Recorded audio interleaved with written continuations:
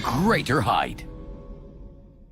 2023 has been a momentous year for Mobile Legends Bang Bang Esports. Let's take a moment to glimpse into what lies ahead in 2024, where we will have more tournaments, more matches, more initiatives across the world, surpassing the growth we achieved this year. We kickstart the year with the first half of MPL seasons and official tournaments from February to June, including development leagues such as MDL Indonesia and MDL Philippines. We would also like to introduce the MLBB Academy League, or MAL, a second-tier professional league in Malaysia, which will serve as an official platform between grassroots tournaments and professional league.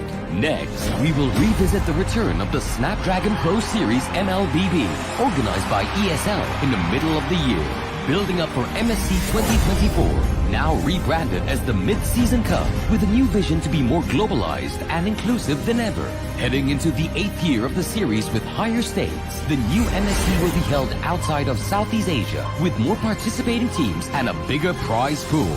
Right after, we will have the third MLBB Women's Invitational, MWI 2024, as the calendar flips to the latter half of the year. Get ready for the second half of MPL and official tournaments, leading up to a second Snapdragon Pro Series MLBB of the year, where it is open to amateur and semi-pro teams in more continents. The 16th World Esports Championship will continue to feature MLBB as one of the competing esports titles in Saudi Arabia, with a series of national selection and regional qualifiers throughout the year of 2024. Last but definitely not least, it is time for the World Series, M6, and it will return to where it started, Malaysia. Without our phenomenal fans and incredible communities from around the globe, none of this would be possible. Together, we shall take MLBB Esports to a greater height. 2023 has been a momentous year for Mobile Legends Bang Bang Esports. Let's take a moment to glimpse into what lies ahead in 2024, where we will have more tournaments, more matches, more initiatives across the world, surpassing the growth we achieved this year.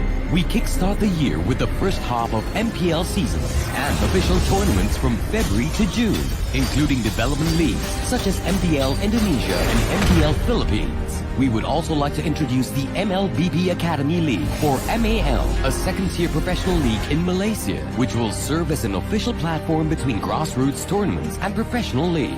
Next, we will revisit the return of the Snapdragon Pro Series MLBB, organized by ESL in the middle of the year, building up for MSC 2024, now rebranded as the Mid-Season Cup, with a new vision to be more globalized and inclusive than ever. Heading into the 8th year of the series with higher stakes, the new MSC will be held outside of Southeast Asia, with more participating teams and a bigger prize pool. Right after, we will have the third MLBB Women's Invitational, MWI 2024, as the calendar flips to the latter half of the year. Get ready for the second half of MPL and official tournaments, leading up to a second Snapdragon Pro Series MLBB of the year, where it is open to amateur and semi-pro teams in more continents. The 16th World Esports Championship will continue to feature MLBB as one of the competing esports titles in Saudi Arabia, with a series of national selection and regional qualifiers throughout the year of 2024. Last but definitely not least, it is time for the World Series, M6, and it will return to where it started, Malaysia. Without our phenomenal fans and incredible communities from around the globe, none of this would be possible. Together, we shall take MLBB Esports to a greater height. 2023 has been a momentous year for Mobile Legends Bang Bang Esports. Let's take a moment to glimpse into what lies ahead in 2024, where we will have more tournaments, more matches, more initiatives across the world, surpassing the growth we achieved this year. We kickstart the year with the first half of MPL seasons and official tournaments from February to June, including development leagues such as MDL Indonesia and MDL Philippines. We would also like to introduce the MLBB Academy League, or MAL, a second-tier professional league in Malaysia, which will serve as an official platform between grassroots tournaments and professional league. Next, we will revisit the return of the Snapdragon Pro Series MLBB, organized by ESL in the middle of the year, building up for MSC 2024, now rebranded as the Mid-Season Cup, with a new vision to be more globalized and inclusive than ever. Heading into the 8th year of the series with higher stakes, the new MSC will be held outside of Southeast Asia, with more participating teams and a bigger prize pool. Right after, we will have the 3rd MLBB Women's Invitational, MWI 2024. As the calendar flips to the latter half of the year, get ready for the second half of MPL and official tournaments, leading up to a second Snapdragon Pro Series MLBB of the year, where it is open to amateur and semi-pro teams in more continents. The 16th World Esports Championship will continue to feature MLBB as one of the competing esports titles in Saudi Arabia, with a series of national selection and regional qualifiers throughout the year of 2024. Last but definitely not least, it is time for the World Series M6, and it will return to where it started, Malaysia. Without our phenomenal fans and incredible communities from around the globe, none of this would be possible. Together, we shall take MLBB esports to a greater height. 2023 has been a momentous year for Mobile Legends Bang Bang Esports. Let's take a moment to glimpse into what lies ahead in 2024, where we will have more tournaments, more matches, more initiatives across the world, surpassing the growth we achieved this year. We kickstart the year with the first half of MPL seasons and official tournaments from February to June, including development leagues such as MDL Indonesia and MDL Philippines. We would also like to introduce the MLBB Academy League, or MAL, a second-tier professional league in Malaysia, which will serve as an official platform between grassroots tournaments and professional league. Next, we will revisit the return of the Snapdragon Pro Series MLBB, organized by ESL in the middle of the year, building up for MSC 2024, now rebranded as the Mid-Season Cup, with a new vision to be more globalized and inclusive than ever. Heading into the 8th year of the series with higher stakes, the new MSC will be held outside of Southeast Asia, with more participating teams and a bigger prize pool. Right after, we will have the 3rd MLBB Women's Invitational, MWI 2024. As the calendar flips to the latter half of the year, get ready for the second half of MPL and official tournaments, leading up to a second Snapdragon Pro Series MLBB of the year, where it is open to amateur and semi-pro teams in more continents. The 16th World Esports Championship will continue to feature MLBB as one of the competing esports titles in Saudi Arabia, with a series of national selection and regional qualifiers throughout the year of 2024. Last but definitely not least, it is time for the World Series M6, and it will return to where it started, Malaysia. Without our phenomenal fans and incredible communities from around the globe, none of this would be possible. Together, we shall take MLBB esports to a greater height. 2023 has been a momentous year for Mobile Legends Bang Bang Esports. Let's take a moment to glimpse into what lies ahead in 2024, where we will have more tournaments, more matches, more initiatives across the world, surpassing the growth we achieved this year. We kickstart the year with the first half of MPL seasons and official tournaments from February to June, including development leagues such as MDL Indonesia and MDL Philippines. We would also like to introduce the MLBB Academy League, or MAL, a second-tier professional league in Malaysia, which will serve as an official platform between grassroots tournaments and professional league. Next, we will revisit the return of the Snapdragon Pro Series MLBB, organized by ESL in the middle of the year, building up for MSC 2024, now rebranded as the Mid-Season Cup, with a new vision to be more globalized and inclusive than ever. Heading into the 8th year of the series with higher stakes, the new MSC will be held outside of Southeast Asia, with more participating teams and a bigger prize pool. Right after, we will have the 3rd MLBB Women's Invitational, MWI 2024. As the calendar flips to the latter half of the year, get ready for the second half of MPL and official tournaments, leading up to a second Snapdragon Pro Series MLBB of the year, where it is open to amateur and semi-pro teams in more continents. The 16th World Esports Championship will continue to feature MLBB as one of the competing esports titles in Saudi Arabia, with a series of national selection and regional qualifiers throughout the year of 2024. Last but definitely not least, it is time for the World Series M6, and it will return to where it started, Malaysia. Without our phenomenal fans and incredible communities from around the globe, none of this would be possible. Together, we shall take MLBB esports to a greater height. 2023 has been a momentous year for Mobile Legends Bang Bang esports. Let's take a moment to glimpse into what lies ahead in 2024, where we will have more tournaments, more matches, more initiatives across the world, surpassing the growth we achieved this year. We kickstart the year with the first half of MPL seasons and official tournaments from February to June, including development leagues such as MPL Indonesia and MPL Philippines. We would also like to introduce the MLBB Academy League, or MAL, a second-tier professional league in Malaysia, which will serve as an official platform between grassroots tournaments and professional league. Next, we will revisit the return of the Snapdragon Pro Series MLBB, organized by ESL in the middle of the year, building up for MSC 2024, now rebranded as the Mid-Season Cup, with a new vision to be more globalized and inclusive than ever. Heading into the 8th year of the series with higher stakes, the new MSC will be held outside of Southeast Asia, with more participating teams and a bigger prize pool. Right after, we will have the third MLBB Women's Invitational, MWI 2024, as the calendar flips to the latter half of the year.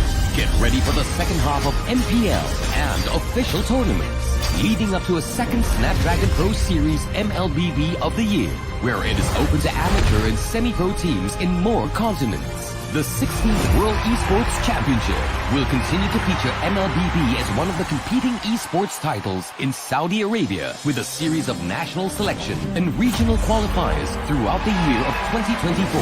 Last but definitely not least, it is time for the World Series, M6, and it will return to where it started, Malaysia.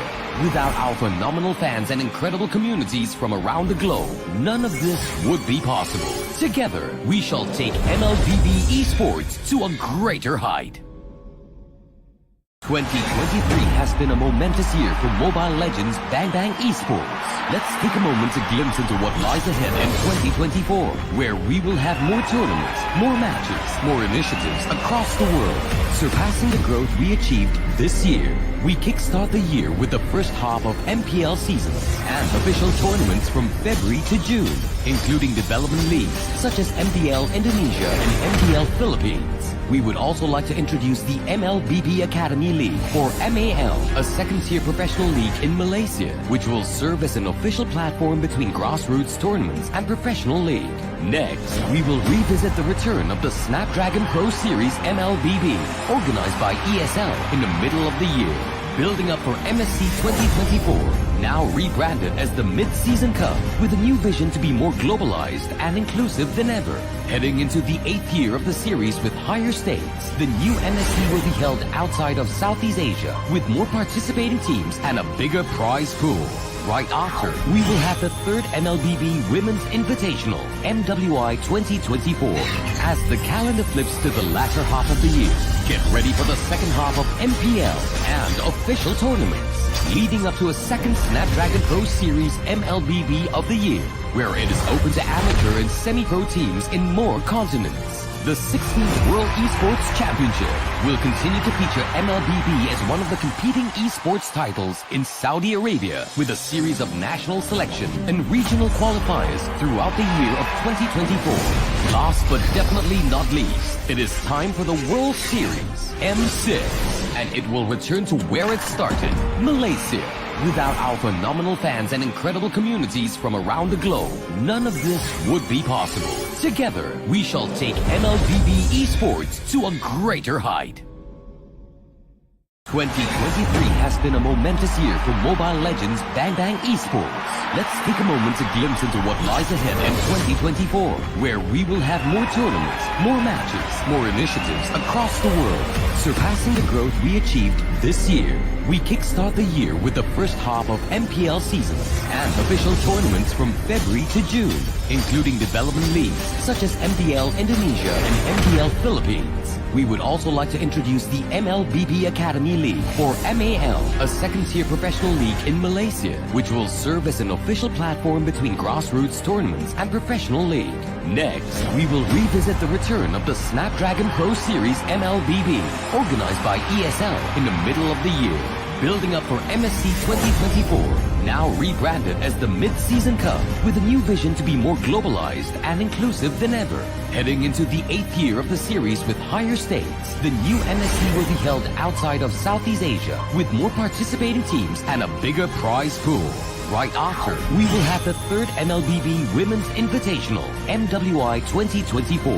As the calendar flips to the latter half of the year, get ready for the second half of MPL and official tournaments, leading up to a second Snapdragon Pro Series MLBB of the year, where it is open to amateur and semi-pro teams in more continents. The 16th World Esports Championship will continue to feature MLBB as one of the competing esports titles in Saudi Arabia, with a series of national selection and regional qualifiers throughout the year of 2024.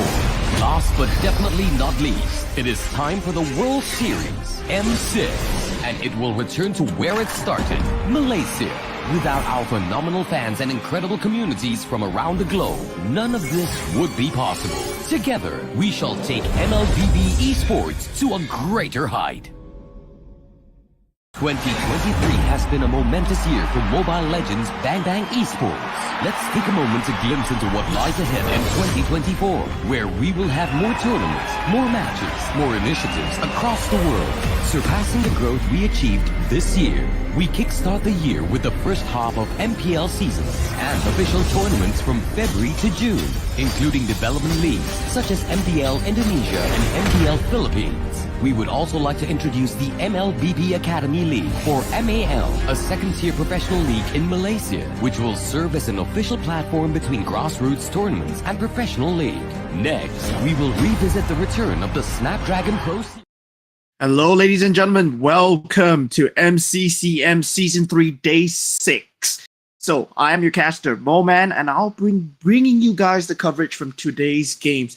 Today, we already have the first game lined up for you guys. It is the top 2 teams that will be vying to fight for the champion, the leader of the pack. Not for the champion, not as of yet. We're still only at Day 6, but there's might be an upset in points if Team X wins right now, because Xeno Zenith are leading the pack at 15 points right now, with Team X following shortly behind at 13 points.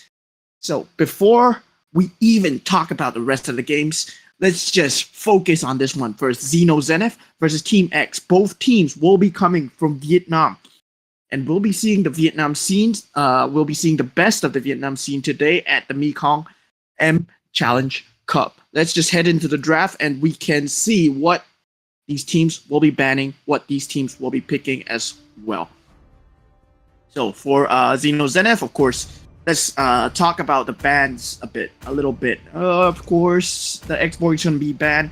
Let's just see whether the Matilda gets banned. Angela, a very, very strong ban. I mean, a strong hero to take out of the game.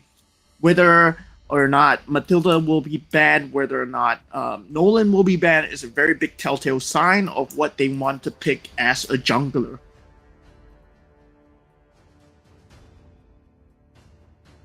From the side of Xeno Zenith, we have players like Jalga, or also known as Zhao, and He, who have been really strong as of the late. Zhao being one of the most prominent junglers. And of course, for Team X, we have the King on the EXP lane. He has been performing stellarly, and we see the Fredrin getting banned. So, Fredrin getting banned would mean that the Vexana will become less viable. So, it's not exactly a very big move to ban out Vexana, because you don't exactly want to play Fredrin without that frontline jungler tank. But the thing is, in this meta, there's still Barats and there's still Basia available. So let's see whether Xeno Zenith are choosing to ban those out as well. And we do see the Matilda ban. Matilda is stable to ban out or to pick. Essentially, teams have rarely found an answer for the Matilda, with the ability of Guiding Wind just to be able to save a person. Initiation just a bit too strong. do see Zenith hovering on the third ban. I mean, anything that can happen today. Team X could potentially upset Zenith and put themselves at the top seed. And for those of you in chat that are asking what this MCCM Season 3 is, this is the M Challenge Cup Mekong. So this is part of the MPL League. We're starting off the year strong with the Mekong region. We have teams from Brunei, we have teams from Laos, we have teams from Vietnam, Thailand, and Bhutan. They will be competing for MPL season points to head on into this mid-season cup MSC that's coming in the mid of the year. And we do see the Loyi getting banned. So if a Loyi is being banned out, they want to play a bit more of a teamfight heavy lineup because Loyi can destroy a clumping heavy lineup. That's why the Fredrin, that's why the X-Borg and Loyi has been banned. So we do see the Claude being picked up. Claude always a very strong starting pick. That's not a very big telltale sign though. Team X with the two picks. The picks here will decide the synergy and the pace of the game right now. Going for the Minotaur. Usually we do see a Vexana with a Minotaur, and we do see it. The thing is, though, the Basian Barats are still available for Xeno and Zenith to pick it up if they want to disrupt this whatever they want to pick. I feel that the Barats will be a stronger pick for Xeno Zenith to potentially displace members of the team to prevent the frontliner from peeling for Vexana. Hinting at a Kaja.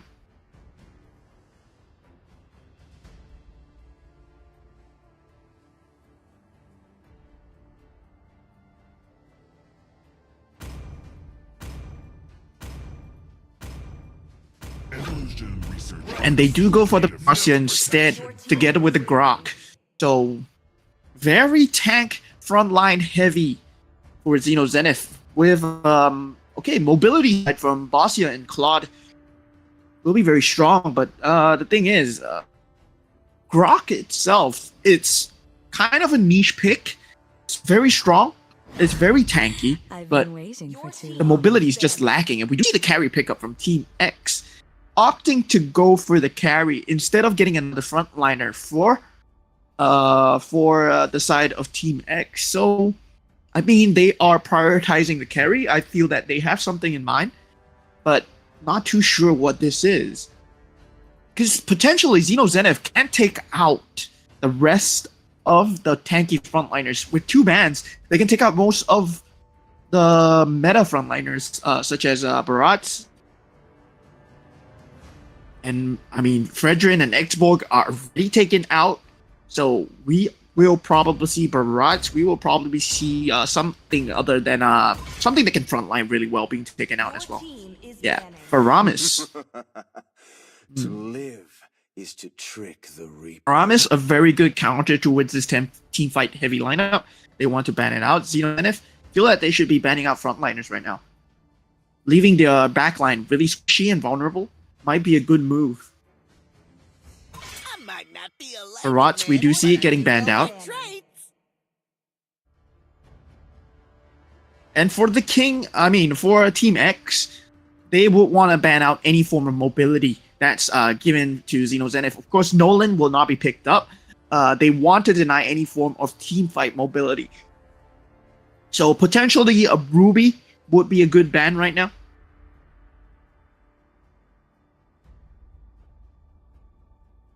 Any form of displacement, even an Arlot would be a good ban. Given Xeno Zenith's lineup, they want to ban this kind of displacement heavy and mobility heavy heroes. It's time to go to the RT show. And they choose to ban out the Lilia. They don't want them to push it to the late game. Lilia known for having good wave clear, and Xeno Zenith most probably will be banning out another frontliner here. And CC indeed, very sustainable, very irritating to deal with. The range is awesome from him. You can jump over a unit, and of course, Now, Team X will be looking to pick up another frontliner for the Vexana. They don't have enough frontliners, unless if you think Yandere might want to go tank on the carry, which is not really viable in the meta as we see nowadays. The damage is just lacking.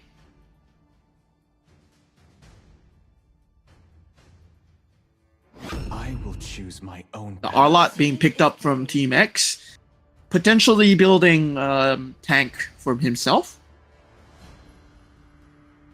A tank Arlot would be very, very good on Team X's lineup.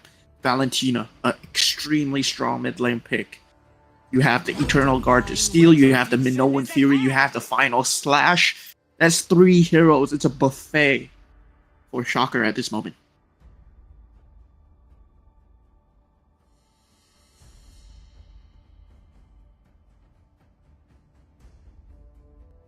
Mobility pick.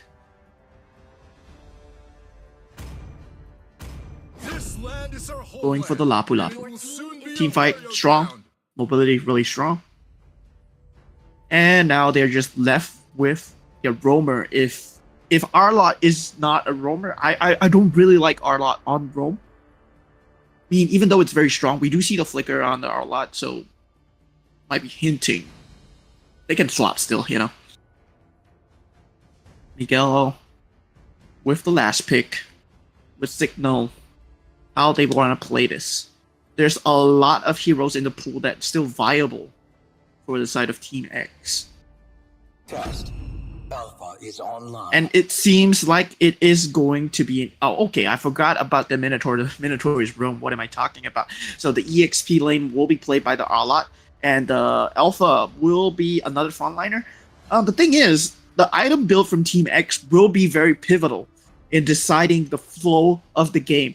If they are extremely far ahead, and the King, the Alpha, and the Arlot manage to build damage items before building into the tank items, they can potentially snowball onto them if Vexana is behind them. And Minotaur being kind of a wild card over here because if Minotaur gets far ahead, he can potentially just soak up all the damage for Team X. But the thing is, we do have the counter engage coming out from Zenith's lineup. They have the Valentina. Yes, the Valentina. The Valentina can potentially throw a wrench in whatever Team X is planning, because with a good stolen ultimate, with a very well-placed Final Slash, with a very well-placed Eternal Guard, you can potentially break up the flow of the team fight. So it falls down to Team X really trying to catch this Valentina, and let's just see. Let's just head into the game and find out what's going to happen. Early stages, of course. I mean, the key here for Zenith to disrupt this team fight will be on Shocker. And Shocker has been playing phenomenal as of the late. Don't forget about Shocker's normal abilities of his Terrify. And potentially just stop any form of advancement coming through from Team X. No early game invades as of the yet. Both teams will be farming. As per normal, we do see Zhao having the clear a bit faster. But now we will fight for the Little Wander. Heavy damage sustained at the start. And talking about laning, I mean, marksman for the side of Claude and carry is kind of a wash, depending on how fast the carry hits the level 4, and depending on how fast the Claude gets to level 4. It falls down on the micro play to see who can hit the level 4 first and who gets the early advantage. Both teams opting to fight for the EXP lane instead, and this crab fight is really important in determining. Claude has to TP out carry, having the better poke power at level 3. Until Claude reaches level 4, he will not have a better poke power. He requires more items than carry because carry's passives actually gives him a lot of damage. Slow and steady, but 10 seconds to the turtle spawn, and this first turtle will determine the flow of the game. If Team X gets this first turtle, they can start to build damage items on both the Arla and the Alpha as a first segue before they start building the tank items. Very good damage done by Team X. But the thing is, Basia has already started the turtle, potentially able to snipe it. Good final slash coming through. Zhao does get the kill though, but the team fight is anyone's game at the moment. Miguel does go down Alpha, finding himself in a position low HP. Eternal Guard already down. Zhao gets traded for that 1-to-1 exchange, but Gnart on low HP, trying to run away. Will he survive? Yes, he does. And it's 1-for-1 trade. Turtle going the way of Xenozenith, not working according to Team X's plan. Very nice final slash we see out from the King. Miguel just committing to the strike, to the ultimate on the Turtle, and finding himself in a position where he should not be in. Trying just to find a retribution, finding a little bit of advantage. I mean, the macro-wise, it is still a wash, but Team X, I mean, this might potentially put a wrench in their plans, because they might have wanted to go damage on Alpha, and we do see the Blazing Duet used on Yandere right now, and Yandere find himself in the base, respawning. 2-1 right now. Xenozenith finding the early game macro advantages, and these macro game advantages, they will slowly build up against Team X. Eventually, as the Valentina gets more and more farm together with Claw's ability to fight, they will not be able to take these team fights anymore. And we do see the Eternal Guard being dropped down from the top. Zhao in a little bit of danger, but not too much. Nothing happening as of yet. Lapu Lapu versus the Arlot. I always favor the Lapu Lapu when it comes to the Arlot battle over here. Zippy finding himself in a bit of a predicament. Does manage to just teleport away. Blazing Duet being used on Yandere once again, being put in danger. And we do get an equal trade from Zippy and Yandere, with the favor going towards Yandere. He did get the kill before Zippy, but still, the gold advantage is negligible. And we do see the turtle spawning at this time right now. Grok not in position, Minotaur not in position as of yet, but Grok, Team Xenozenith do look like they have the better position. Gnart already scouting the bushes. I feel that Team X should not take the engage right now, even if they do have an Eternal Guard. All is not lost as of yet. They just need to turtle up, take the purple buffs, take the orange buffs, make sure this Alpha is in a position to catch off the Valentina, which can throw your entire game. Team X's goal right now is to catch this Valentina as much as possible in team fights. Claude will be secondary, but meanwhile, Grok on the other side of Xenozenith has to disrupt this as much as possible. Need my help.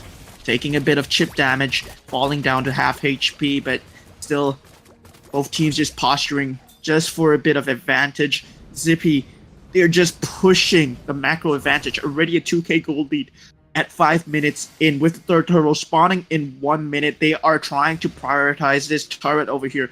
Gold plating is already gone, and if they do get the turret, final slash, we do see it being used on Zhao, but not too big of a deal. Zippy comes in with the Blazing Duet, gets a double kill from Shocker, and Miguel will be in dire straits as the tower will be going down. Can Fugo come in time to help him? Probably. Eternal Guard onto 2, but Miguel will not be escaping with his life, and that is 3 kills for the side of Xenozenith, finding themselves at a 6-2 advantage with 30 seconds to the turtle. That is an extreme goal lead for the Claude. You do not want to see that, especially when you're playing this type of control-heavy lineup. When you are banking on the team fight, you will not have the items to fight them in the mid-game. And this is the wild card that I was talking about for the Minotaur. Minotaur will not be able to soak up the damage because he is not winning these team fights.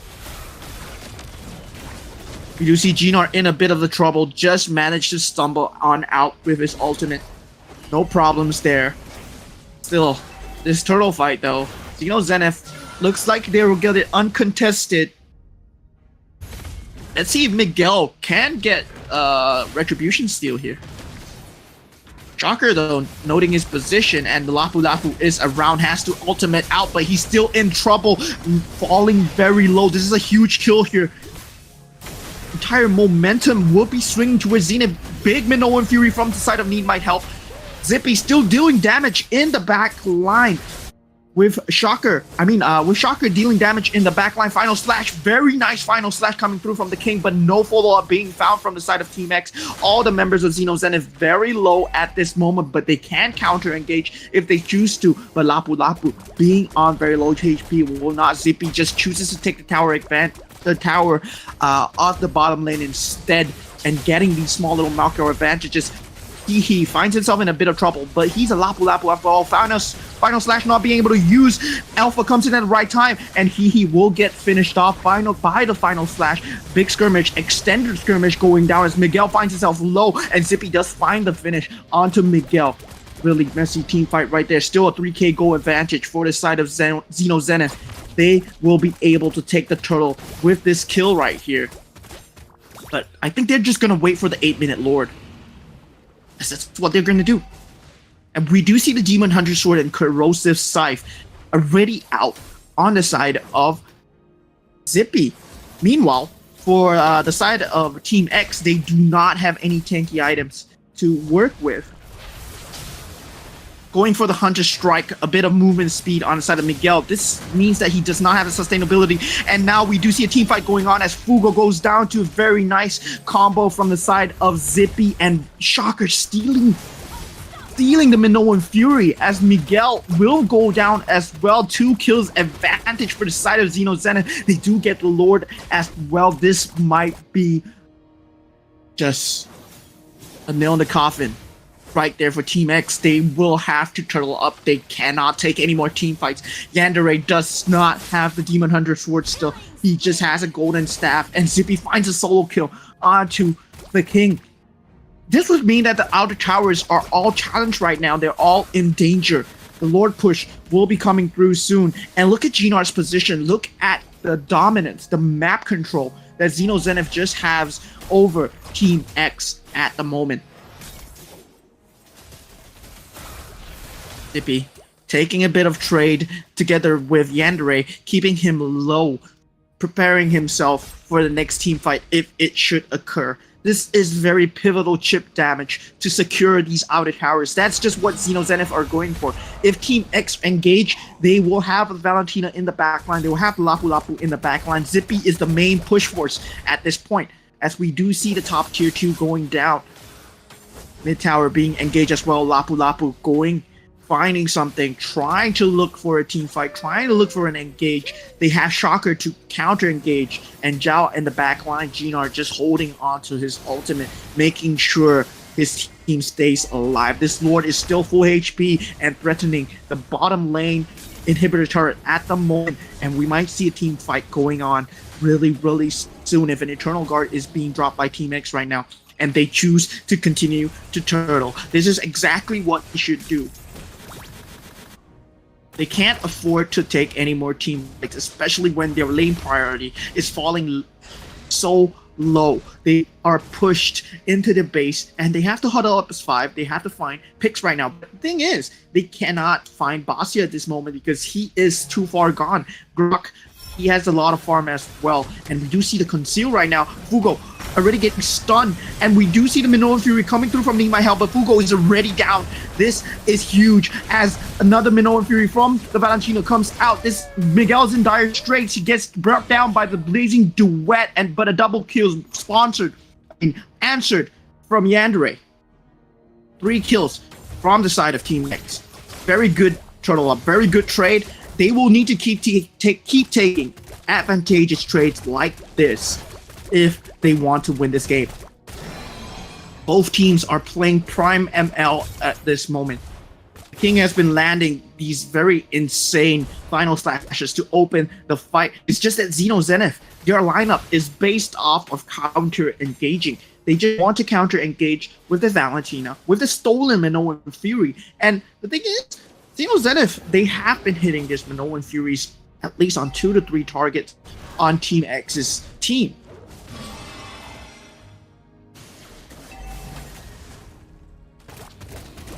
Another thing to note is that Team X, their mobility is not that high with the Vexana. They do have to protect her. Need my help in a bit of trouble. Minoan Fury being used, and Zhao does get the Lord. This is Not too good for Team X as they get chased down by Zhao. Does find positioning of Fugo. Flicker being burned. Fugo will not have it for the next team fight. And this might potentially mean all 3 inhibitor turrets going down for the side of Team X. Very well done macro play by Zippy. This is phenomenal Claude play that I've been seeing out of Zippy so far.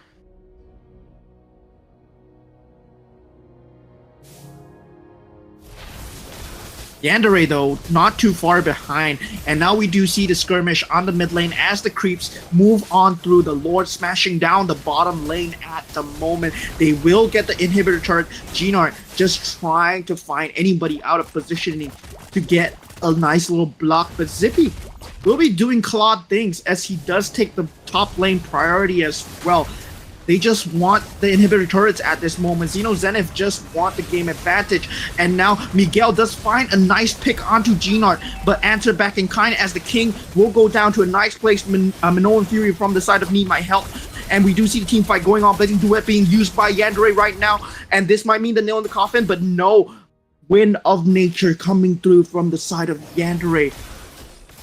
Just in the nick of time, prevents and stops the bleeding for now, but can they do anything else? Already a 10k gold advantage for the side of Zenith. Okay, make that 9k, but still they're holding on, and they just need one well-placed team fight. But Miguel finding himself in a bad position. Need My Help will be going down as well, and this might be the end. 30 seconds, 2-man advantage for the side of Zenith. They can potentially end things here. They have 2 lanes of super creeps pushing in, and Zippy can just backdoor this tower right now.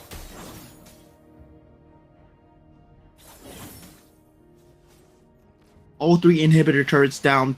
13 seconds still. It's a hard hole from the side of Team X as they do conceal up. Zippy still has the Blazing Duet for this fight. All ultimates available. All flickers being burnt, though, would mean that only the King will have the flicker available to final slash in and potentially catch them out of position. What Team X needs at this stage of the game is just a very well-placed final slash onto Valentina. They do need to catch the Valentina off guard without her flicker. They need to control her, and they need to stop her from getting this Minoan Fury. This is the point of the game right now. This is the win condition for Team X.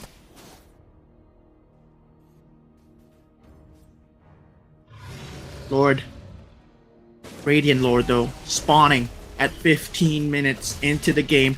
This Lord will be huge. Team X will have to contest with it if they want to have any inkling of winning as well. Need My Help and Miguel in a position to challenge, but they might be too out of position as Need My Help is forced to use the Minoan Fury. Miguel goes into the Lord, but Shocker finishes off the Lord. The King in a bit of trouble as he goes in, but he will be going down as well. Zippy getting the kill onto the King, and Miguel as well going down. Zippy does still have the Blazing Duet going in on Fugo, fully diving for this Vexana, committing. They will have to kill them right here, and they will be able to do so. They are too out of position. They cannot find themselves. Yandere does get the kill onto Zhao, and if you do get the escape, though, they might be able to keep their base intact.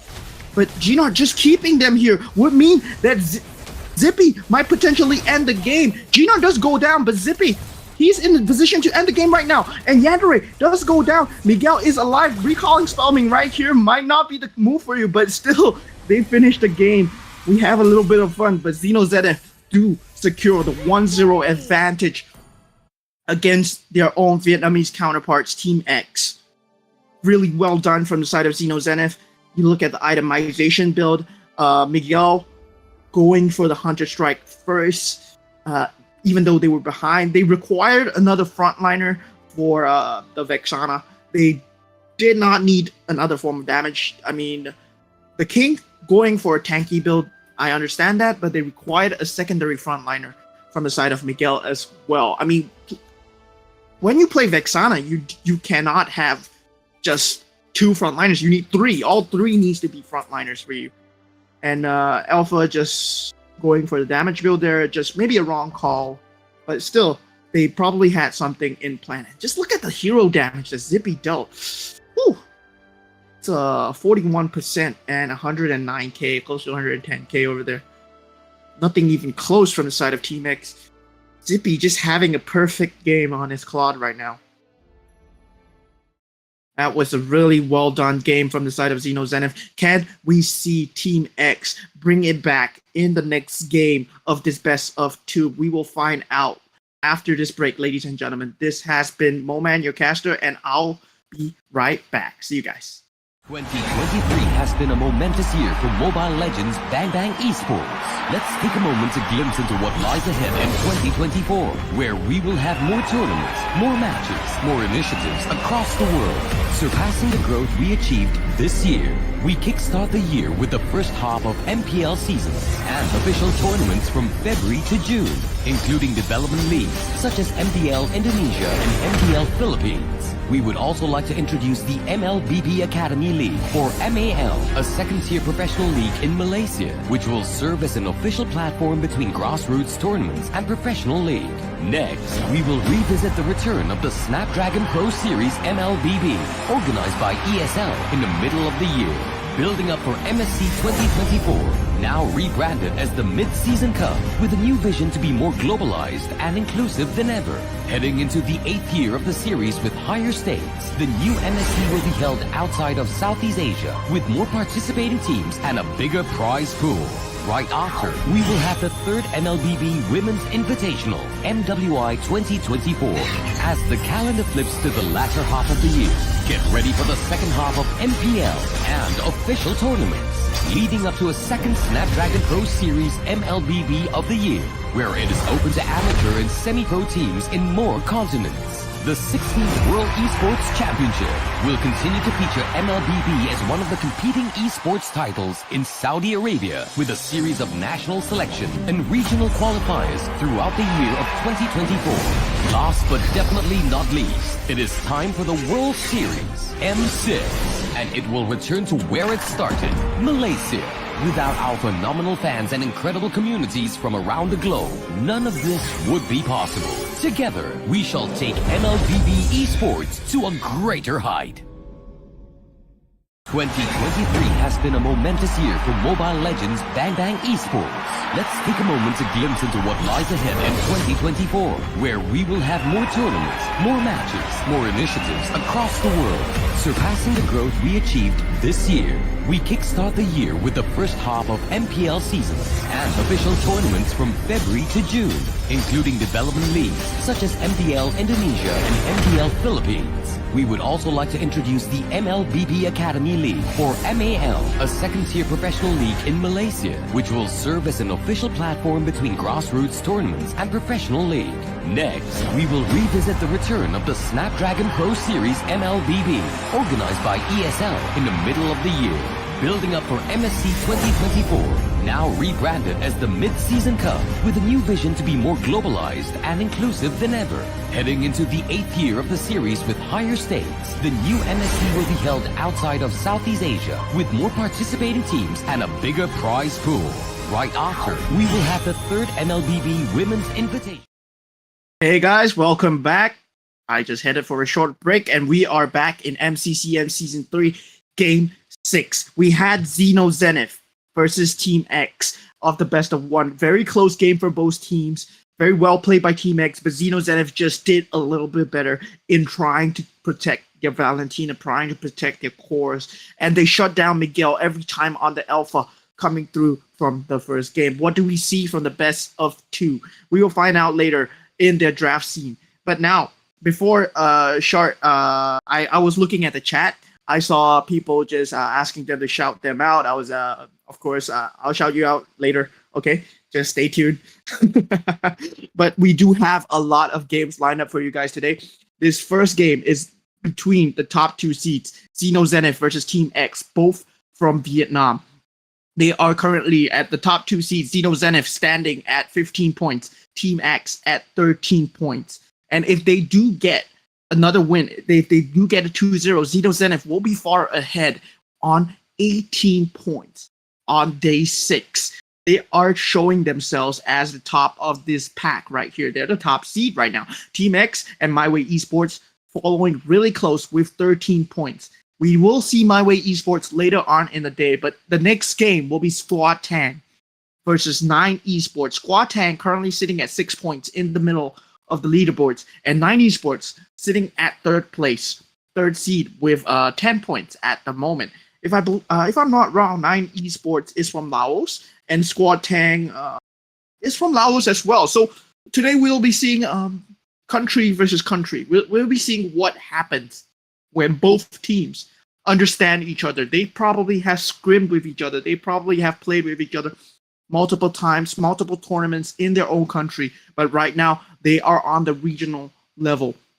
This is where we will see pocket strats being pulled out. We did see the Valentina Grok combo into trying to just counteract this Vexana Minotaur combo that we've been seeing so handedly in this meta.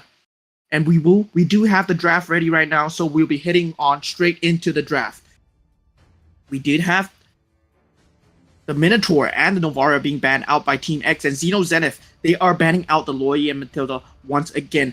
I believe Xeno Zenith knows something about Team X. They've been playing a good Loi, so they don't want the mobility that Loi provides. They don't want them to split up and be able to gank throughout the rest of the map. And the export being the call from the side of Team X. Xeno Zenith. On to the next ban. We most probably will see a similar ban from the side. I mean, Joy is still in the pool. That's the thing. We did see a Fredrin ban coming through from the side of Xeno Zenith. But the thing is, just now when they played their lineup, a Joy would have been good in trying to damage the lineup, but the thing is they already committed toward the Vexana. And as you know, Joy can usually builds damage. I mean, you can build Joy tank if you want, but Vexana just requires that amount of frontliners for her to work. See value in me. And we do see the Fredrin being banned out for Xeno Zenith once again. Team X though, with the first pick, with the opener. The pool is wide open. They do have the Joy available to take if they want to take it.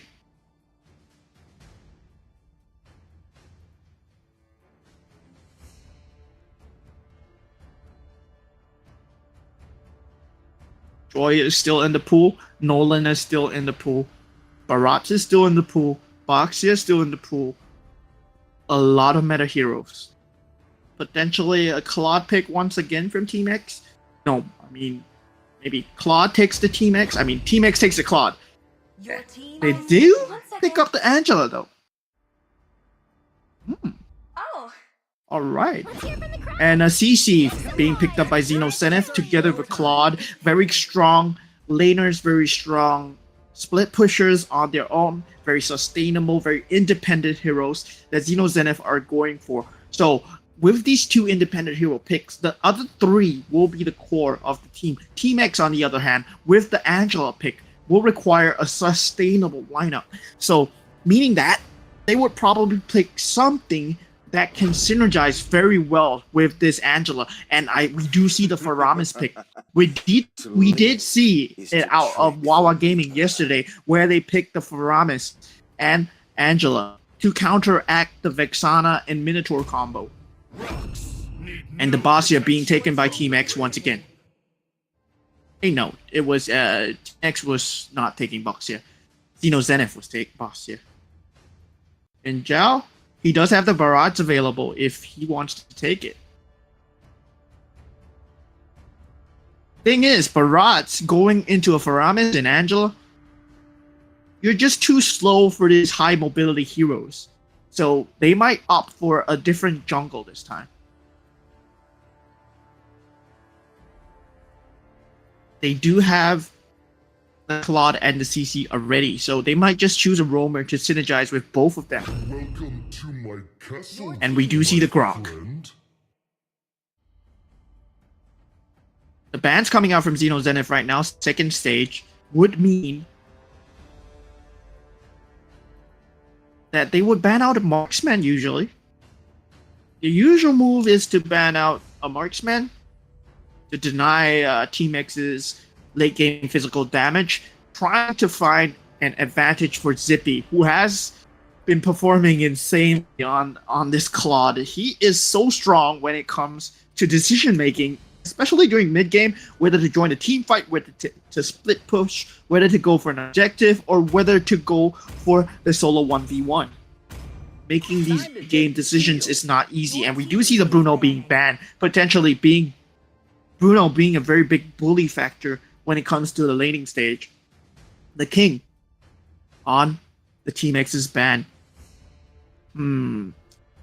What would I like to see banned out? Probably, I mean, if Xeno Zenith Your team is banning. have this kind of lineup, Lilia would be a strong ban, but it's not exactly essential to what Xeno Zenith is planning. Zhao, though, with the last ban, I feel that they'll be just trying to find advantages for Zippy as much as possible. So I potentially see another marksman being banned out.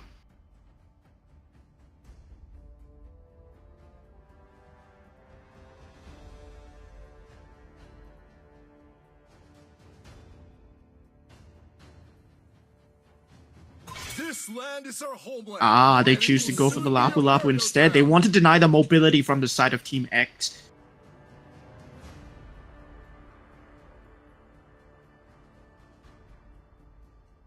Team X with another ban. You think about it. Xeno Zenith, they can choose to not forego the team fight altogether. They have the Claude, they have a CC, very good independent heroes.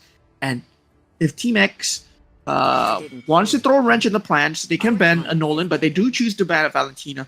And you have to think about it. Joy, Nolan, still in the pool. Very independent assassin heroes that play in the jungle. The Barrage is still available, but I don't think Zenith will pick it because Barrage does not synergize well against Team X's team. Another round being a very strong factor to consider when you go in with the Barrage. Faramis will be able to save anyone, and they will be able to swoop in together with Angela and Basia.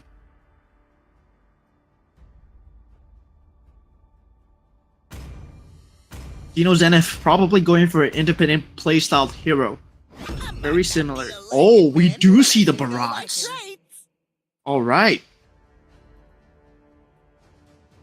Okay. They'll actually play Barrage into Faramis and Angela and Basia. Wow, that's gonna be hard. It's gonna be a hard game for Zhao, but we will see how Zippy and he has to make space for Zhao. In the mid game, of course, Zhao will make space in the early game.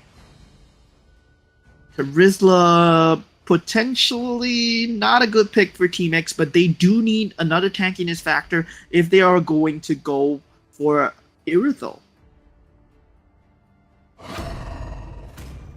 10 years. Sagittarius guide my era. Your team is picked. Irithyll and Charizla being picked. So from Team X's side, they want high mobility heroes. Charizla being the only X factor, the only wild card when it comes to Team X. Meanwhile, for Xeno Zenith, they will be choosing to go for this 3-core, 2 independent heroes. So you have the Claude, you have the CC who can join the team fights, who can deal damage, but they can survive on their own as well. They're so hard to catch, their mobility is off the charts. And if they do go for this Odette over here, they're trying to blanket out their entire pick of this Faramis, trying to counter out his Nether Realm. The golden crown. I'm kind of surprised that Xeno Zenith would not choose something like a Esmeralda or a Nolan to go for this independent team fights. But still, good call by them to go by these to go with this 3-core 2 1-on-1. So whether or not Team X can dismantle Xeno Zenith's lead right now, because they're currently 1-0 from this very nice first game that they have been playing so far. And of course, these teams, they know each other better than I do. They are from the same region. They're from Vietnam, and they're the top 2 seeds. They have been performing so well in these past few days of MCCM, and they have been working their strats, working how they played against each other, and slowly building a team synergy.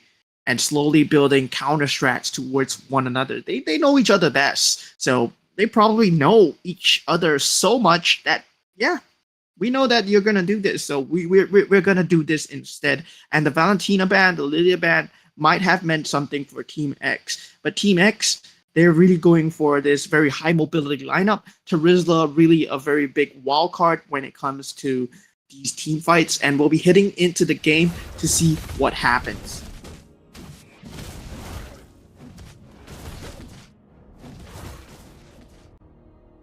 Early stages of the game, not too much to talk about, but still, lane priority for the side of Shocker and Gnart will be higher than Need My Help and Hugo. But whether or not this will actually matter is not too important, as we do prioritize the first turtle fight when it comes to Team X's lineup. They have the higher mobility. They will want to go for the turtles as much as possible to open up the map. And of course, the Iberthol versus the Claude over here would kind of be a wash depending on how much the Romans do come in. And we do see Need My Help already trying to bully Zippy out of the lane. He does have the higher sustainability. Bastia and Zhao going at it early. Zhao potentially hitting level 4 soon. Missile into Zhao might mean a first blood onto Miguel. And Fugo being blocked out by a very nice wall from the side of Gnart will mean a double kill from the side of Zhao. You do not want to give this early game advantage to Zhao on a barrage.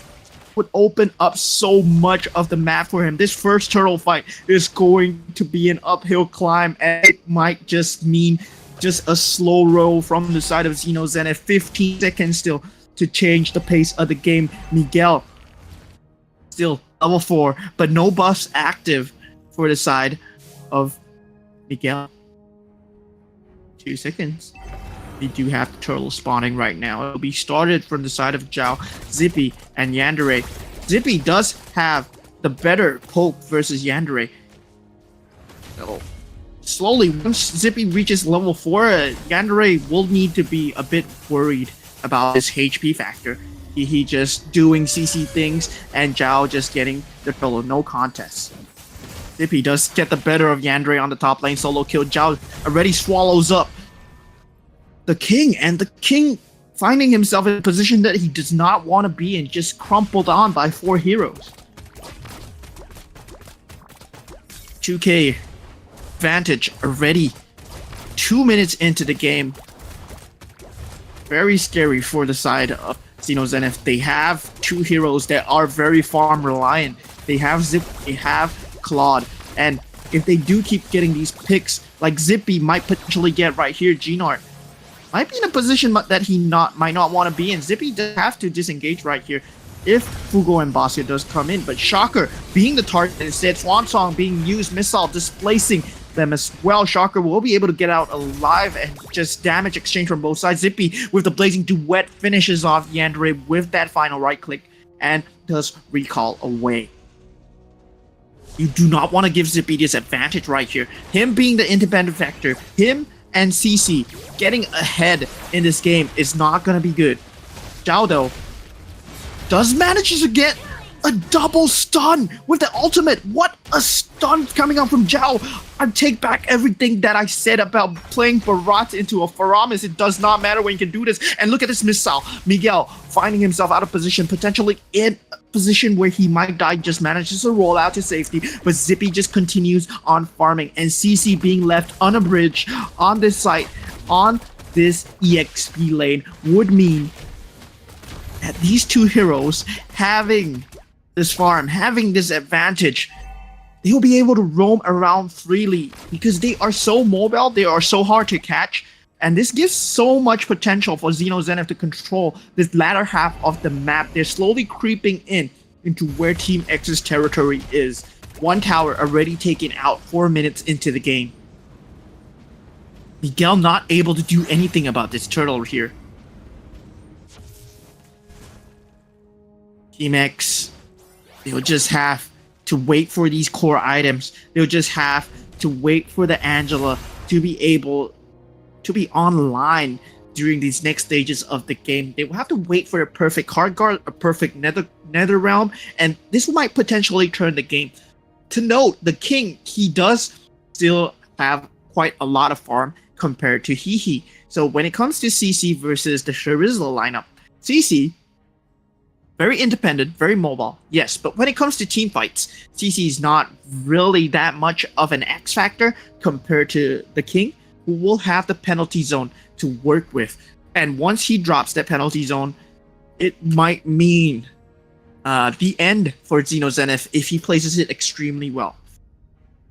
Still, we do have a pause. I mean, the players are undergoing a bit of a tech issue at the moment, so we'll see what happens. Yeah, and I'll be heading for a short break while the players get things fixed. I'll see you guys after the break. 2023 has been a momentous year for Mobile Legends Bang Bang Esports. Let's take a moment to glimpse into what lies ahead in 2024, where we will have more tournaments, more matches, more initiatives across the world, surpassing the growth we achieved this year. We kickstart the year with the first half of MPL season and official tournaments from February to June, including development. I'm back into the game. So as I was saying, Charizla being the X factor is gonna mean the world when it comes to these team fights. A well-placed hard guard, a well-placed Nether Realm into a well-placed penalty zone might spell the end for Xenozenith. But the thing is, Xenozenith, they have this disengaged hero. They have the CC, they have the Zippy. They can get macro advantages elsewhere. It would mean the world only when it comes to these late game, mid game Lord fights. In 5 minutes, the gold plating is already down from the lanes, and we do see more movement throughout from the sides of Xenozenith, just completely putting their eggs in one basket. I mean, Zippy having this amount of farm, having the ability to blazing duet and burst down this Charizla would mean so much. 50 seconds for the next turtle and potentially the last turtle of the game. Xenozenith, I feel that it's a given for them, and we do see a fight going on in the bottom lane. The Yandere being challenged even though he has the hard guard, falling very low but not in danger. Gnart potentially finding a nice ultimate but does not, and now he puts himself in danger. Flicker being used, Nether Realm not activated as of yet. Fugo coming in but nothing found so far. Both teams just still posturing for any advantage. 7-0 for Xenozenith though. Already a 5k gold lead at 6 minutes into the game, and Zippy is just getting further and further ahead of Irithel. Irithel, even though is a mobile hero, is not as mobile as Zippy, is not as fast, and it's irritating to deal with as just look at him go. And he is just there to soak up this early game damage as much as possible. Like, taking on these 1v1s, taking on this 1vx scenarios, and being able to get out alive, that's one of the key reasons why you pick a CC nowadays. And Zippy already going to the blazing duet as Turtle falls. He'll be able to get out scot-free. Just this zoning fight coming through from Xenozenith. Just trying to see if any Team X members overextend. Burning away the cooldowns. Hard guard is no longer available. Very nice missile onto Need My Help as he falls down into Zhao. Gnart in a bit of trouble, but might not mean anything. The King does get a nice penalty zone, but only onto one, as he will be able to finish off the King. Yandere in a bit of danger as well. Fugo does finish off Zhao. He does get a double kill, but Hehe with a triple kill follow-up. I mean, with Hehe and Zippy alive, they can still fulfill so much. The core of Xenozenith's lineup is not into these heavy team fights at all. They are banking on Zippy getting farmed. They are banking on Hehe being able to be this menace, 1vx scenarios, this CC being able to sustain and still somehow being full HP after the end of these fights would mean they can take so many and so much more objectives. Meanwhile, Gnart, Zhao, Shocker going down, it's not too big of a deal. This is just their posse, their add-on lineup. You do see the golden staff coming out from Zippy right now. This would mean he does have the corrosive scythe, he does have the demon sword, and the golden staff completed 8 minutes into the game. Zhao has been finding these crazy missile placements. Very scary. Gnart finding a nice placement onto Fugo. Nether Realm being used. Shocker does activate the Swan Song. Zippy not choosing to take the team fight for now. Miguel going in together with the hard guard, but Fugo already going down to CC at the back line. Need my help. Has to get out, and Miguel, low HP, finds himself in a situation where he cannot do anything. Yandere potentially in danger from this blazing duet. Just extremely irritating to deal with. Zippy has so much farm, and he can do this multiple times, once and once again in every single team fight. CC can section off wherever his team wants to go. If she is this far ahead, if she has this much farm, there is no amount of burst that Team X can do because they just do not have the items. And this Lord will be going towards Zhao's way. 13-2, 10k gold lead for Xeno Zenith. Still, they can change the team fight, but they require Yandere to not get picked off by Zippy. But Zippy has been doing such a good job of keeping Yandere low. As an Irithel, you are so squishy. You are so squishy. And the thing about Zippy is, when you do Blazing Duet, you have lifesteal, you have the reduced damage as well. And he just so much sustain. The King has to use the penalty zone to get out. This might mean a lot of things for his next team fight. This advantage might be gone. Keeping his life is one thing, but losing the penalty zone in the next few seconds would mean that these outer towers will not be able to contest from the side of Team X. They cannot contest these outer towers right now. They can only fight for inhibitor turret and hope for the cooldown for the King to be back up. Zippy. Oh, Zhao, he does get a nice missile onto the King, and that's the penalty zone gone. He does not have it still, but still 20 seconds. And Blazing Duet going in from Zippy, potentially finding kill. Nether Realm being used. Swan Song. On top of that, Shaka will not be in a position where he can get out. Zhao is low, but Zippy does get this tower scot-free. And look at this CC independent on the top lane. Getting a top tower with the Lord. 2 inhibitor towers. Make that 3. All 3 down already. 10 minutes into the game. 14-3. Team X, they have to fight a losing battle. There is a very slim chance that they can come back from this. The way that Gnart has been playing the Grok is so insane. The blocks, finding people out of position at every single time, like any single time, his blocks have been so much value. He found the King out of position, forced him to use his penalty zone, and there we go. The team fight is gone, and Zhao just follows up on top of that. They don't need to take these big team fights. As you can see, Swan Song, Blazing Duet always used for cheap damage. But still, if they do choose this team fight, they are just slowly getting whittled down in macro and micro plays.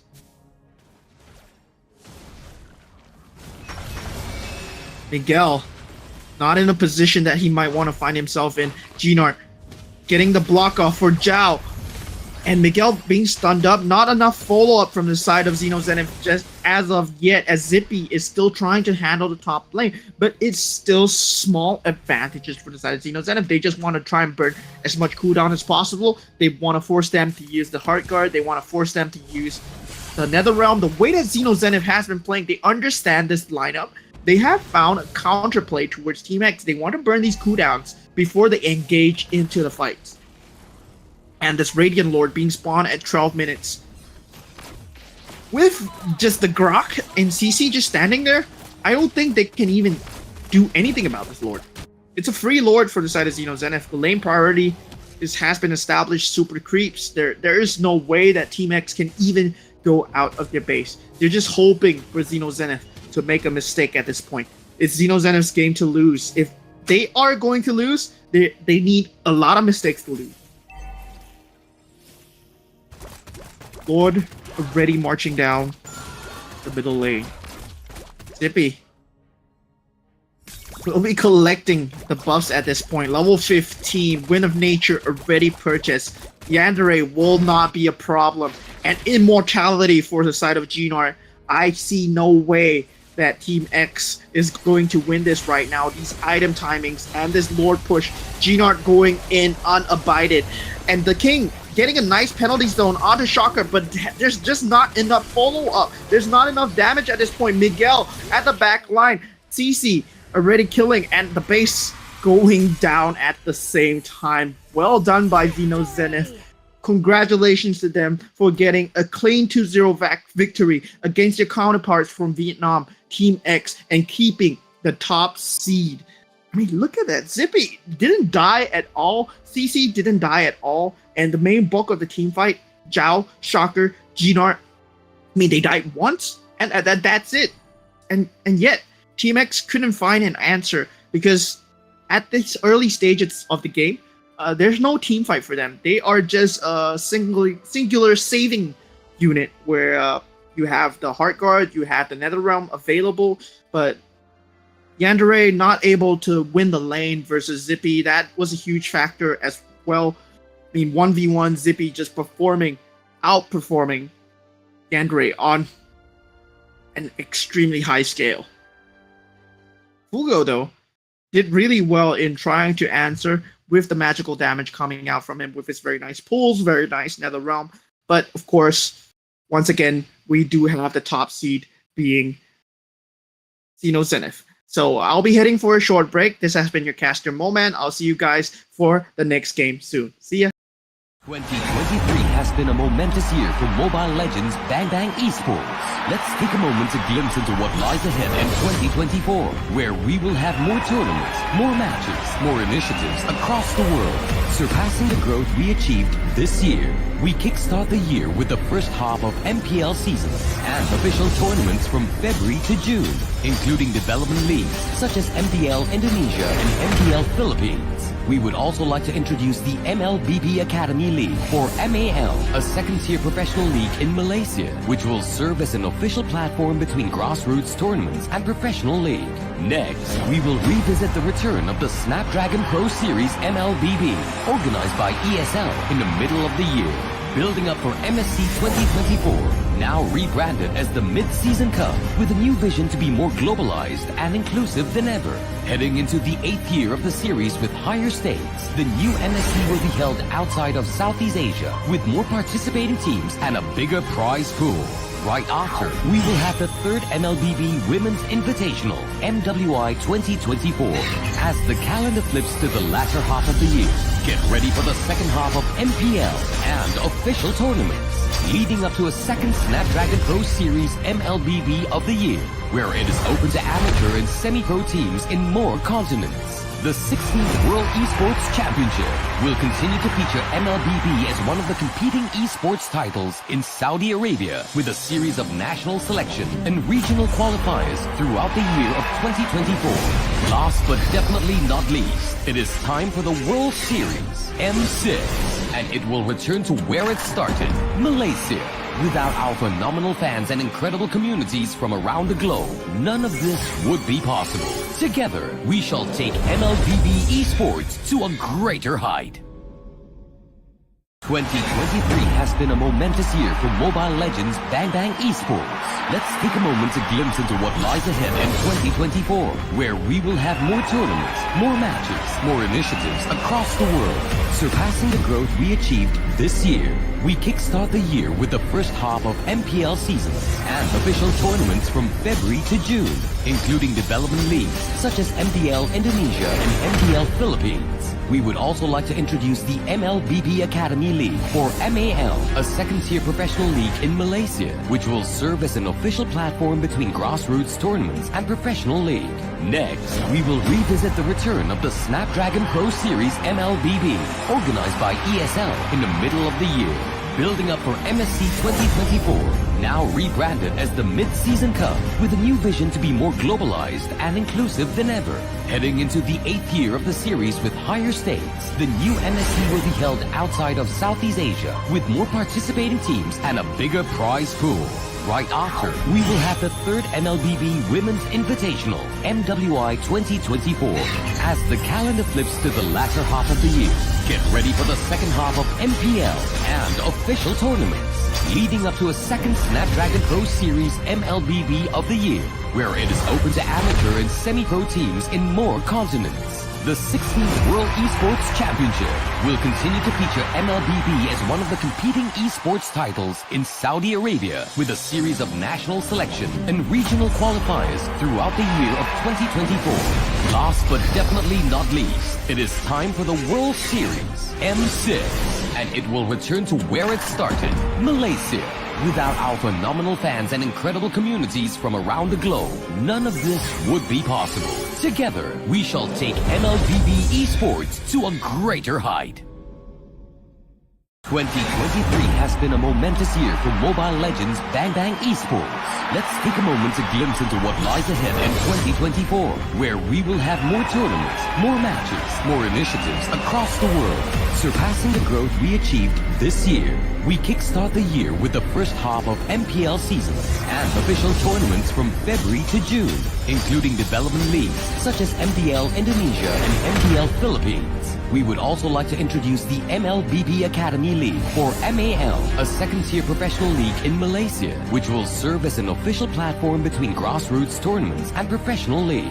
Next, we will revisit the return of the Snapdragon Pro Series MLBB, organized by ESL in the middle of the year, building up for MSC 2024, now rebranded as the Mid-Season Cup, with a new vision to be more globalized and inclusive than ever. Heading into the 8th year of the series with higher stakes, the new MSC will be held outside of Southeast Asia, with more participating teams and a bigger prize pool.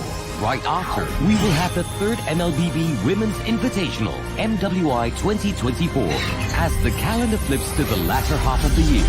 Get ready for the second half of MPL and official tournaments, leading up to a second Snapdragon Pro Series MLBB of the year, where it is open to amateur and semi-pro teams in more continents. The 16th World Esports Championship will continue to feature MLBB as one of the competing esports titles in Saudi Arabia, with a series of national selection and regional qualifiers throughout the year of 2024.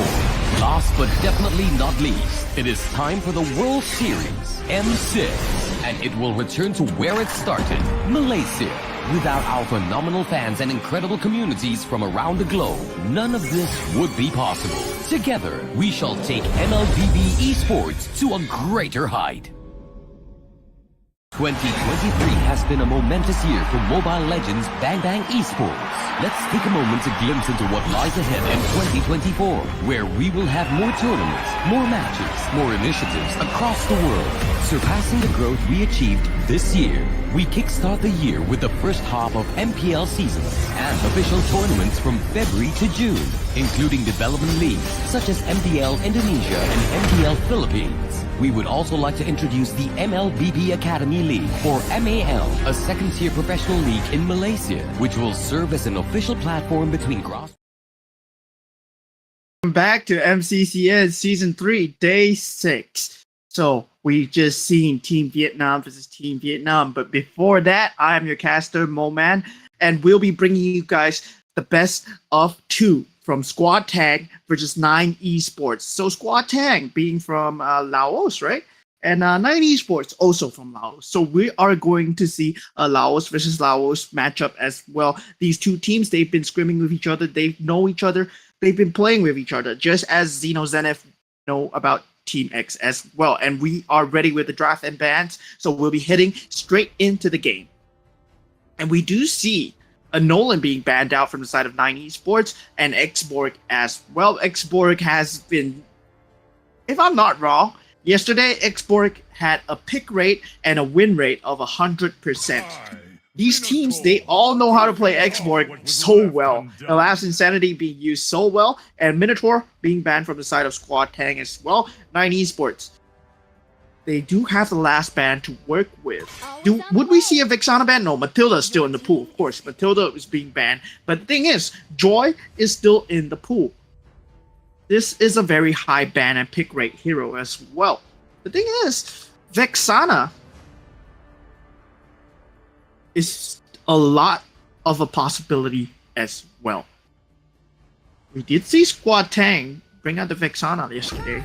But will we see it today, as Angela will be the first pick from the side of Squad Tang? 9 Esports, they do have the 2 pick here. So, Piston, Opper. I mean, a very strong opener will be a Vexana. Yes, a Vexana. And something tanky. Minotaur is banned right now, so we will probably see a Fredrin or a Barat. Or Baxia.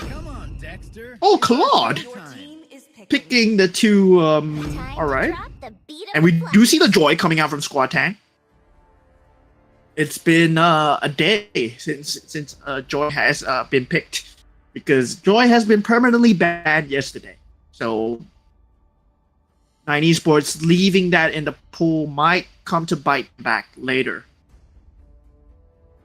Kindness. And with the Joy being, they still have the Faramis, but they do go for the Yuzong instead. So they are going for a very team fight heavy lineup. The power of light and From 9 Esports though, a Kaja being picked up.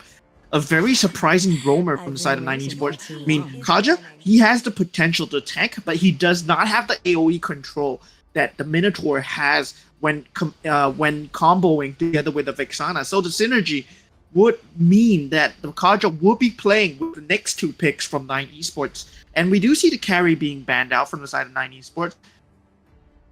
They don't want an extended team fight from the marksman, so they're trying to avoid these extended team fights. And Squad Tang banning out the boss here. Yes, 9 Esports, they do still need a jungler. They do still need a tanky jungler. Pasha being banned out would mean that To live he does not is to have the trick combo reaper. with the Vexana. And Faramis being banned out would mean that Angela and Faramis combo will not be seen this time. But we do still see how the Joy and the Angela though. Squad Tang, they on their last ban. Me, if it were me, I would ban the Barats too. Might as well. Or Fredrin. Like Fredrin is still in the pool. The hunt begins. Oh, they banned the Ruby. Is picking. 9 Esports, they have to go for the Fredrin right here. I would choose a Fredrin. Diro? I do what I want. And 9 Esports throwing all the metas against the wall, going for a Dirov pick. It did work out for them yesterday. They did get a handed lead. And Squad Tang will have the last two picks for their team. These last two picks, I mean, it's going to be a marksman, it's going to be a roamer. So they have their share of marksmen. Think about it. And Bruno is still in the pool, potentially can bully this Claude out of his lane.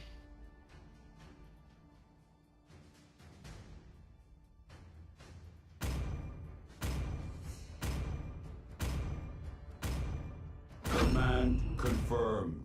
Both teams very close in points. Squad Tang, 9 Esports, 6 and 10 respectively. So if Squad Tang gets this 2-0, they will put themselves at 9 points. But if Squad Tang, 9 Esports wins a 2-0, they will get 13 points. Oh, that means they'll be tied with Team X if they potentially win. And we do have the Terizla coming out from 9 Esports. I mean, it's a very strong team fight lineup, but the synergy-wise for 9 Esports is a bit lacking when it compares to Squad Tang. But it will fall down to these micro-game decisions because the Dirov still provides a lot of damage. Whether Biston can get the early game lead is very pivotal when it comes to Biston versus the Ramboton lineup. The Marksman versus the Marksman, the Bruno versus the Claude. We do see the Grok being picked up from the side of, what team is it again? Squad Tang. So when we see Squad Tang pick up the Grok, it would mean that they are trying to combo together and keep them out of these segmented team fights. They want to segment them away from the team fights, yeah, with the Grok in play. But having the Bruno, very strong lane bully, but he requires a lot of setup to work. And given the lineup that 9 Esports have, they are going to come together. So we will require 9 Esports to try and find the Bruno as much as possible. But that's the thing. Squad Tang, they have an Angela. And we'll see that Angela in play as we head on into the game. Smash them. All troops deployed.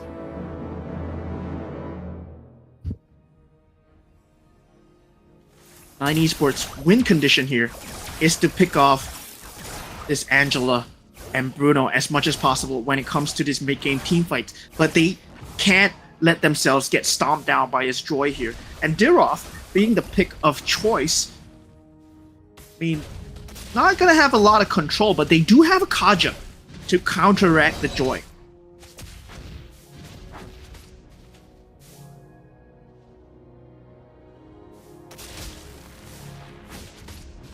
This Kaja will be pivotal in stopping the Joy on his tracks if he's going on a rampage at any moment. And this lineup, this matchup is going to be pivotal.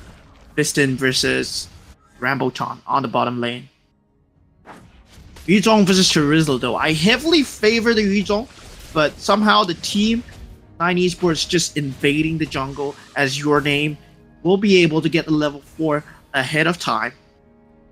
Kuni still a ways away, just one creep away from getting the level 4 and potentially trying to gank Piston here, but will not be able to find a pick. Rambo-chan though, with this little rotation, might start his reign of bullying right now, as I feel that with this lane priority, Claude will not be able to push the lane. Super Nemo, in a bit of a rough situation, has to use the flicker away. 10 seconds though, he does not have the flicker in 10 seconds that the turtle is going to spawn. And YZ getting bullied out of this lane, with No Nim being available at all times. They want to put the farm on Kaja, and this is a decision that I really respect from the side of 9 Esports, but hold on, they will be going for the turtle right now as Kuni on the Joy, jumping into the turtle pit. Eternal Guard being used and being missed as well. Kuni does get the retribution onto the turtle as YZ goes in with his dragon form. Joy and Angela taking out Opper, First Blood, and Super Era going for more, potentially killing out Tui Nui, and he does get it as well. Swatang heavily favoring this early game. YZ and Joy combo though. This Joy is going to be a problem for 9 Esports. Potential thorn in their side at all times. Your Name has to get an abundant amount of farm. Thing is, with 9 Esports lineup, they require a lot of farm for these heroes to work before they can come online, before they can deal the damage. They can be a solo unit and take out multiple team members. But still, Tang, they have much more independent heroes. They have the Joy, they have the Angela, who can be with them at all times as long as Hard Guard is available.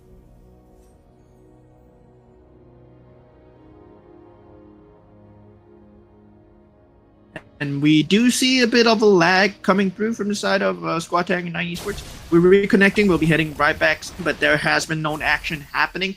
30 seconds till the Lord, and things remain the same. Rambo-chan, though, having a hell of a time against Piston, and Your Name will be able to find Kuni, though. Kuni putting himself in a position where he will die. Hard Guard has been used to try and help him, but it was not enough. So they won't have Hard Guard for this engage, and with Joy gone, with his buffs being taken away, this might mean a turtle for the side of 9 Esports.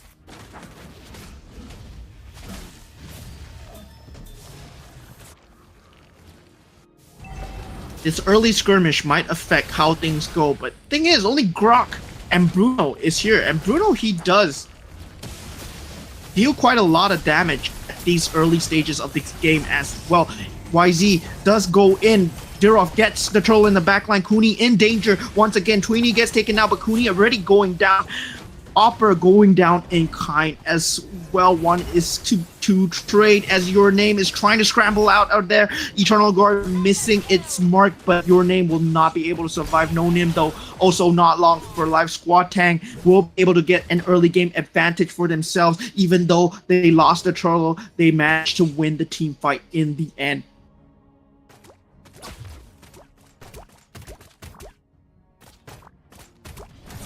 Kuni going down there was a very huge turning point for the side of 9 Esports. They could have gotten more, but just proper engagement from the side of Squatang with the Yuzhong. And Opera finding himself in a lot of danger. Penalty zone has been used. Rambo-chan being hit down by the tower, does not get the finish, and he gets a 1v2 kill onto the enemy marksman. Toyin Wei going in with the blink and divine judgment. Super Nemo not long for life. Gronix coming in with the hard guard will not survive. Opera in a bit of danger though. Kuni potential to clean up here. And he does get the solo kill, but in the meantime, Biston has been pushing on through. He has been getting the farm up. And that might have been a fatal mistake from the side of Squad Tang, losing King Gronix, losing Rambotan, losing Super Nemo there. And we see the purple buff being challenged for. 9 Esports do not get the purple buff though, as the turtle will be spawning in the next 5 seconds. This fight, both teams 1k gold difference, might potentially change the state of the game. Joy is just chilling in the background. Super Era Dragon Form going in. Your Name does get the retribution onto the turtle. Dragon Form going in. Eternal Guard onto Kuni as he drops. And Your Name will drop in kind as well. Super Era still surviving with the hard guard, dealing so much damage, but cannot finish anybody off. There's no follow-up as Rambotan is still far away. He is still trying to push the bottom lane. Biston was in range with the Blazing Duet. If they extended that team fight, it could have potentially ended very badly for Squad Tang. Luckily, they disengaged, and 9 Esports changed that 1k gold difference into a 2k.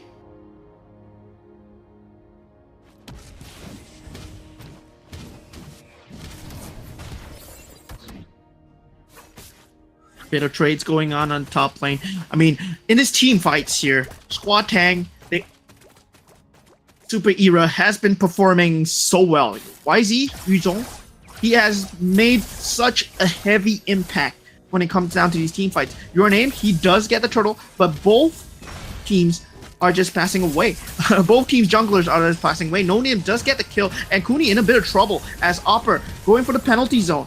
And Kuni surviving by the skin of his teeth, and this is why it's so irritating to deal with a Joy, as she can easily come back in together the hard guard. But Opera and the kill as Rambotan and Biston go down hand in hand. Super Era though on the chase as King Gronix will be left alone out of the hard guard, and Your Name finally online gets a double kill onto Super Era and King Gronix.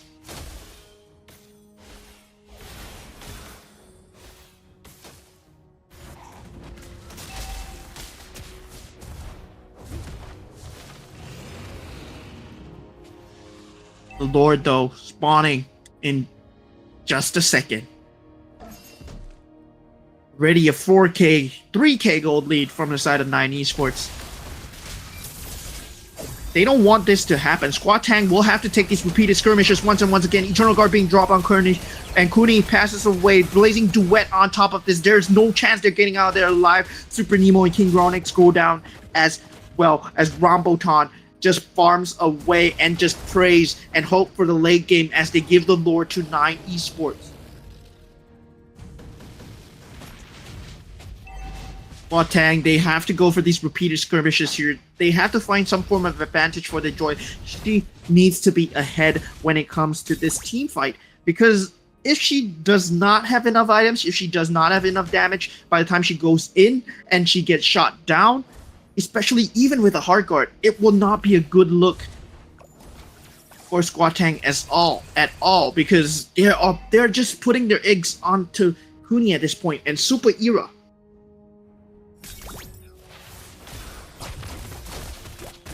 Even though he has been playing super well on the Yuzong, just not finding the turnaround because Bruno is not around.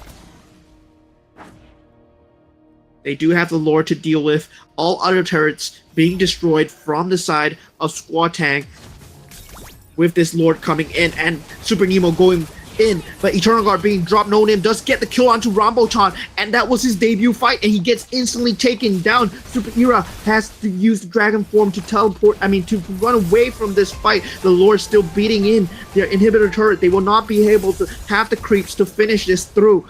They will be holding on just for a little bit, but still the middle turret and Opera with the huge penalty zone getting a 4-man knockup, potentially ending the game right here. They still have the creeps in the mid lane, but they choose to go for the safer play, going for the bottom tower. Hard guard being used on the Kuni, and he gets taken out of the game. This might be it, ladies and gentlemen. We might be seeing 9 Esports take this in a handed fashion in a singular team fight.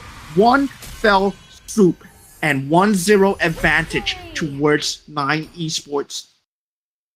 Very well played, despite the fact that they had a Diroff.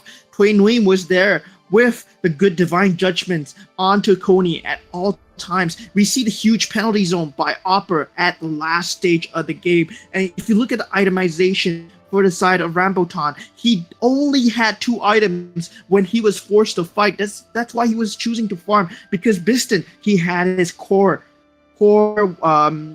equipments up. He had the Corrosive Scythe, he had the Demon Hunter Sword, he had the Golden Staff as well. And Your Name with the Rose Gold Meteor can take these fights on a bridge, not worried about anything. And Kuni only with a Genius Wand, not able to find any value in this game. Rambotan did a lot of damage, but still, it was a very good team effort from the side of 9 Esports. Super Era had his moments right there with the Ryuzong, and Kuni just couldn't find any advantage with the Joy. Just keep finding himself in bad situations, despite having the hard guard. The burst damage, he could not just measure up to what the divine judgment that Kaja brought and the eternal guard that was behind him. So very good try from the side of Squad Tank, but they can turn things around in the next game, as this is still a best of 2 between Squad Tank and 9 Esports. And I'll be heading for a short break, so see you guys later on. Goodbye. 2023 has been a momentous year for Mobile Legends Bang Bang Esports. Let's take a moment to glimpse into what lies ahead in 2024, where we will have more tournaments, more matches, more initiatives across the world, surpassing the growth we achieved this year. We kickstart the year with the first half of MPL seasons and official tournaments from February to June, including development leagues such as MPL Indonesia and MPL Philippines. We would also like to introduce the MLBB Academy League, or MAL, a second-tier professional league in Malaysia, which will serve as an official platform between grassroots tournaments and professional league. Next, we will revisit the return of the Snapdragon Pro Series MLBB, organized by ESL in the middle of the year, building up for MSC 2024, now rebranded as the Mid-Season Cup, with a new vision to be more globalized and inclusive than ever. Heading into the 8th year of the series with higher stakes, the new MSC will be held outside of Southeast Asia, with more participating teams and a bigger prize pool. Right after, we will have the 3rd MLBB Women's Invitational, MWI 2024, as the calendar flips to the latter half of the year. Get ready for the second half of MPL and official tournaments, leading up to a second Snapdragon Pro Series MLBB of the year, where it is open to amateur and semi-pro teams in more continents. The 16th World Esports Championship will continue to feature MLBB as one of the competing esports titles in Saudi Arabia, with a series of national selection and regional qualifiers throughout the year of 2024. Last but definitely not least, it is time for the World Series, M6, and it will return to where it started, Malaysia. Without our phenomenal fans and incredible communities from around the globe, none of this would be possible. Together, we shall take MLBB Esports to a greater height. 2023 has been a momentous year for Mobile Legends Bang Bang Esports. Let's take a moment to glimpse into what lies ahead in 2024, where we will have more tournaments, more matches, more initiatives across the world, surpassing the growth we achieved this year. We kickstart the year with the first half of MPL seasons and official tournaments from February to June, including development leagues such as MDL Indonesia and MDL Philippines. We would also like to introduce the MLBB Academy League, or MAL, a second-tier professional league in Malaysia, which will serve as an official platform between grassroots tournaments and professional league. Next, we will revisit the return of the Snapdragon Pro Series MLBB, organized by ESL in the middle of the year, building up for MSC 2024, now rebranded as the Mid-Season Cup, with a new vision to be more globalized and inclusive than ever. Heading into the 8th year of the series with higher stakes, the new MSC will be held outside of Southeast Asia, with more participating teams and a bigger prize pool. Right after, we will have the third MLBB Women's Invitational, MWI 2024, as the calendar flips to the latter half of the year. Get ready for the second half of MPL and official tournaments, leading up to a second Snapdragon Pro Series MLBB of the year, where it is open to amateur and semi-pro teams in more continents. The 16th World Esports Championship will continue to feature MLBB as one of the competing esports titles in Saudi Arabia, with a series of national selection and regional qualifiers throughout the year of 2024. Last but definitely not least, it is time for the World Series M6, and it will return to where it started, Malaysia. Without our phenomenal fans and incredible communities from around the globe, none of this would be possible. Together, we shall take MLBB esports to a greater height. 2023 has been a momentous year for Mobile Legends Bang Bang Esports. Let's take a moment to glimpse into what lies ahead in 2024, where we will have more tournaments, more matches, more initiatives across the world. Surpassing the growth we achieved this year, we kickstart the year with the first half of MPL seasons and official tournaments from February to June, including development leagues such as MDL Indonesia and MDL Philippines. We would also like to introduce the MLBB Academy League, or MAL, a second-tier professional league in Malaysia, which will serve as an official platform between grassroots tournaments and professional league. Next, we will revisit the return of the Snapdragon Pro Series MLBB, organized by ESL in the middle of the year, building up for MSC 2024, now rebranded as the Mid-Season Cup, with a new vision to be more globalized and inclusive than ever. Heading into the 8th year of the series with higher stakes, the new MSC will be held outside of Southeast Asia, with more participating teams and a bigger prize pool. Right after, we will have the third MLBB Women's Invitational, MWI 2024, as the calendar flips to the latter half of the year.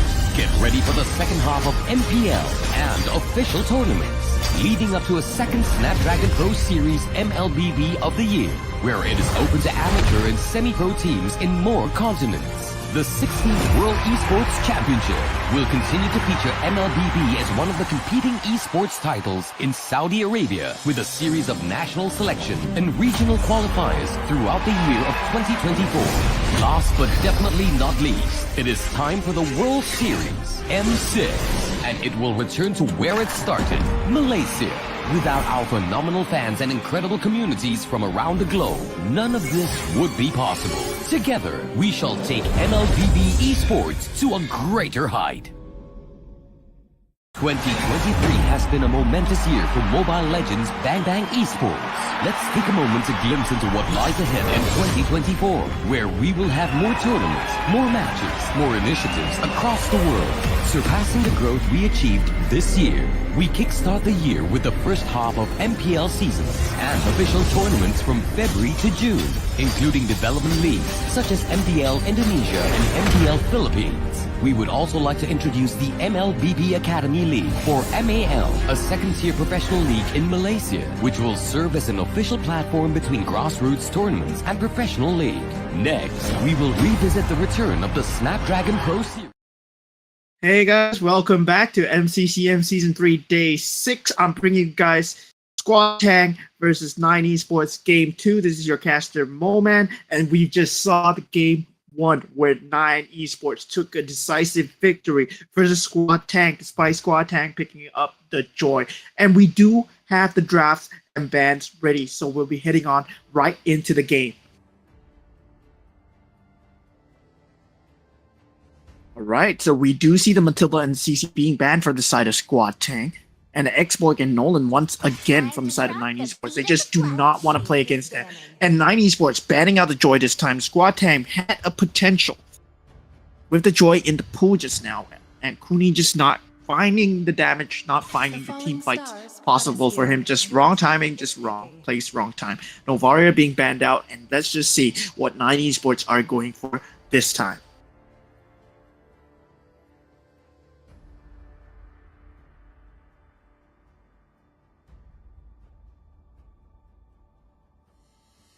Having the first pick, still, and trying not to review your strategy is kind of a very big pressure. Angela being in the pool, they do pick out the Angela. They're going for the hard art strats this time. And we do have 2 picks from the side of Cooney and Super Era. But this time, the Faramis will be picked up from the side of King Ronin X. And Cooney will have the first pick available. We're not too sure what he goes for because the Angela is indeed on the other side. But Faramis, even Faramis, Fredrin would be a really strong combo with the Faramis. And we do see the Claude being picked up, but 9 Esports, now, they themselves, they can pick up the Fredrin instead, but they opt to go for the Basia. Maybe not Basia? Not too sure. But yes, indeed, it will be a Basia. And they do have the second pick, so they want to go for this mobile lineup that Squad Tank was trying to go for in the first half of the game. First half of this best of 2. Lilia, very good priority, very good wave clear, very sustainable as well. Black Shoes, and Angela Hardguard on top of that, impossible to kill. And this time, Squad Tank, they do go for the Diroth themselves. And now we do see the bans coming through from the side of 9 Esports and Squad Tank. The jungler has been picked, the mid laner has been picked, the roamer has been picked. So they want to bring out the marksman. They want to deny the EXP laners as much as possible with their plans, with their own lineup plans. So looking at the lineup of Squad Tank, they are indeed mobile as well as 9 Esports. They can engage and disengage very easily, but still, like, you want to take away the option of the control that Squad Tank, that 9 Esports might bring. So the Ixia being banned out from the side of Squad Tank, very strange ban. I feel that 9 Esports would not have went for an Ixia, but still the full barrage is a threat to be reckoned with. And the Minotaur being banned out from the side of 9 Esports, they do not want to add on to the mobility. They do not want to add on to the team fight. Ruby being taken out by Squad Tank, a very good ban for the side of Squad Tank. And the tanky roamers have been taken out from the side of 9 Esports. They still have the EXP laner to pick for. And I feel that Super Era, he played an astounding Yuzong just now. He played so well, and he came in at an opportune time to pick off enemy stragglers and to take the team fights and absorb the damage as well. He has been playing very well on this Yuzong, and I feel that they should pick up the Yuzong here. Yeah, they do. It's in an Opera. Oh, they are going full mobility on the side of 9 Esports. Harif and Benedetta as well. This team can run in and out of team fights, engage and disengage as they please. So Squad Tank, they require some semblance of control, and the control will be coming through in the form of a Tigreal. Most likely it could be a Tigreal, and they have to. But the thing is, Tigreal gets countered so easily with just a singular Purify. So they will have to find timings here. They have to stack their skills really, really carefully, with King Ronix having the Nether Realm, and Yuzong have to land his CC at the correct timing. Tigreal, though, with the implosion bringing a huge X factor into the game, potentially turning team fights if they do not have their Purifies available. Thing is, it is still an extremely mobile lineup from the side of 9 Esports. Let's see how they play this as we head into the second game of this best of 2. Already 1-0 from the side of Squad Tank. And from the side of 9 Esports versus Squad Tank, 9 Esports up 1-0 at this point. As Squad Tank, they try to bring it into the one-on-one as they face their own Laotian counterparts. Before we head into the Land of Dawn, I just want to review the lineup that they have. They have a Harif, they have a Lilia, they have an Angela, Basia, and a Benedetta. These heroes can go in, out, in, out. It's going to be so interesting to watch how they execute this lineup. And looking at the side of 9 Esports, they do have a Faramis to work with. They do have a Claude that requires a lot of farm. But let's just head in to the Land of Dawn and see what will be happening as Laos versus Laos will be occurring.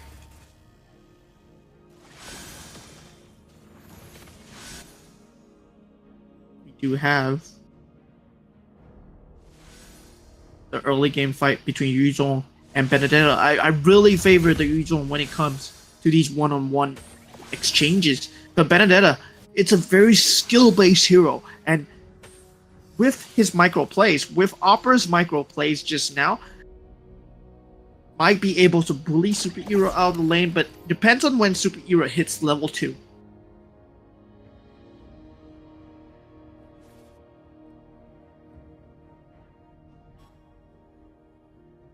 And this Harif versus Claude lane is extremely interesting because Harif, he does have the better poke versus the Claude, but potentially at level 4, Claude will be able to use his Blazing Duet to clear the creeps and pressure the Harif at the same time. Zayman's Force, though, it's a big game changer when it comes to team fights, slowing the enemy team down, giving yourself more movement speed. It is so pivotal to where he places this, and it might stop Super Nemo from landing an implosion that can end 9 Esports run over here, as No Nim does go down in the mid lane. A very nice pull coming out from the side of Ramis.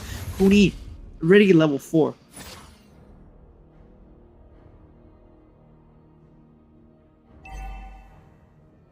The turtle, though, coming out in 8 seconds. First turtle will not be contested from the side of 9 Esports. Losing the Lilia really early on would mean that they would want to try to get the Angela as fast as a level 4 as possible.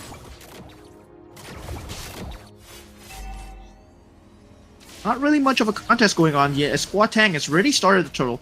Kuni, he does have a lot of burst damage, depending on whether he has an ultimate, which he does right now, and he will be able to take out Turtle, but not available for team fight. Basia already in the thick of things, Nether Realm being used, Your Name in a bit of trouble, still trying to survive as he does go down in exchange for Kuni on the backline. Super Era in dire straits as well. I favor that trade towards 9 Esports heavily. Even though they lost the turtle, they do have a lineup where they require less farm than Squad Tank for them to work.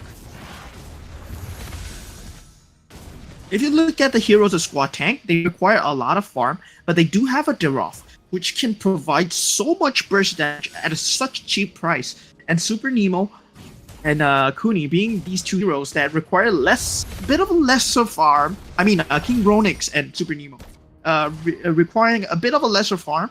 They can potentially funnel the farm onto Rambotan, Kuni, and Super Era. Super Era, though, would want to build as much survivability and damage as possible. So he requires kind of a bit more farm. And we see him getting distracted by the Benedetta as he cuts his creep waves again and again.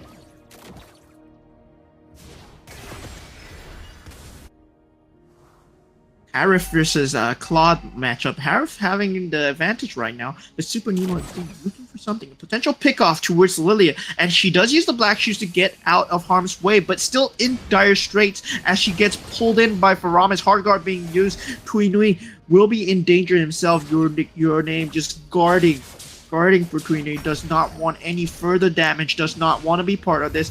And still, Kuni and Super Nemo going for this engage. Retribution being used will mean that he does not have it for the next team fight. Opera in dire straits manages to get out of harm's way. 5 seconds though, and Opera is recalling back to face Rambotan, just playing around with Your Name at this moment as the turtle fight will be occurring soon. Bit of chip damage onto your name as NetherRealm is being used from the side of Squad Tang. A lot of the 9 esports members are extremely low. Harif dealing the burst damage, gets it onto Cooney. Cooney does get the turtle, and Opper coming through with the damage at the correct time despite recalling back to base, still coming back to the turtle fight on time.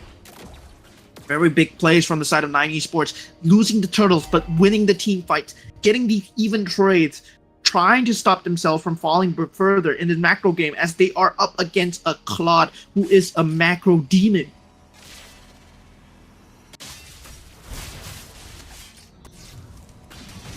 And a surprising kill from the side of Angela, who picks up King Ronix, who probably wanted to kill the Lilia and just managed to black choose and Hardguard. No, Hardguard already being used as well on to Biston as he's in a bit of trouble. Huinui not in a position to escape as the macro lead goes back into Squad Tang.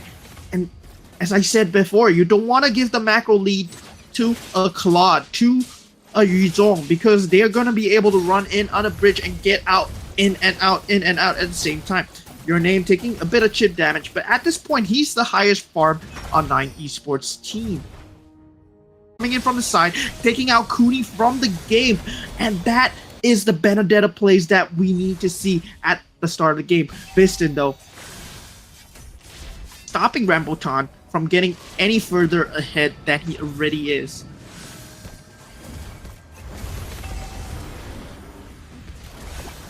Ronix in a bit of trouble. Our tether does land on the Ronix and gets the finish. Outer tower destroyed from the side of Squad Tang right now. They were having a good macro advantage, but that one team fight just swung things around, and now the purple buff is being contested. And Cooney does not get the purple buff right here. Would mean that this turtle fight would be a harder and much more uphill battle for him. Your name in a position to tank Super Nemo, pretending that he has the implosion. Cooney just get the turtle though, but they've been losing these team fights again and again, not having enough members. Rambotan just not being in range. They need to fight with the Yuzong, who is not online at this moment. They need to wait for Yuzong to get his items. He has not been able to find these team fights, and Lilia will just be able to pluck off Rambotan at the back. Super Era doesn't even get the finish. Black Shoes just in time. Super Era going for a kill and just an early wipeout for the side of Squad Tang. 9 esports, they are getting further and further ahead. You do not want that with this extremely mobile lineup. Still, Squad Tang can turn things around and still 12-5. And thing is, Rambotan, he needs his Holy Trinity before he can make any impact on this game.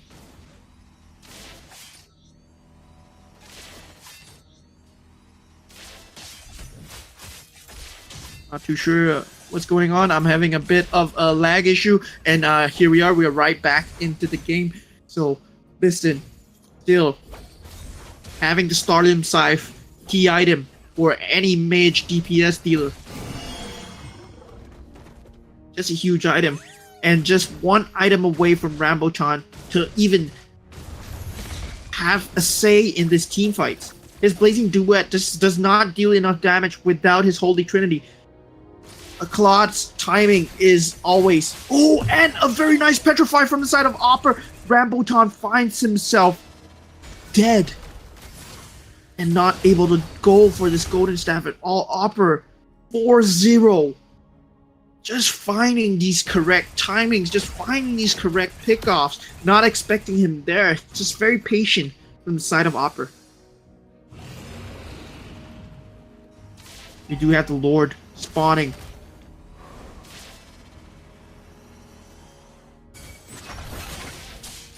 Opper in a bit of trouble. Cooney potentially can take him out, but the Hardguard coming out just in time as the Lord is being demolished from the side of 9 esports. That was an extremely quick Lord with a Basia and a Hara.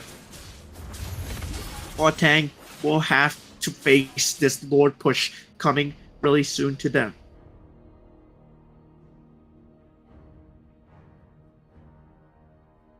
Really, I mean, I haven't seen any big implosions from the side of Super Nemo, but you have to attribute it to the fact Nonim and Biston, the two cores that he potentially wants to pick off, they have Purified. So his only option is to go for Opera, who is not showing himself on the map. And look at this. Just the utter audacity of 9 Esports, just group recalling in a line. Squad Tang, are they going to take that line down? Are you just going to take that? They can't do anything about it right now. Rambotan still requiring his golden staff. Super Era still not able to find a team fight that can favor him. His Heart Guard already being used right now with signal timing for them to fight, but they still have the Lord to deal with. And that's the Lord advantage that 9 Esports garnered for themselves with this early game advantage. I mean, mid-game wise, they will be able to take out all their auto towers. So much map control garnered for them. Bottom lane, we see a skirmish going on. Super Era with the Dragon Form does take out Your Name, who is putting himself in a bad position, trying to tank, trying to peel this team. Harif nearly going down as well. 9 Esports, they still have a 5k gold advantage, but with that 2 kills, with that slight blunder that 9 Esports made, Guatang can turn things around. They are the heavier team fight advantage team though.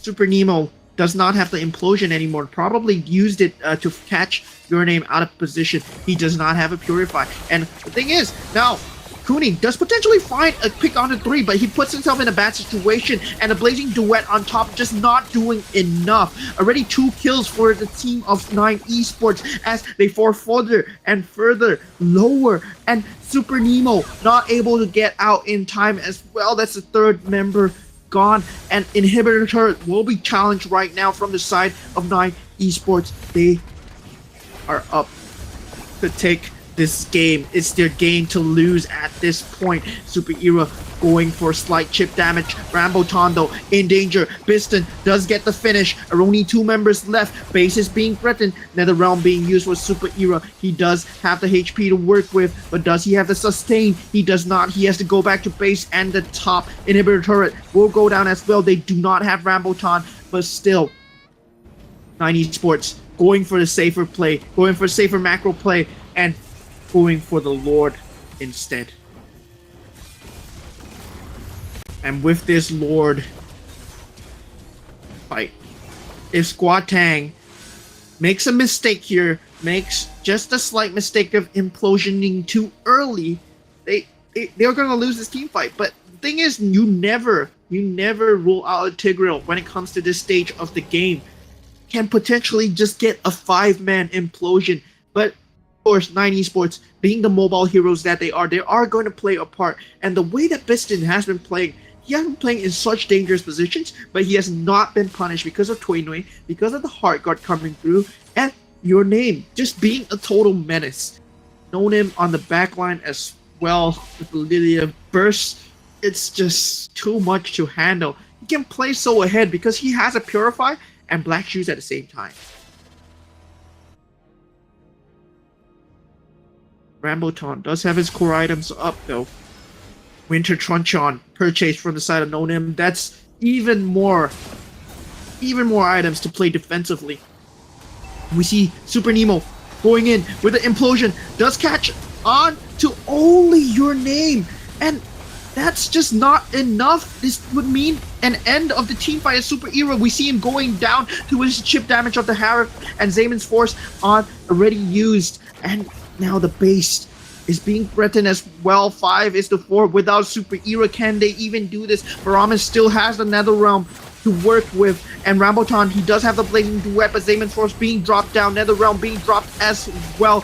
Does get a very good knockup, but Super Nemo will be going down together with Cooney and Rambotan. He has all too much to do. King Gronix are going down as well. We will see 9 Esports heading towards a 2-0 victory.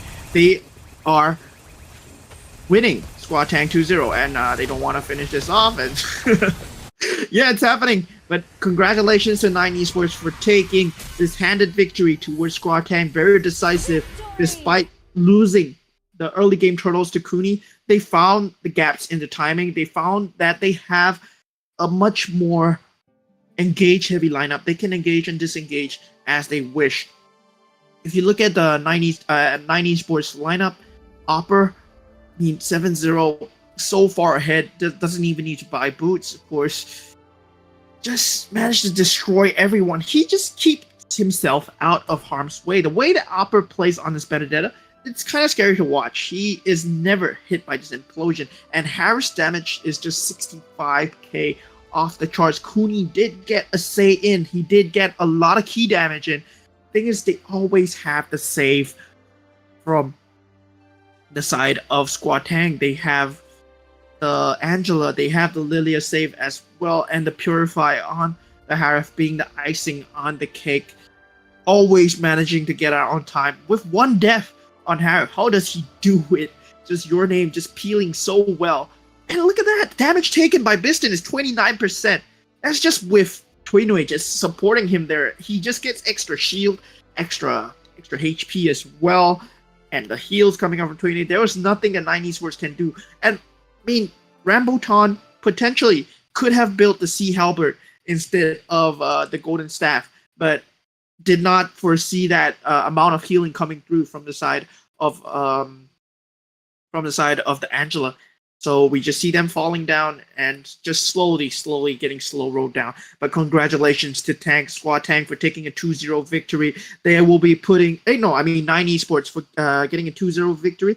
9 Esports will be putting themselves at a 13-point scoreboard. So I'll be seeing you guys after the break, and we'll be heading on towards Onyx Prime versus My Way Esports. I'll see you guys shortly. 2023 has been a momentous year for Mobile Legends Bang Bang Esports. Let's take a moment to glimpse into what lies ahead in 2024, where we will have more tournaments, more matches, more initiatives across the world, surpassing the growth we achieved this year.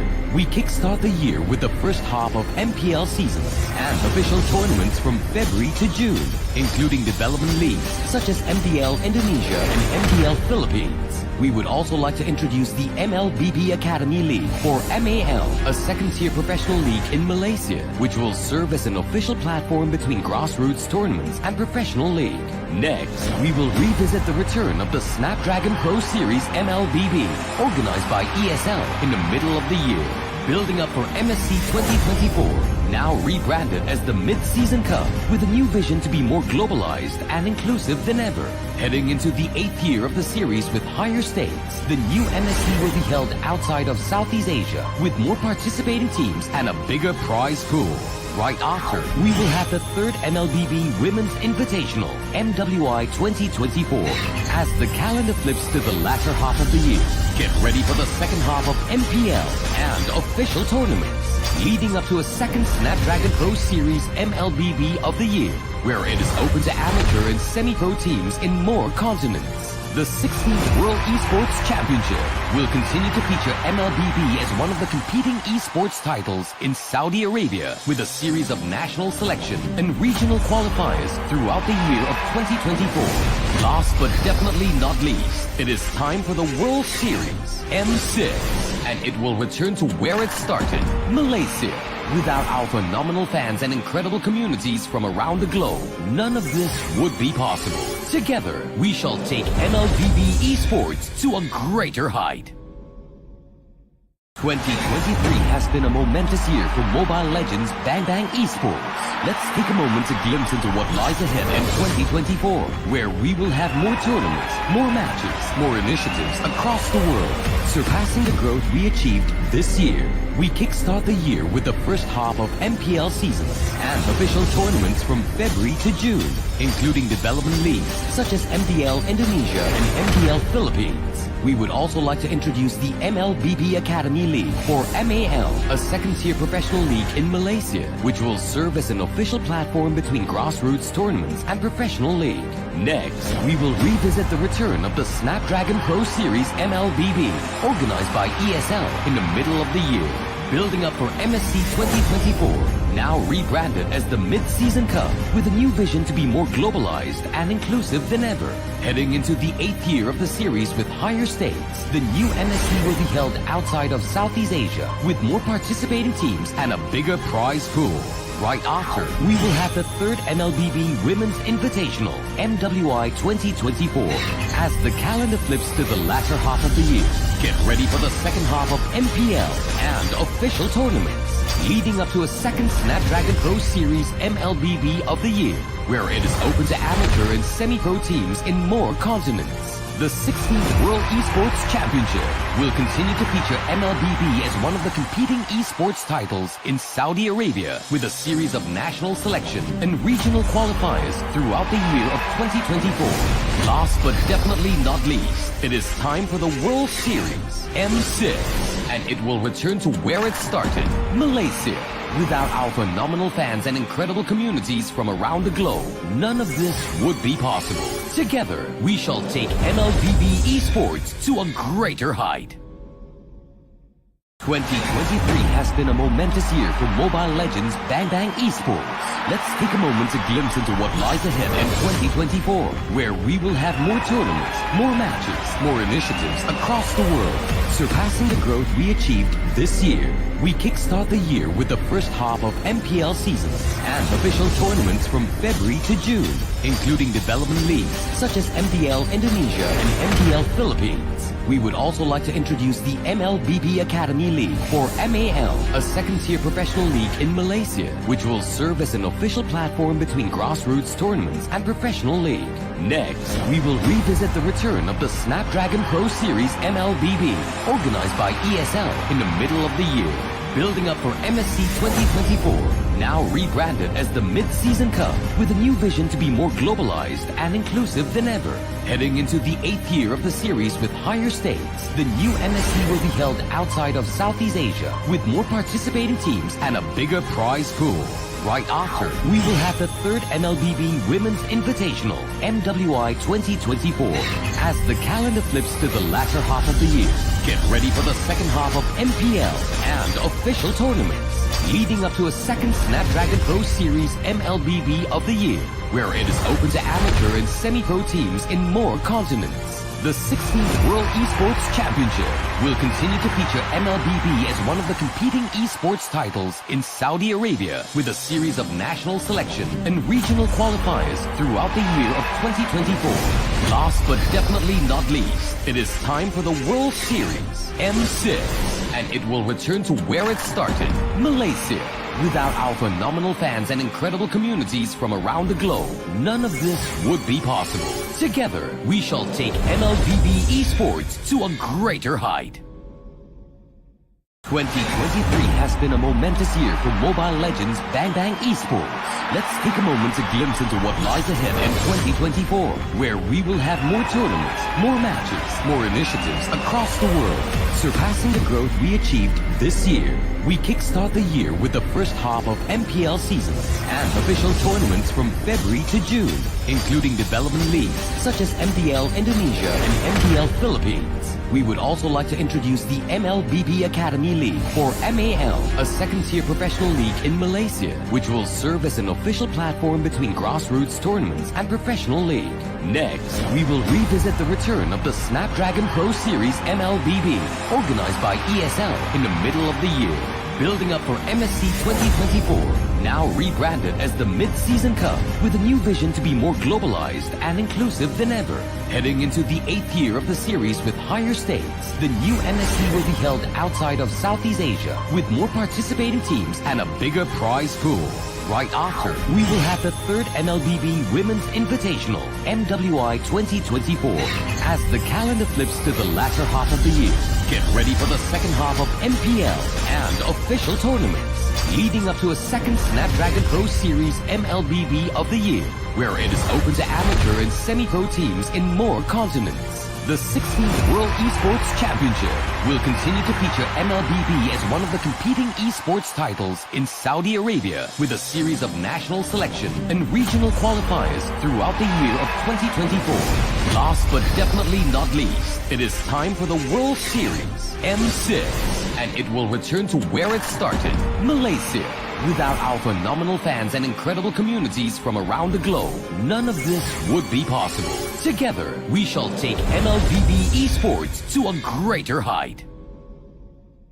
2023 has been a momentous year for Mobile Legends Bang Bang Esports.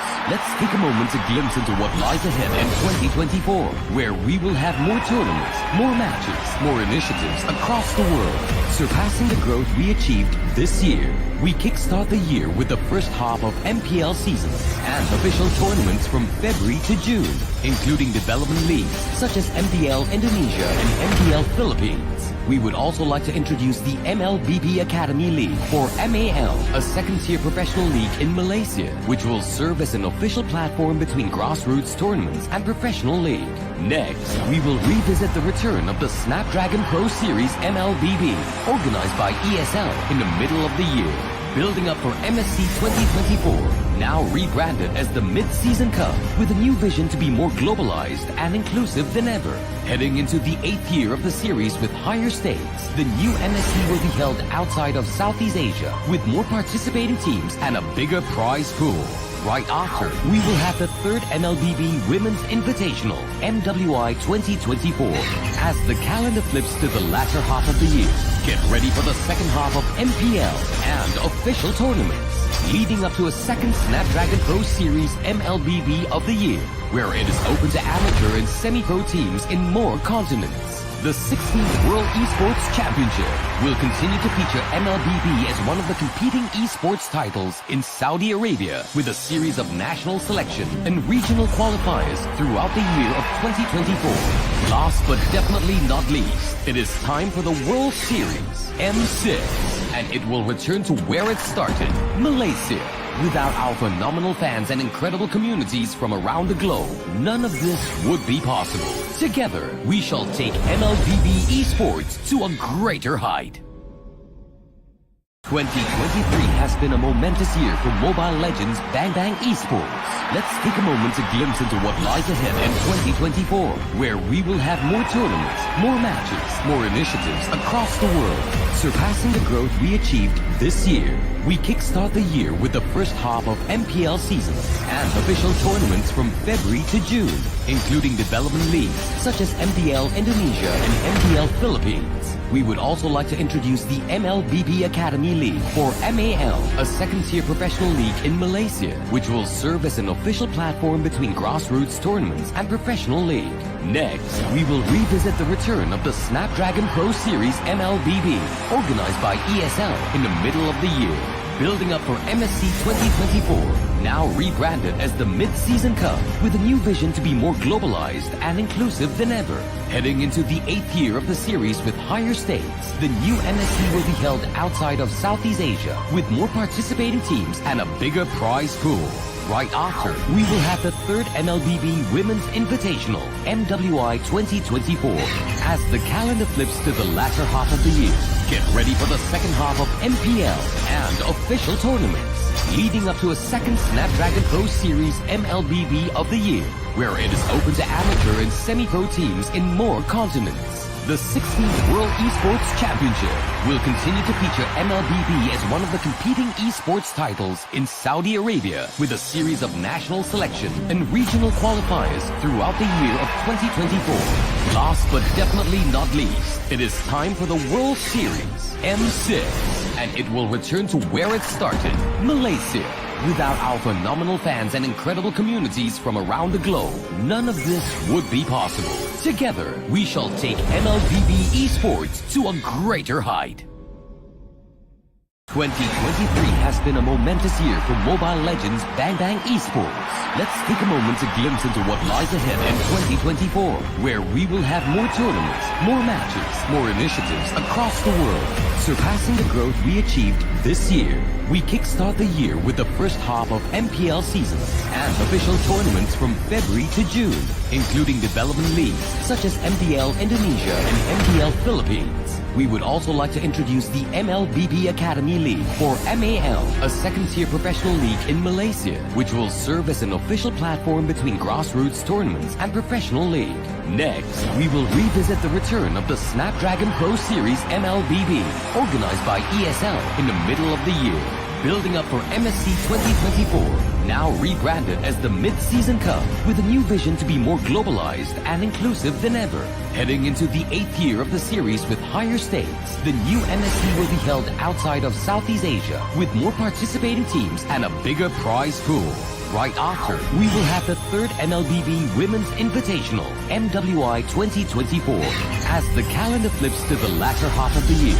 Get ready for the second half of MPL and official tournaments, leading up to a second Snapdragon Pro Series MLBB of the year, where it is open to amateur and semi-pro teams in more continents. The 16th World Esports Championship will continue to feature MLBB as one of the competing esports titles in Saudi Arabia with a...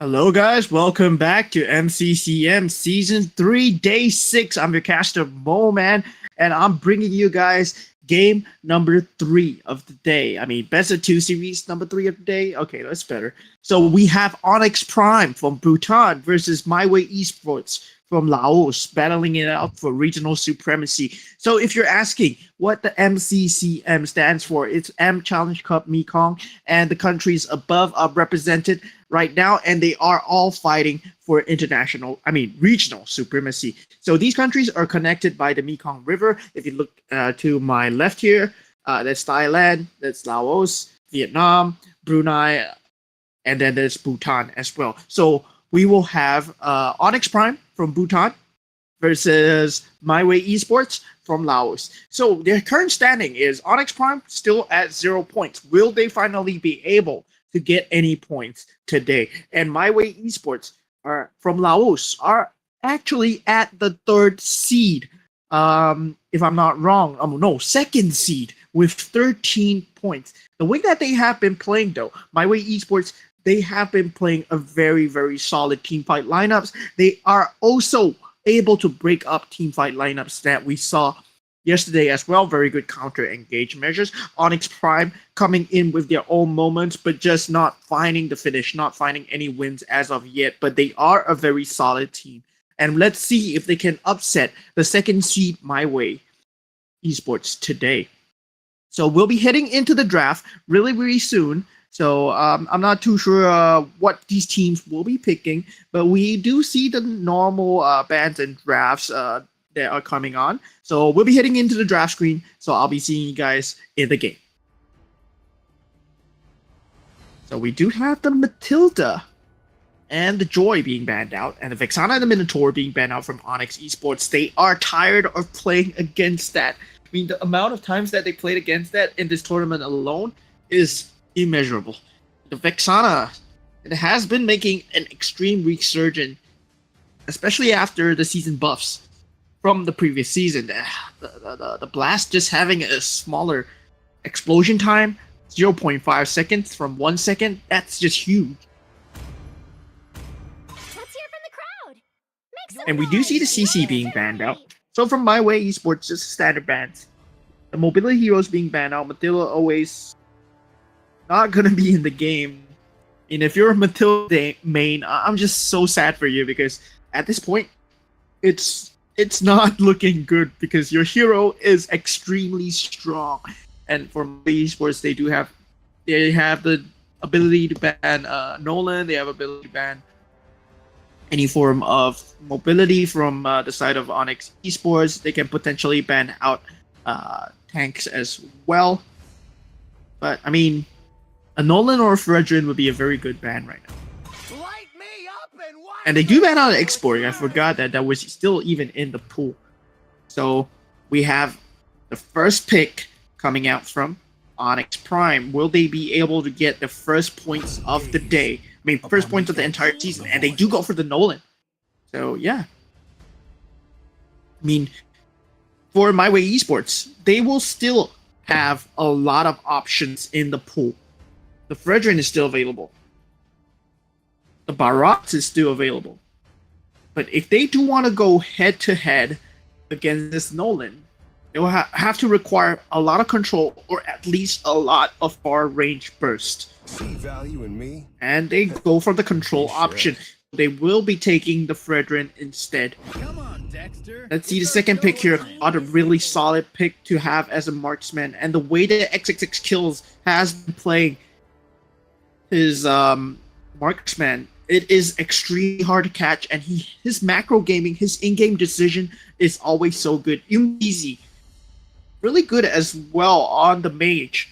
But just not finding the value when he was playing the Vixana yesterday. And we do have the secondary picks will be coming through from Onyx Prime. I would favor just going for this high mobility lineup versus My Way Esports. Just try to avoid the fight from Fredrin altogether. Poke him from afar. And just play with the Nolan burst damage. Aramis and Angela will still be in the pool, but they go for the Leslie. Your team is picking.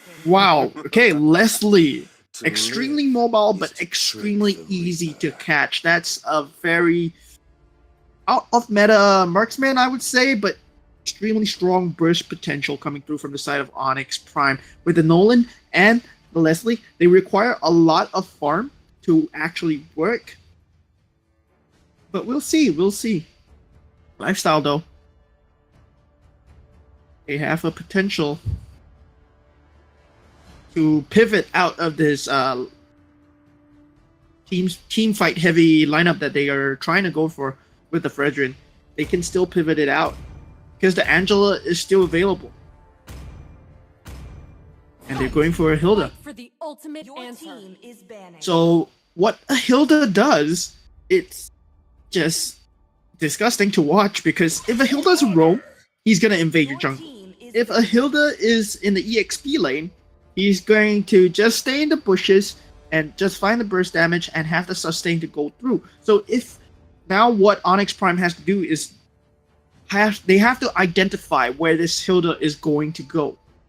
And the Tigreal being banned out from My Way Esports just that's a weird ban coming through from the side of My Way Esports. Maybe they do not want to pick the Purifies. So they're probably banning out the Tigreal to not have an implosion in the game. The falling And Onyx stars Prime, they will be brought us taking here. out the Your team Novaria. is banning. Onyx Prime, also another weird ban. If you potentially want to stop My Way Esports, you would have to ban out the teamfight heroes that they might be going for. Novaria not particularly known for having a teamfight, but very good poke though. And very good vision. I am the power And of a light Kaja and being dark. banned from My Way Esports, they don't want the possibility of their Claude being caught at all. So it's going to be mainly on XXX Kills and Kotori.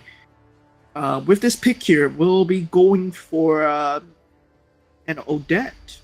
Really teamfight heavy. Onyx Prime though, if you think about it, the Angela is still in play.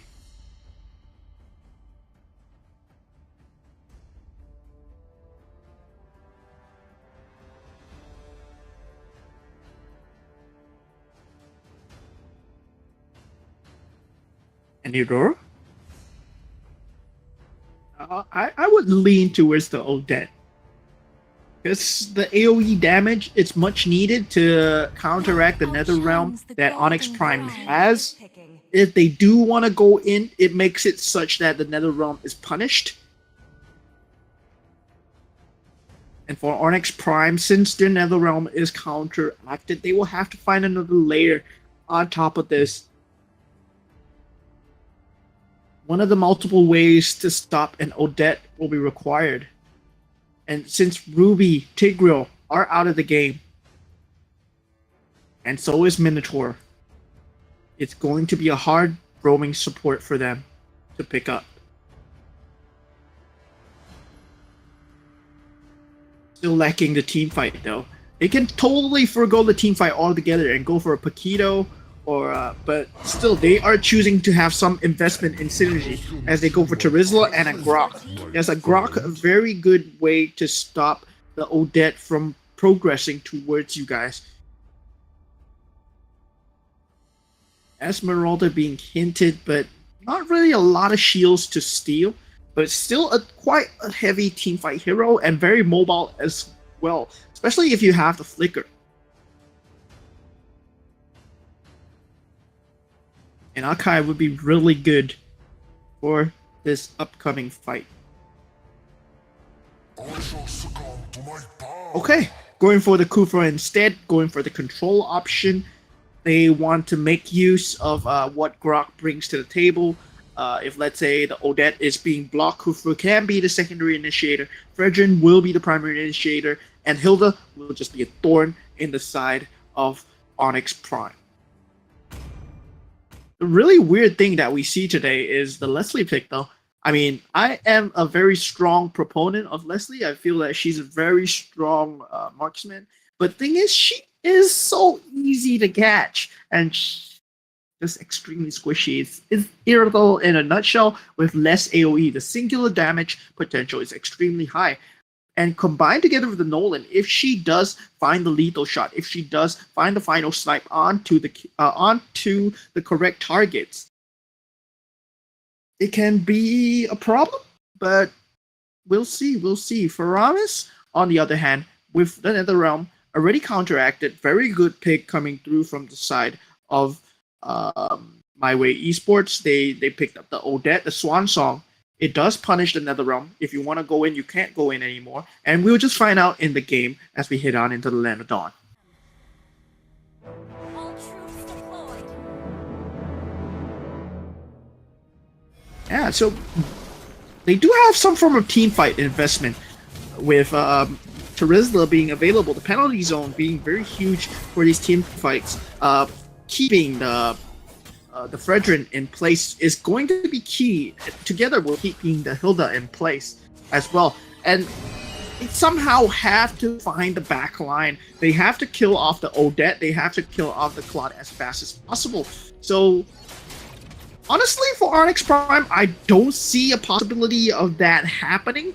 But as we go for a pause on the way, let's just continue talking about the lineups. I mean, unless Nolan can find an extreme opportune timing to be able to jump the back lines and to be able to find the burst on the Claude, who will be unsuspecting, or the Odette, who is unsuspecting.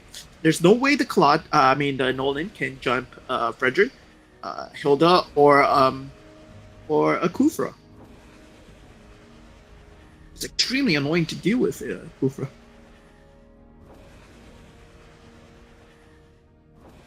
We'll see how Kai does on this Leslie versus Claude lane, though. Leslie really strong in the early stages of the game, having the lethal shot, having the camouflage. But the thing is, not really good in keeping up with the sustain that Claude has, because he has higher mobility, and with Dexter available, can easily swap positions. Not as mobile as the Leslie. Leslie requires more on the flicker, actually.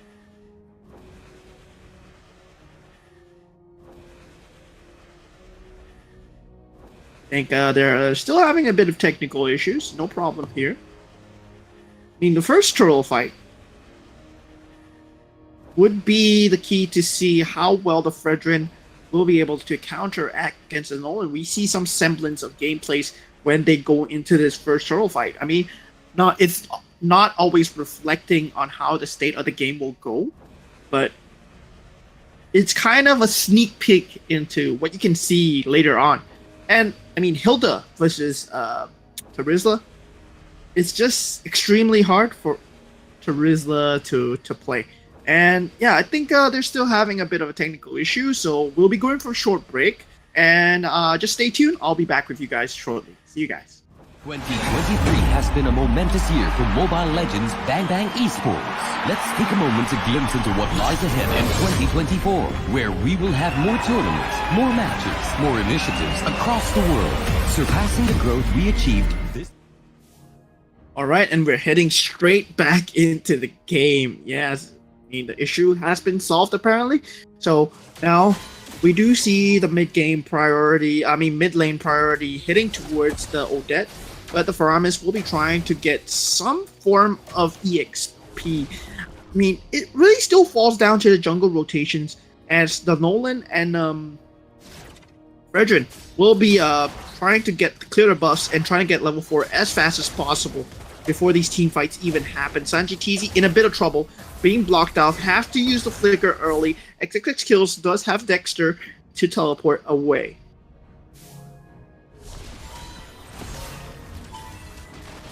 Tori though, still in a 1vx situation, doing pretty well for himself. This is really interesting. Leslie versus the Claude. Generally, without any help, Leslie would win the Claude, theoretically speaking.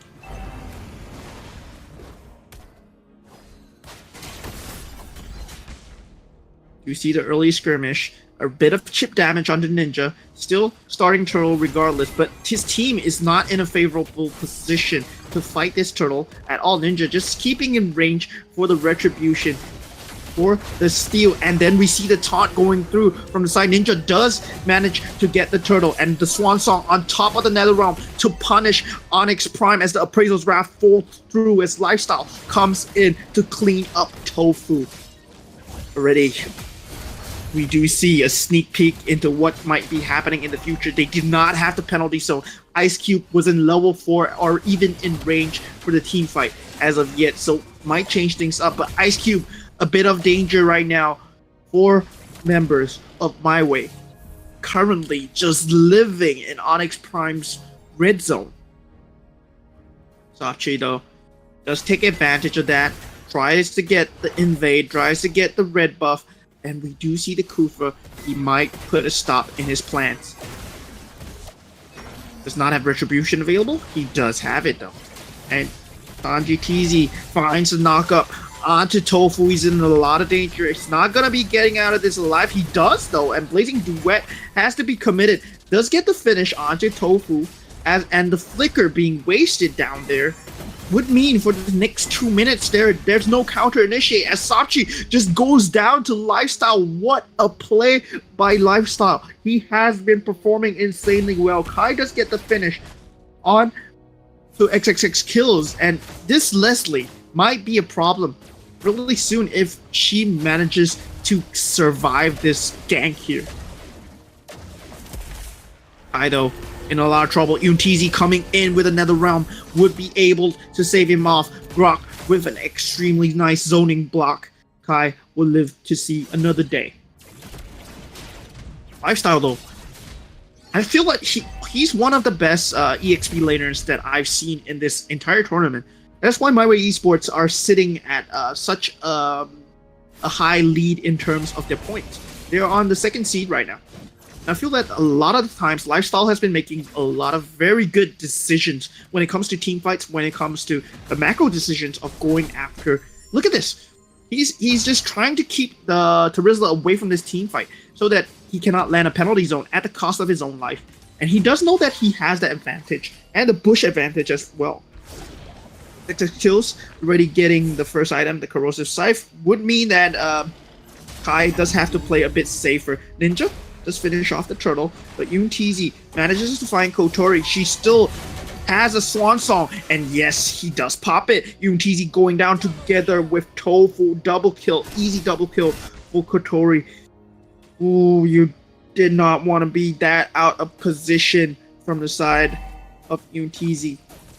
Did have the Nether Realm, could not pop it in time. UTZ now popping the Nether Realm, in trouble. Sapchi does go down, and there's no frontliner on the side of Onyx Prime, would mean that UTZ will be going down as well, right underneath their tower. Ninja eventually does die to the chip damage from the tower, but no biggie for the side of My Way Esports as they keep their gold advantage.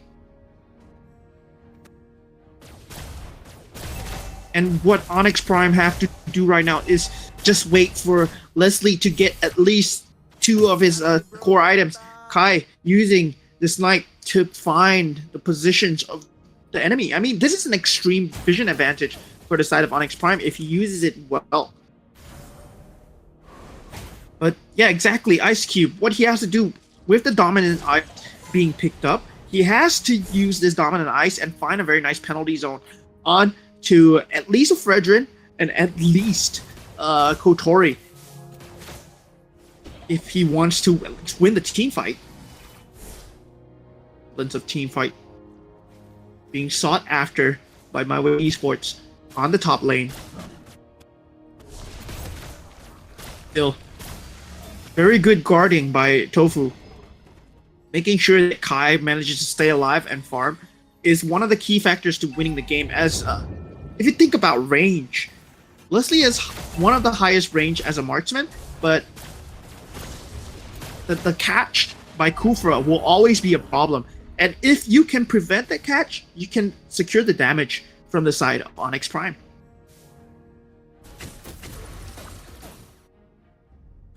Lifestyle. Already pushing the bottom lane, keeping the priority on the side of My Way Esports. Towers will always be potent with Lifestyle just around. Enhanced movement speed, enhanced mobility, enhanced regen when it comes to being in the bushes. Lifestyle is just fine to scout these members because she has a free shield every 10 seconds when she goes into the bush.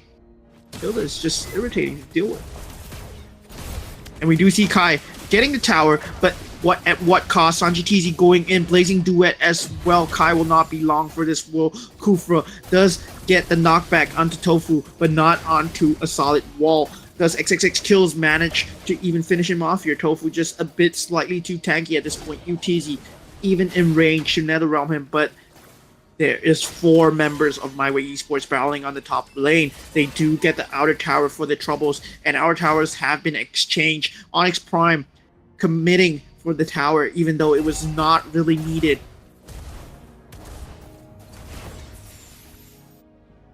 And just Sabchi, he has not been getting a very good game at all. As we see him going down once again, penalty zone being used, try to catch Kotori, does miss though. And now we see Sanji TZ being dragged back in, does have the flicker to get away. And then we just see My Way Esports just continue to rack up the gold advantage that they already have.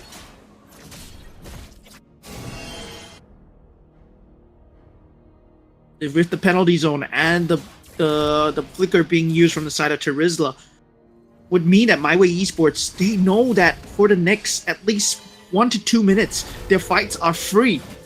And NetherRealm already being popped from the side of Onyx Prime, just from a bit of chip damage from the Claude and Kufra.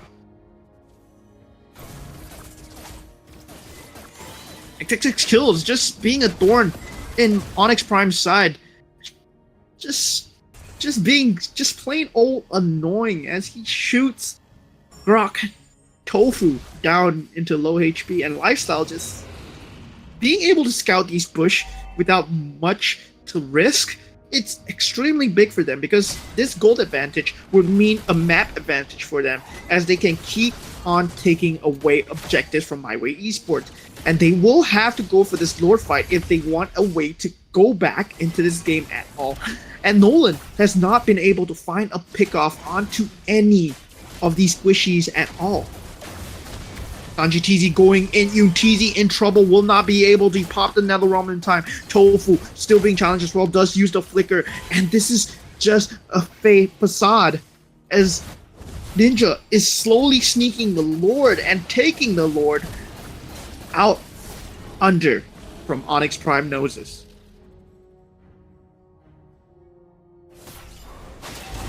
And look at this.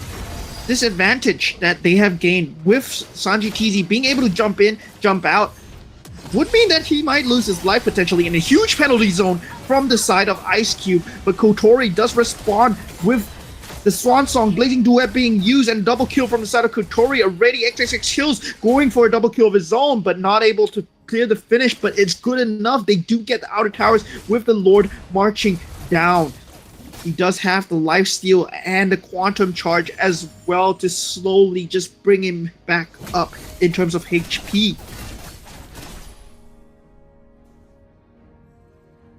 And with all outer turrets being taken, Onyx Prime will be kept hostage in their base as they watch their buffs being taken again and again. XXX Kills putting himself low. Snipe being used, but very heads up play by Lifestyle to block it out.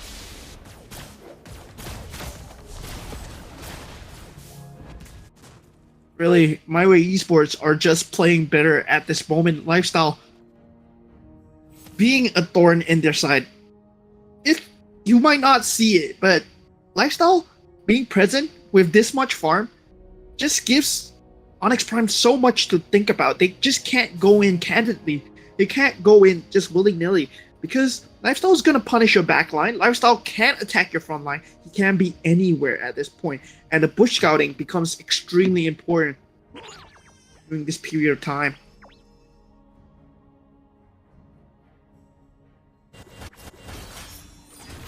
The way that Onyx Prime are playing, they just cannot find a break because My Way Esports just keep trying to cut as much map control as they can from them. Like, look at that. They're freezing creeps until the next Lord spawns. So come out. We dare you. I mean, we do see Sanji TZ, but sure, I'm a Kufra. I can jump away. I still have my Flicker. The tankiness that this Kufra brings is not only irritating to deal with, it just exerts so much pressure onto Onyx Prime. They cannot leave your base. This buff, though, will be contested for right now, as they do see the Claude appearing on the bottom lane. And the Lord spawning in 20 seconds would mean that the push will begin in around 10 seconds. And here we go. Creeps are being cleared right now from the side of bottom lane, followed by the mid lane. Then we see Hilda heading towards the Lord right now. Just checking out this Grok's position. Just noting where team members might be. Sanji TZ, with being this far ahead, he can play so far forward and not be punished. He might potentially just get the Lord for free here. Ninja just using the Appraisal's Wrath on the Lord, knowing that with the amount of map control they have, there won't be a team fight happening. Tofu not going to be able to do anything as a Grok. And look at this Lifestyle just coming out of his bush, taking out Sapchi instantly. Oh my god. It's not a day to be a Nolan.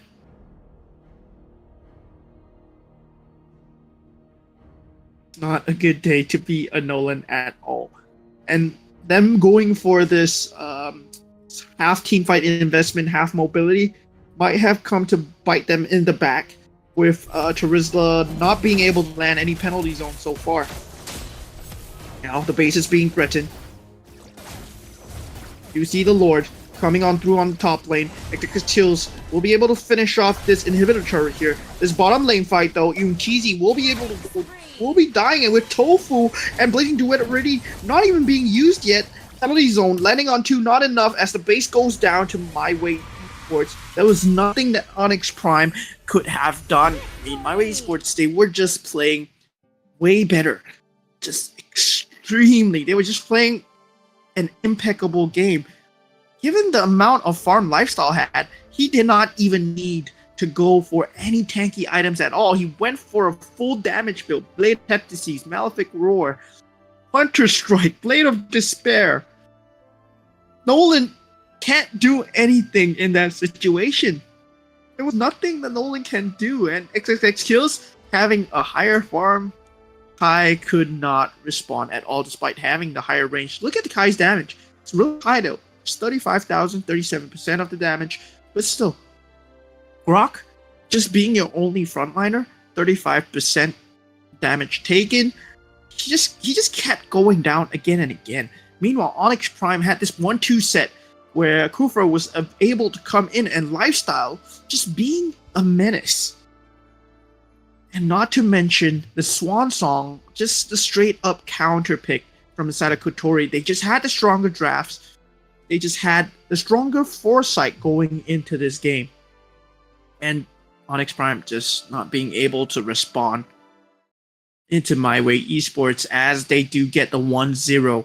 And Onyx Prime, can they get more points from the next game, as My Way Esports will be pushing themselves closer and closer towards the first seed as they move on and kind of try to fight against Xeno Zenith.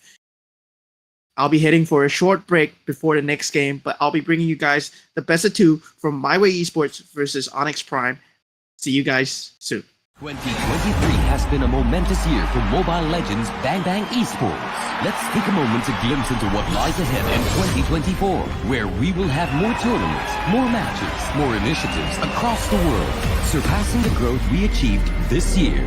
We kickstart the year with the first half of MPL seasons and official tournaments from February to June, including development leagues such as MDL Indonesia and MDL Philippines. We would also like to introduce the MLBB Academy League, or MAL, a second-tier professional league in Malaysia, which will serve as an official platform between grassroots tournaments and professional league.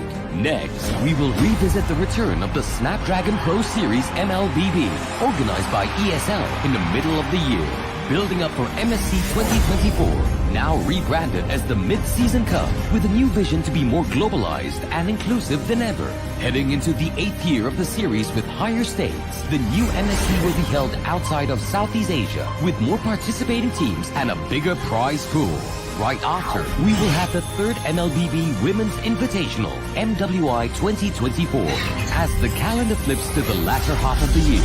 Get ready for the second half of MPL and official tournaments, leading up to a second Snapdragon Pro Series MLBB of the year, where it is open to Welcome back, ladies and gentlemen, to MCCM Season 3, Day 6. I just brought you guys My Way versus Onyx Prime, Game 1, where My Way had a decided heavy victory against Onyx Prime. Can Onyx Prime do anything about this as we head on to the next draft? Onyx Prime representing Bhutan and My Way Esports at the second seed right now. I think they're representing Laos, if I'm not wrong. Laos having a very good showing this MCCM Cup.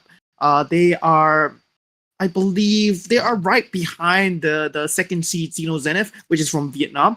And Vietnam as well, they have two teams that are currently at the top of the leaderboards, Team X and Xeno Zenith, that we did see earlier in the best of two this morning. First game, with Xeno Zenith winning Team X in a 2-0 fashion. Close games though, and Squad Tang versus 9 previously, where 9 Esports managed to take the victory over Squad Tang just by a close margin. I mean, My Way Esports, the way these players, I feel that Lifestyle is one of the best EXP laners of this tournament. I just feel that way, and yeah, we'll see when they draft again, and we'll be heading into the draft really soon.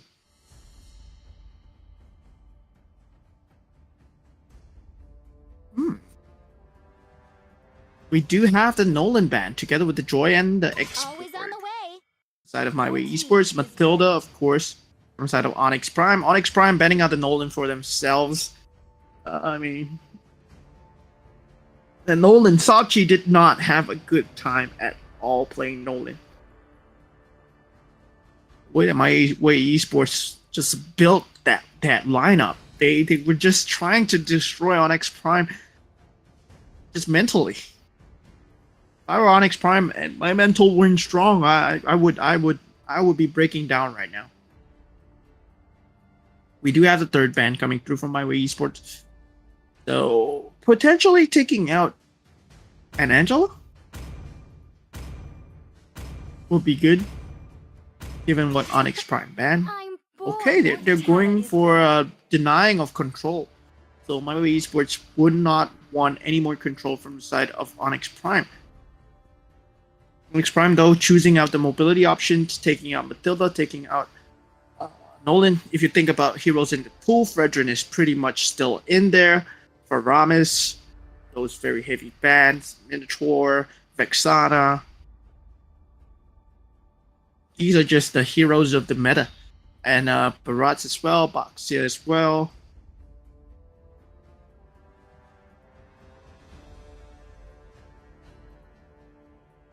And if Onyx Prime, they do ban out the Vexana though. They're tired of playing against that. My Way Esports having the first pick. They have the opener.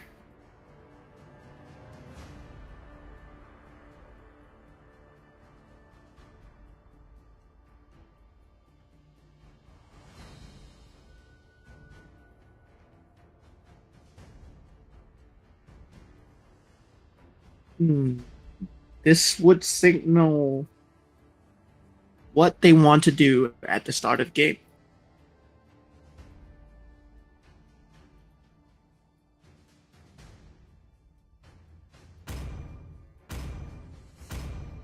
Let's hear from the crowd. Make some Hey, we do noise get a for CC. yours truly. And that's going to be handled by Lifestyle, so it's going to be extremely fun to watch.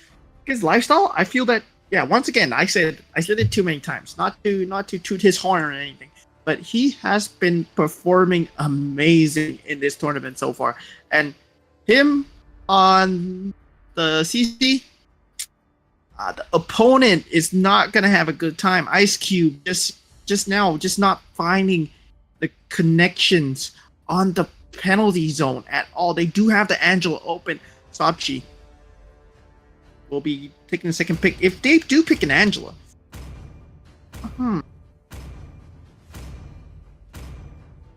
Yeah, Angela Fredrin, really good. Hope are the two greatest inventions.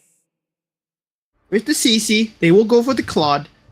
As we saw in the previous game with 90 Sports vs. Tang, they had a very individualistic lineup where they were relying on their micro skills when they were relying on the decision making with the Claude and the CC to join the team fights at the correct time and to peel away from members. So if they're playing a similar lineup, they might want to pick the rest of the core fighting team from My Way Esports. And the second pick from Ninja will give you a tell on what kind of core fighting team they're going for, whether they're going for a mobility-based lineup with an engage and disengage kind of guerrilla gameplay.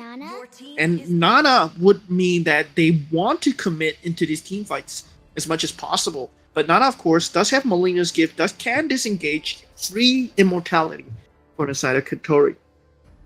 I mean, Kotori with the Odette play just now was really, really strong. But it's just straight up countering what Onyx Prime wanted to do. And Onyx Prime feel that since they picked the Fredrin and Angela, it's all into the team fights for them. If they try to pivot it and try to go for a mobility lineup, it's still possible with just a Fredrin, but they will require something like a Faramis to make it work. And Lapu Lapu, really good pick, really high mobility for an EXP lane, but that would mean Faramis would be getting banned. Onyx Prime, looking to stop any form of teamfight heroes. I mean, with the Nana, you will want to stop any form of team control.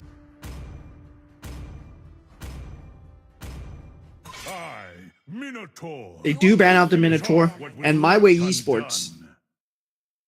I mean, they want to ban out as much mobility as possible. Faramis, Fredrin, into Angela. That's a staple. So Faramis might be a key ban that they might be looking for, but they instead choose to ban out the carry, which is a high mobility marksman as well. Really good ban, but still, Faramis pretty much on the bar. Onyx Prime, we go back to their ban. They want to ban out any form of team fight potential that can be comboed together with the Nana, because the Claude and the CC are going to be playing as a singular unit.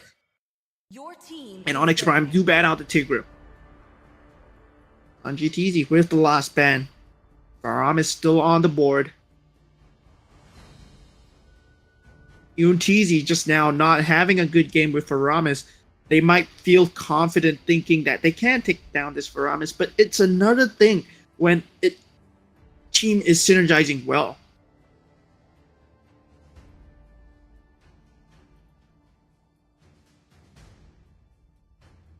Magic is my life. Choose to ban out Harif instead. So the picks here, they do have the Faramis on the board. Would they still continue to pick it for UNTZ?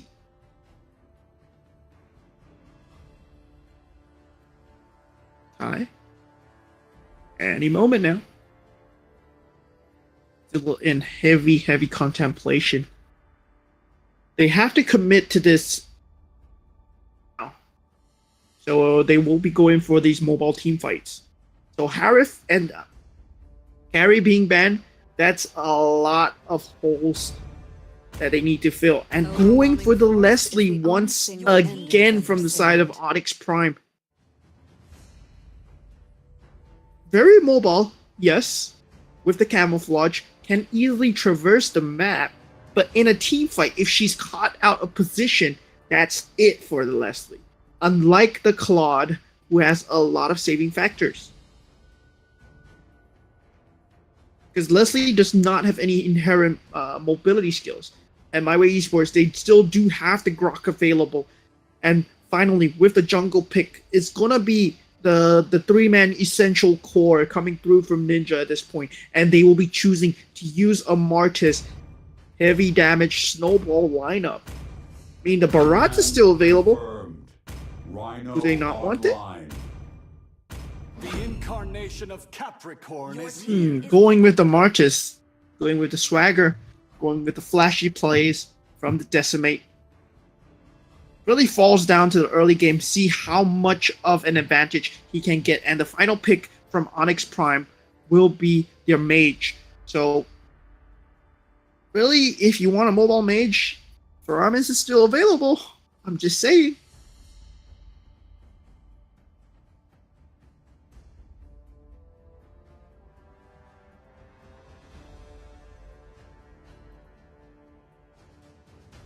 Valentina doesn't have a plethora of ultimates to steal, but Terrorize really good in the team fights.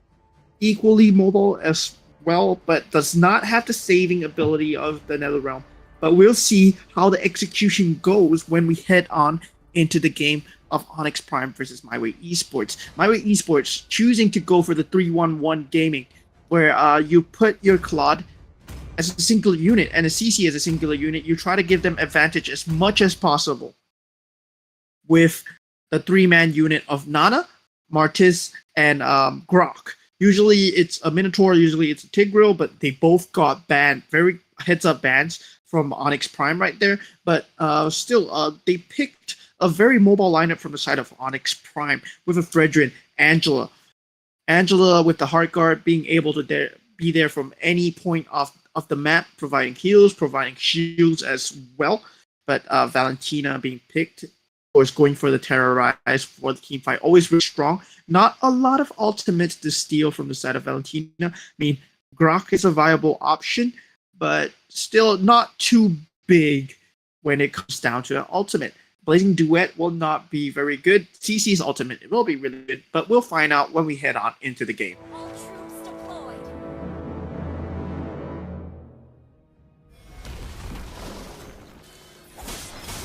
Of course, they do have a Lapu Lapu, really mobile when it comes to engaging, but still cannot traverse the map as fast. And this Leslie pick, really rattling my bones here.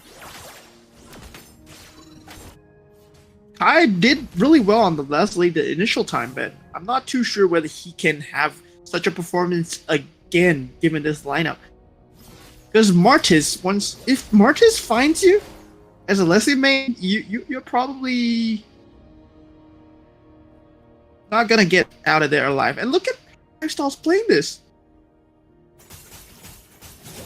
He's just denying this EXP catapult away from Ice Cube.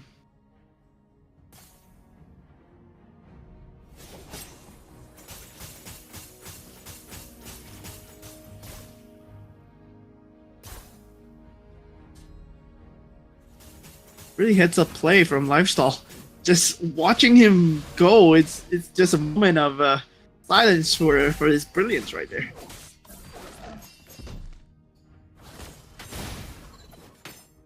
And really, this early game is very important from the side of My Way Esports. Whether they can find the picks from Ninja, whether Levi Ackerman can get the decimates off. And we will see really soon, in 10 seconds, when the girl is being spawned. And this Leslie pick, though. Really? Leslie pick, it's gonna be good. It's gonna be good. A lot of damage, a lot of bullying factor when it comes to the lane.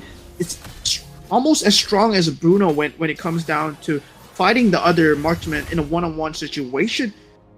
And now we have the turtle up. Sachi will be trying to go for the turtle. Lifestyle, not level 4 yet. slight mistake on his end on his farming route. And Ice Cube level 4 Lapu Lapu going in, but Ninja with the decimate onto Sopchi as he gets a turtle as well. Untizi will be following shortly behind, and this slow steamroll will be beginning. Can they stop the snowball that is Ninja? Martis, known to be an extremely heavy snowball when it comes down to momentum-wise. Ice Cube having the level 4 earlier than Lifestyle could have meant that he could have turned the team fight, but Marcus going for that play, just straight up going for Sopchi, knowing that he has the higher damage at this stage of the game. His decision making is on par with one of the top few players, and Sopchi going in with this hard guard does not find any connections whatsoever. Does get a good knockup, but no taunt.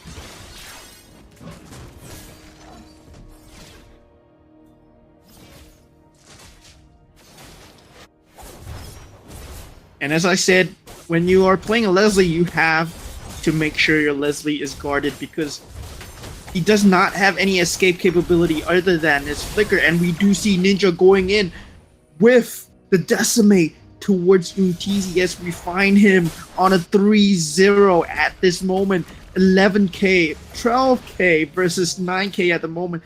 Already a 3k gold lead, 3 to 4 minutes in. Oh, it's not looking too good at all. Kai, he does get the poke damage onto XXX kills, but not for long. Sanji TZ from the back with a flicker. Very nice ultimate blazing duet from XXX kills. Does pick up Tofu as Kai has to flicker away to safety. He will not have that for the next 2 minutes. He cannot play in a forward position. He cannot get caught. Still staying here. Now this turtle being challenged from the side of Ninja. Honestly, My Way Esports looks like it's going to be a very easy game for them if they continue to play like this. Onyx Prime, their team synergy is all over the place, but they can try their best as they can because Untizi just keeps getting picked off. They're just not letting Untizi have a game at all, and that's going to be the game plan coming in to the next few stages of the game. Ninja just not letting Sopchi get his orange buff at all. Finally chooses to retreat back into the safety of his jungle.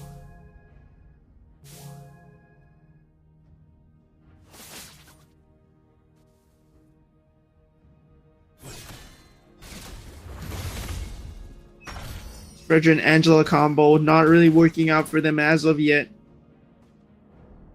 Tofu not being level 4 during the first turtle engage might have cost them the momentum, and now they have to deal with this Martis. The only way is to wait for Kai to get some form of burst damage, Berserker Fury, D-Halberd, anything to stop it.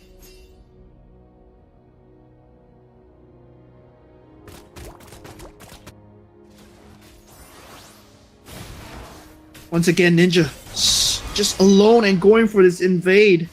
And Kai just dies 3v1 because there's no one guarding him. Ninja buying the space with this purple buff invade. And CC, look at this. He's Lifestyle.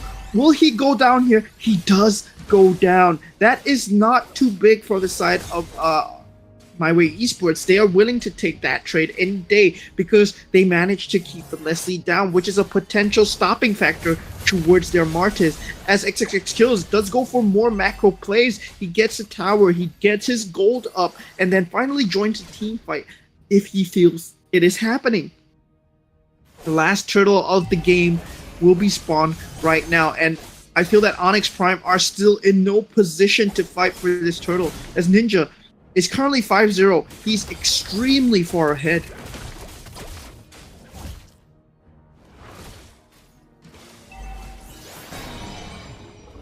I'll have to find a good pick off from the side of Onyx Prime. They did get CC, but that's not enough. They have to shut down this Mortis, which is not possible as of the moment. Ice Cube still does not have the farm to go in unabridged. Lifestyle just getting his farm up as well. These two singular units, the Claude and the CC, they can just play on their own. And Ninja, being this far ahead, he can go for these solo plays as much as he wants. While Nana and the Grok works together as a unit, they're splitting the map so well while still getting so much map control for themselves. And just look at how Onyx Prime has to play. They have to play huddle up because they're so scared of a potential pick-off coming through from the side of My Way Esports.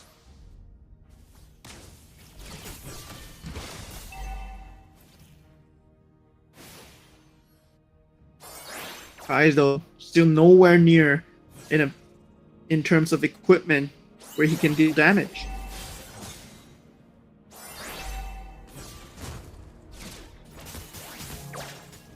And already we see only one outer turret left from the side of My Way Esports as they continue to just rack up the gold lead.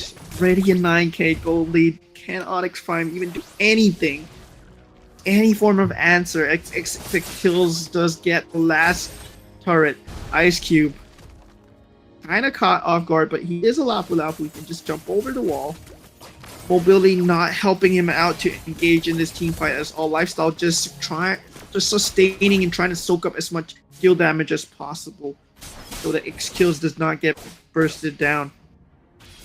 Ninja just farming up. Golden Staff now picked up for XX kills. The Lord will be the fighting factor for My Way Esports. They will get this for free. If Onyx Prime do go in here, they cannot fight under this kind of pressure. They can only fight under the presence of the towers right now. And look at this. It's an 8k net worth from the side of Martis. He has so much going for him. He already has the Hunter Strike, building towards the Radiant Armor. And the 3 core items from Claude is already out, while Leslie only has 2, Berserker Fury and Endless Battle. Still a lot of damage, given the fact that she does provide true damage, but a singular catch is all it takes for her to be out of the game. Ninja poking and prodding, making use of the farm. Sachi not in a prime position at all. Will not be able to keep alive. Hard guard not being committed there. Did not have it. Actually did have it, but not being able to commit there. The Lord barrels down. They lost their frontliner. They will lose all their inhibitor turrets here and potentially the game if they cannot go in. Sachi still out of the game. They have to wait the 7 seconds if they want to fight this at all. Onyx Prime on the back foot here. My Way Esports looking to end things as Lifestyle does manage to irritate Ice Cube into going back into the fountain. Cannot engage together Sachi, but does get this does get a kill on the XX kills. Ninja answers back as he takes Sachi out of the game, and Ninja might be going down to Kai as well. This might be some signs of life as they cannot take out the base. Slowly falling down. Tofu and Kotori. It's a 1-4 trade. Onyx Prime's base looking very barren, but still they hold on to fight another day. And Kai, once he manages to get his 3rd item, it's gonna mean the world for Onyx Prime as he will be dealing the damage. But Tofu, oh my god, just look at the damage that Lifestyle is bringing. Still in a 1vx situation. And still holding on, still exerting pressure. That's why teams ban out the CC, because she might not be a good teamfight hero, but she uses that lane dominance to get you guys ahead. So it's always good to combo a CC with a Claude.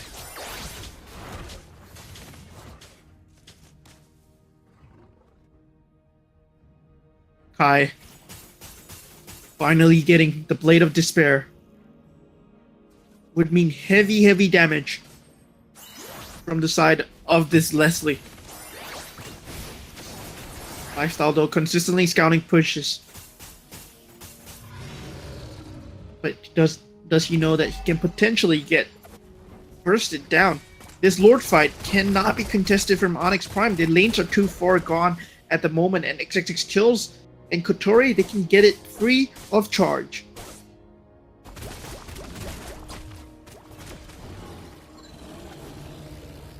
Onyx Prime cannot contest it at all. They cannot leave the base if they want a win, and they will have to hold this Radiant Lord. With the base being at half HP, if My Way Esports find the right timings, find the right freezes on this creep lane, they push with this Lord push. It is pretty hard to freeze a lane when you have super creeps. At least that's going in the way of Onyx Prime. We're falling into the later stages of the game here, ladies and gentlemen. So we will see the final fight about to unfold between My Way Esports and Onyx Prime. And a good semblance of damage coming through from Kai. Ninja does note that he will not be falling to burst damage anytime soon as the Lord marches on in. We do have the initiation by Ninja. Does he go in though? And Sanji Teasy already in, Blazing Duet on top of the Teasy gone for the count. Topchi already low and gone for the count as well. Ice Cube will be going down soon, and they will not be able to hold on to the base. Kai has too much to do as My Way Esports will be taking it 2-0. Just a heartbreaking loss for Onyx Prime as they still remain at 0 points. My Way Esports showing why they are the second seed. Look at Ninja's optimization here. He just goes for a Hunter Strike and he wants to frontline for his team as much as possible. Look at the Athena Shield, the brute force plate. Kurt's helmet as well. Wow, that is a lot of tankiness. And yeah, just Leslie doing damage is good, but it's not good enough when the mage is being kept down so much. Name of the game for My Way Esports was to keep TZ down as much as possible. Ice Cube could not get a say in with Lifestyle being such a thorn on the CC. Despite not having much impact in the team fight, he has so insane map control at this point. Just very, very well done map control from the side of My Way Esports, playing together as a unit very well, despite being apart. Is kind of like a divided we conquered strategy that they had, and they did really, really well. So congratulations to My Way Esports for getting, if I'm not wrong, 13 points. 13 points right now. So they will be, no, I think they're at 16 points right now. Yeah, 16 points right now. So they are right behind Xeno Zenith. Xeno Zenith at 18 points. And we will be heading to a break. I'll see you guys for the next game, next best of 2 shortly. See you guys. 2023 has been a momentous year for Mobile Legends Bang Bang Esports. Let's take a moment to glimpse into what lies ahead in 2024, where we will have more tournaments, more matches, more initiatives across the world, surpassing the growth we achieved this year. We kickstart the year with the first half of MPL seasons and official tournaments from February to June, including development leagues such as MPL Indonesia and MPL Philippines. We would also like to introduce the MLBB Academy League, or MAL, a second-tier professional league in Malaysia, which will serve as an official platform between grassroots tournaments and professional league. Next, we will revisit the return of the Snapdragon Pro Series MLBB, organized by ESL in the middle of the year. Building up for MSC 2024, now rebranded as the Mid-Season Cup, with a new vision to be more globalized and inclusive than ever. Heading into the 8th year of the series with higher stakes, the new MSC will be held outside of Southeast Asia, with more participating teams and a bigger prize pool.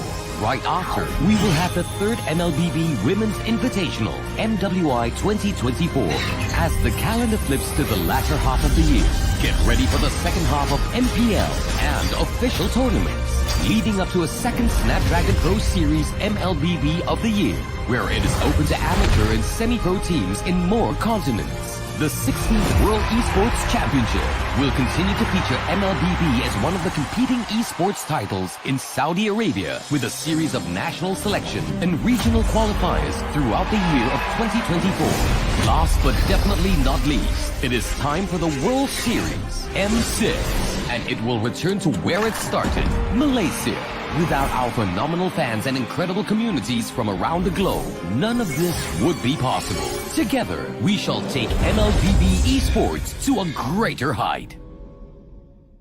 2023 has been a momentous year for Mobile Legends Bang Bang Esports. Let's take a moment to glimpse into what lies ahead in 2024, where we will have more tournaments, more matches, more initiatives across the world, surpassing the growth we achieved this year.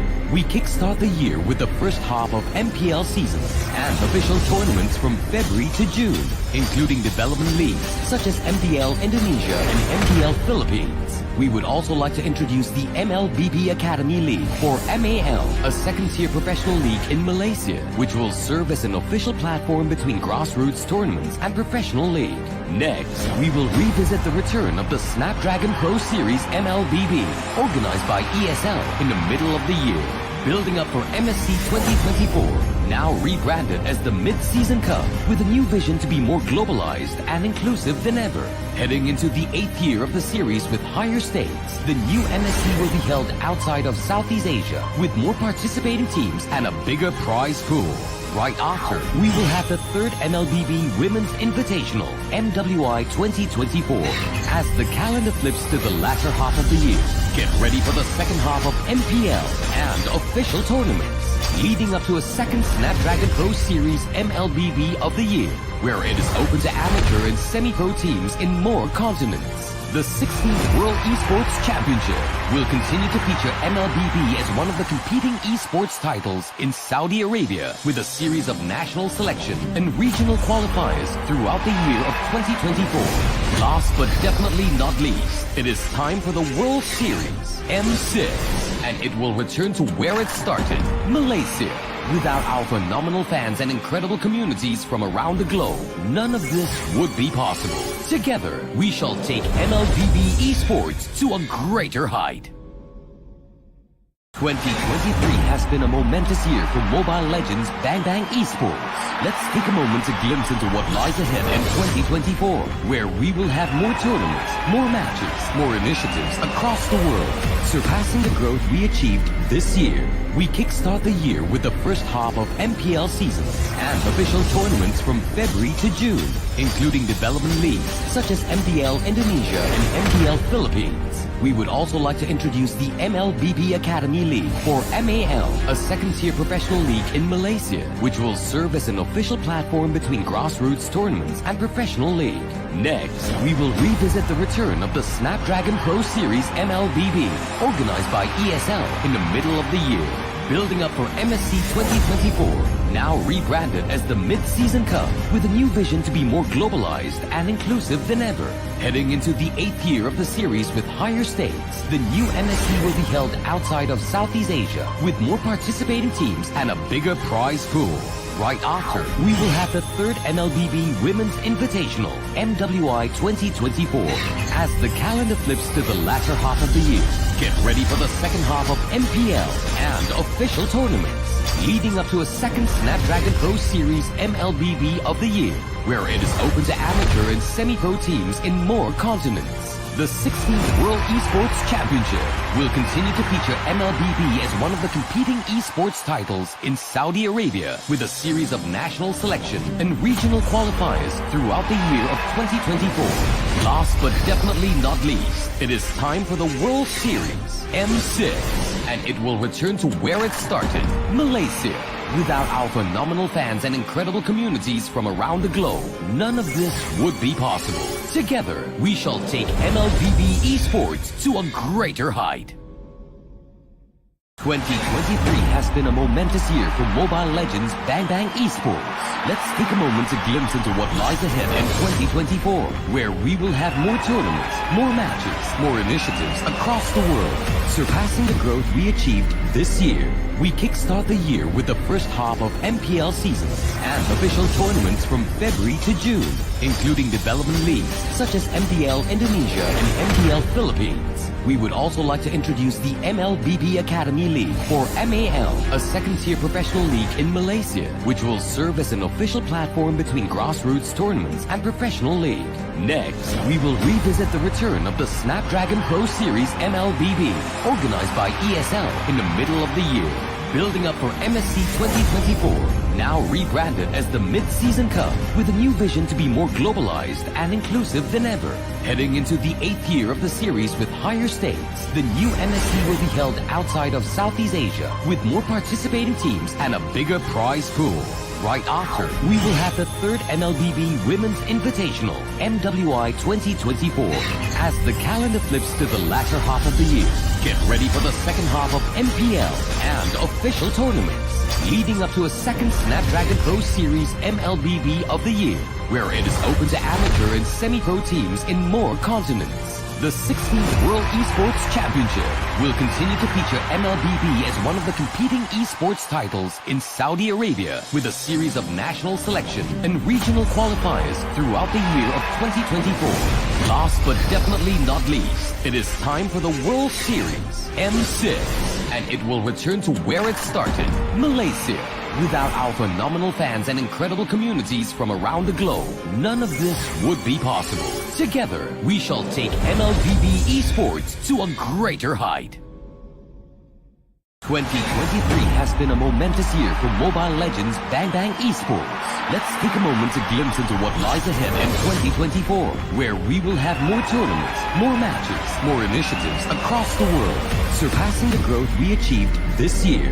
We kickstart the year with the first half of MPL seasons and official tournaments from February to June, including development leagues such as MDL Indonesia and MDL Philippines. We would also like to introduce the MLBB Academy League, or MAL, a second-tier professional league in Malaysia, which will serve as an official platform between grassroots tournaments and professional league. Next, we will revisit the return of the Snapdragon Pro Series MLBB, organized by ESL in the middle of the year, building up for MSC 2024, now rebranded as the Mid-Season Cup, with a new vision to be more globalized and inclusive than ever. Heading into the 8th year of the series with higher stakes, the new MSC will be held outside of Southeast Asia, with more participating teams and a bigger prize pool. Right after, we will have the third MLBB Women's Invitational, MWI 2024, as the calendar flips to the latter half of the year. Get ready for the second half of MPL and official tournaments, leading up to a second Snapdragon Pro Series MLBB of the year, where it is open to amateur and semi-pro teams in more continents. The 16th World Esports Championship will continue to feature MLBB as one of the competing esports titles in Saudi Arabia, with a series of national selection and regional qualifiers throughout the year of 2024. Last but definitely not least, it is time for the World Series, M6, and it will return to where it started, Malaysia. Without our phenomenal fans and incredible communities from around the globe, none of this would be possible. Together, we shall take MLBB esports to a greater height.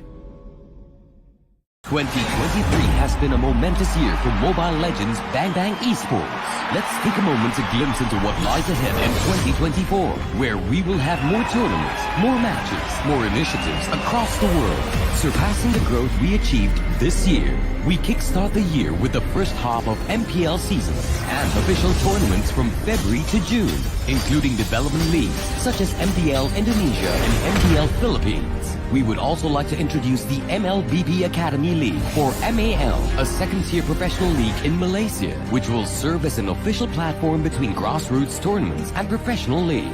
Next, we will revisit the return of the Snapdragon Pro Series MLBB, organized by ESL in the middle of the year, building up for MSC 2024, now rebranded as the Mid-Season Cup, with a new vision to be more globalized and inclusive than ever. Heading into the 8th year of the series with higher stakes, the new MSC will be held outside of Southeast Asia, with more participating teams and a bigger prize pool. Right after, we will have the third MLBB Women's Invitational, MWI 2024, as the calendar flips to the latter half of the year.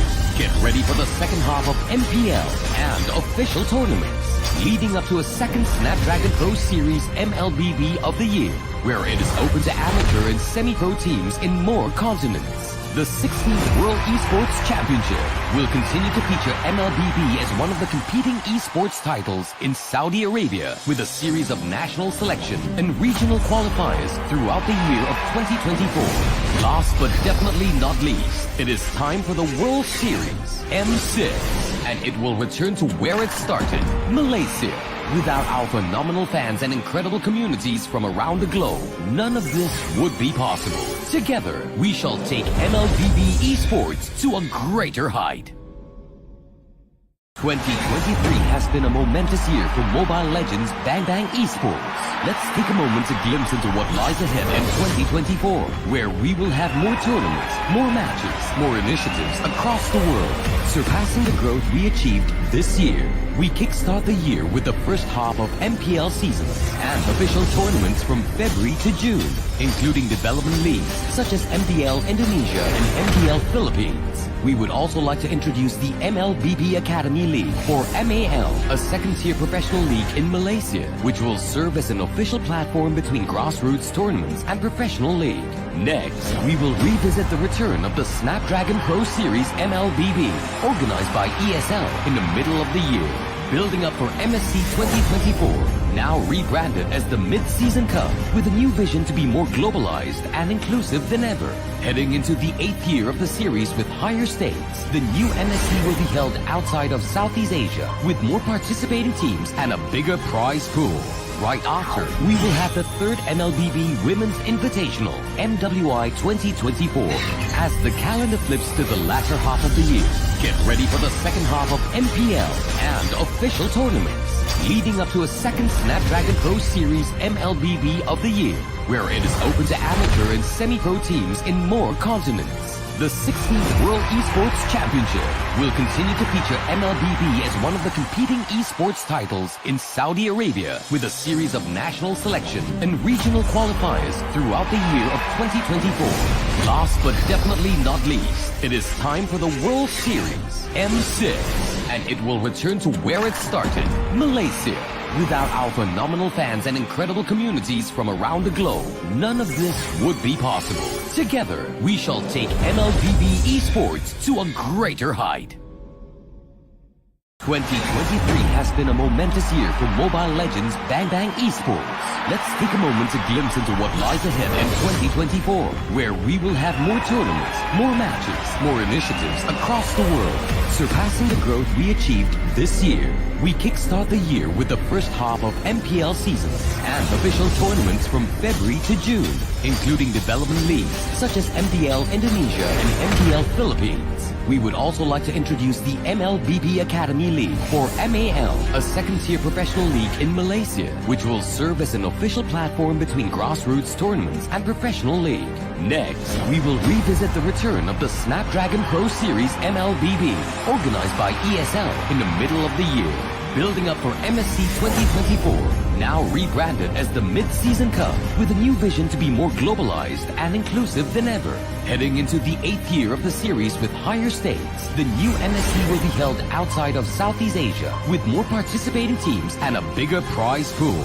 Right after, we will have the 3rd MLBB Women's Invitational, MWI 2024, as the calendar flips to the latter half of the year. Get ready for the second half of MPL and official tournaments, leading up to a second Snapdragon Pro Series MLBB of the year, where it is open to amateur and semi-pro teams in more continents. The 16th World Esports Championship will continue to feature MLBB as one of the competing esports titles in Saudi Arabia, with a series of national selection and regional qualifiers throughout the year of 2024. Last but definitely not least, it is time for the World Series M6, and it will return to where it started, Malaysia. Without our phenomenal fans and incredible communities from around the globe, none of this would be possible. Together, we shall take MLBB esports to a greater height. 2023 has been a momentous year for Mobile Legends Bang Bang Esports.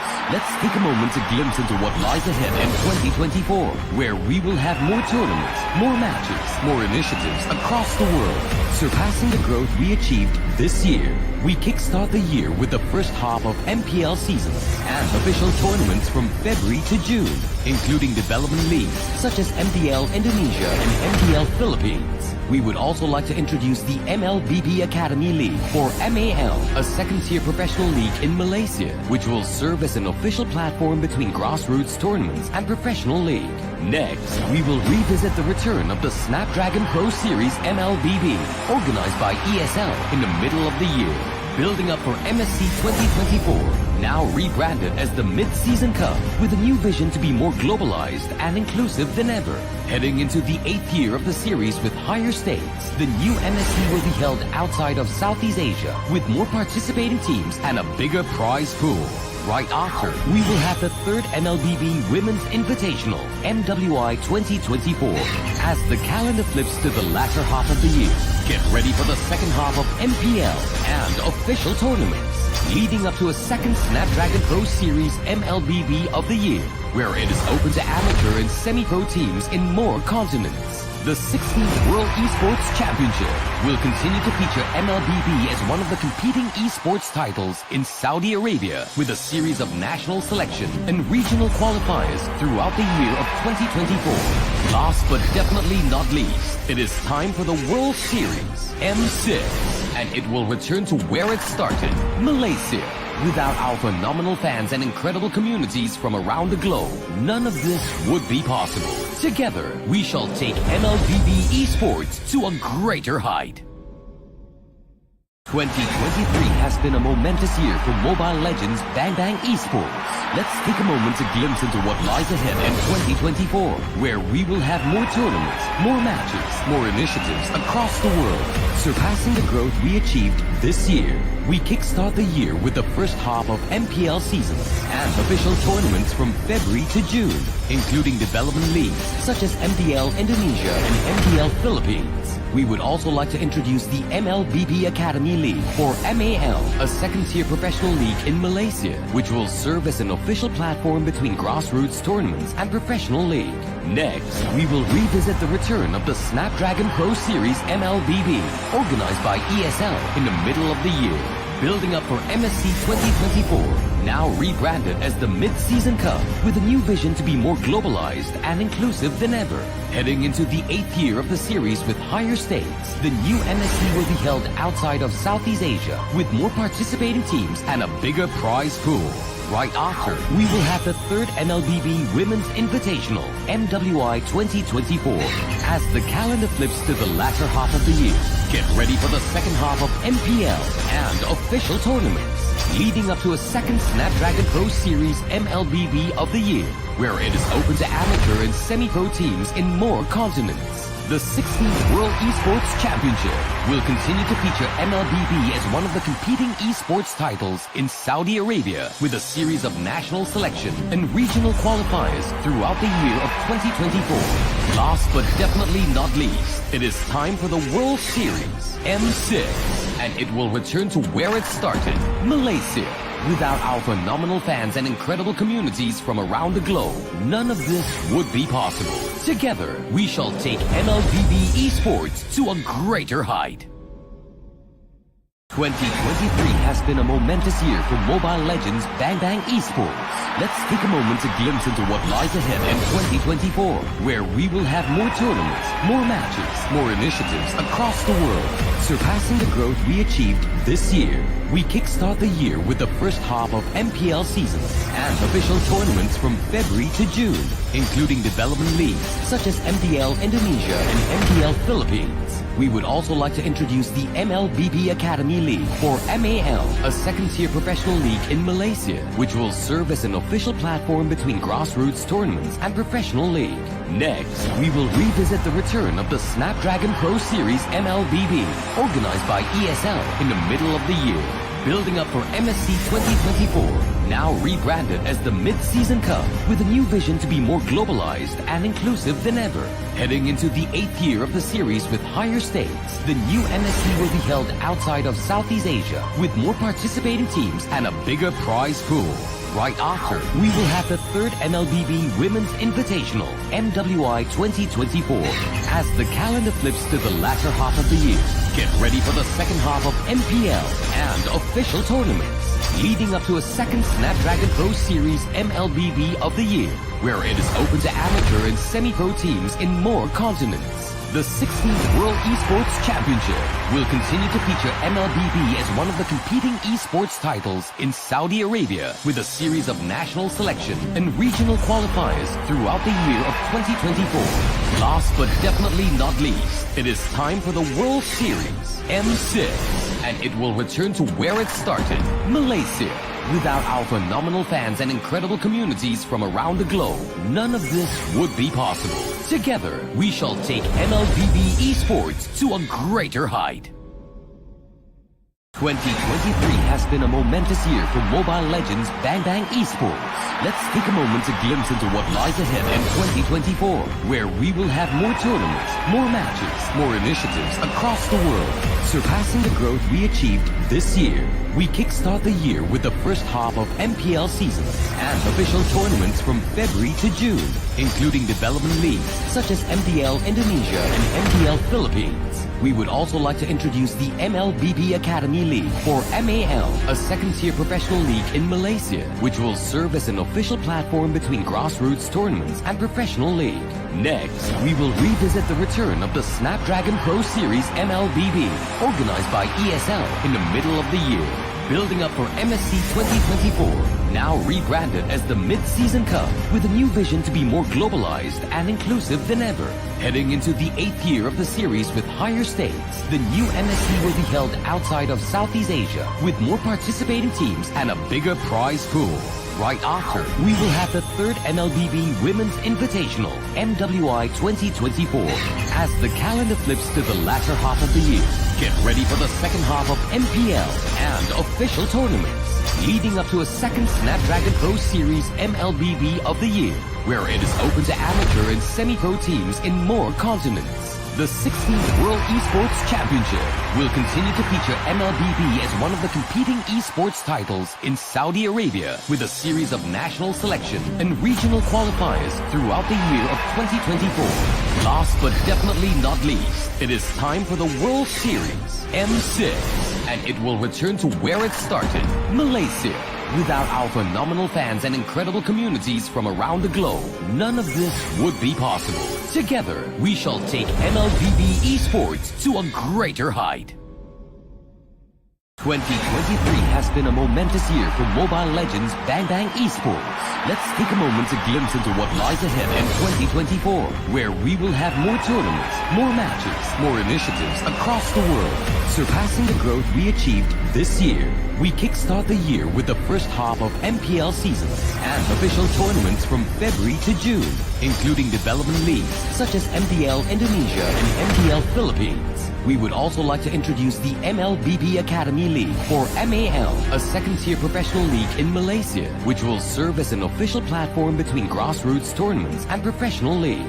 Next, we will revisit the return of the Snapdragon Pro Series MLBB, organized by ESL in the middle of the year, building up for MSC 2024, now rebranded as the Mid-Season Cup, with a new vision to be more globalized and inclusive than ever. Heading into the 8th year of the series with higher stakes, the new MSC will be held outside of Southeast Asia, with more participating teams and a bigger prize pool. Right after, we will have the 3rd MLBB Women's Invitational, MWI 2024. As the calendar flips to the latter half of the year, get ready for the second half of MPL and official tournaments, leading up to a second Snapdragon Pro Series MLBB of the year, where it is open to amateur and semi-pro teams in more continents. The 16th World Esports Championship will continue to feature MLBB as one of the competing esports titles in Saudi Arabia, with a series of national selection and regional qualifiers through Hello, ladies and gentlemen. Welcome back to MCCM Season 3, Day 6. I'm your caster, Moman, and I'll be bringing you the best of two from VK, Vampire Kenagan, versus Wawa Gaming. So, currently, Vampire Kenagan is standing at 4 points, if I'm not wrong. And from Wawa Gaming, they are just up to 9 points at the moment. Very close for the third seed. Very close for the third seed. Can they push themselves in to the first top 4, or will Vampire Kenagan come with an upset today? I'm not too sure. Vampire Kenagan, of course, representing Thailand from the Mekong region, and we have Wawa Gaming, which is representing Laos as well. I gotta say, these Laos teams are really very strong coming into this tournament, and this M Challenge Cup has brought out the best in each region. I feel that, of course, Vietnam currently at the top. Laos as well, very strong standings from both Wawa Gaming, My Way Esports as well. But we'll find out as we head on into the draft. We do have the standard Matilda bands going in, and the Angela and the X-Borg. Very obligatory. You need to get those out of the way. Don't want to face against those.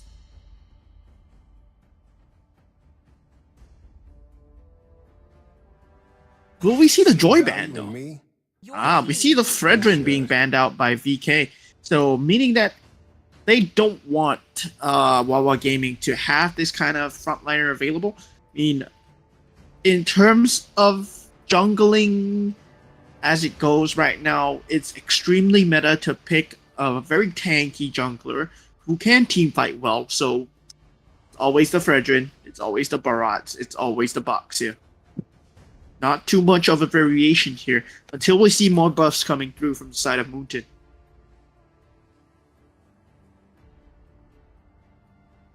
Of course, every season, different things. And we will see the third ban coming through from the side of Wawa Gaming. They were playing extremely well yesterday, though. I have to say, they were versus Onyx Prime, so might not be a good telling factor because Onyx Prime is still currently at 0 points. But we'll see the true test today when they fight against Vampire Kenagan. Ruby being banned out, so Vampire Kenagan coming in the last ban, and we go into the more interesting things, which is the picks. The CC being banned out as well. So the meta heroes that are still in the pool: Barats, Boxia, Claude, Vexana, Minotaur. This is all available as a first pick for Wawa Gaming. I mean, even the not so highly sought after ban, but still a good pick. Faramis will be still available, but Angela is not in play.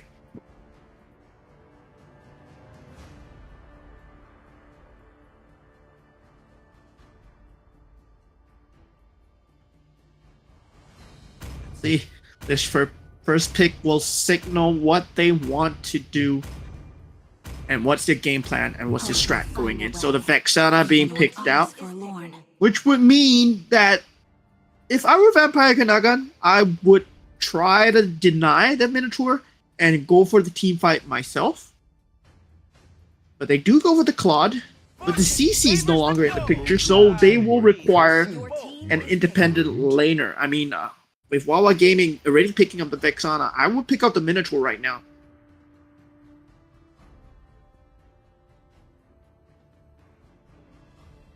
I would pick up as many frontliners as I can for Vexana, but knowing Wawa Gaming, they can still pivot off of this.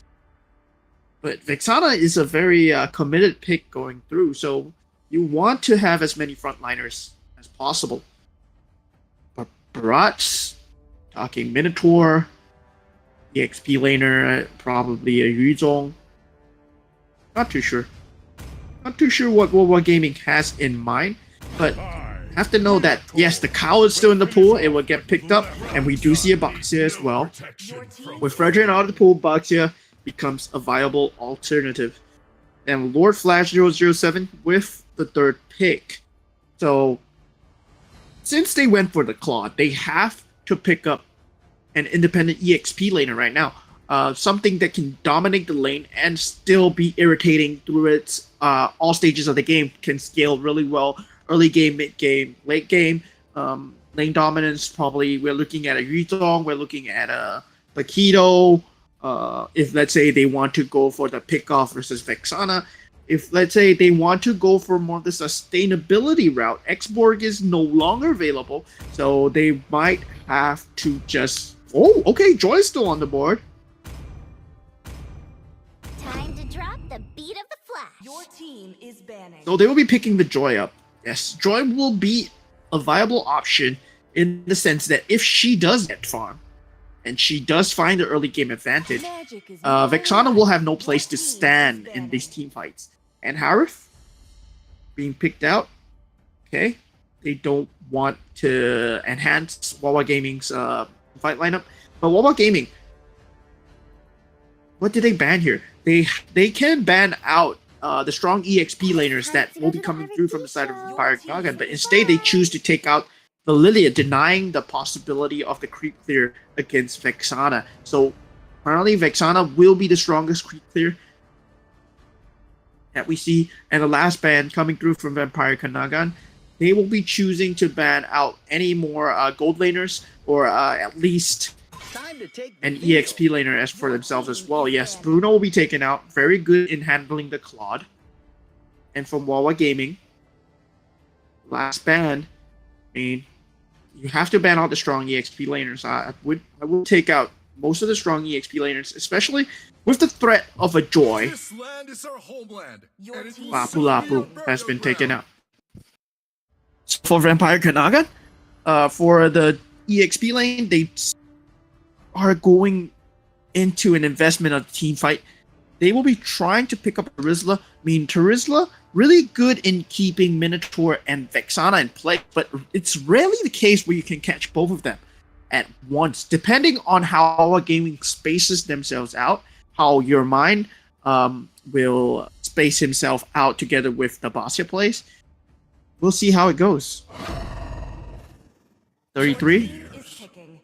Picking the Terizla. I mean, now we do have the Arlott, and it's unlikely that he's going to go for a Layla, but we'll see. They still have a marksman to pick up, for a gold laner to pick up, actually. I mean, Lunox gold lane would be really strong. Lunox in farm, you can disengage very easily. If he does have a flicker, would be good as well.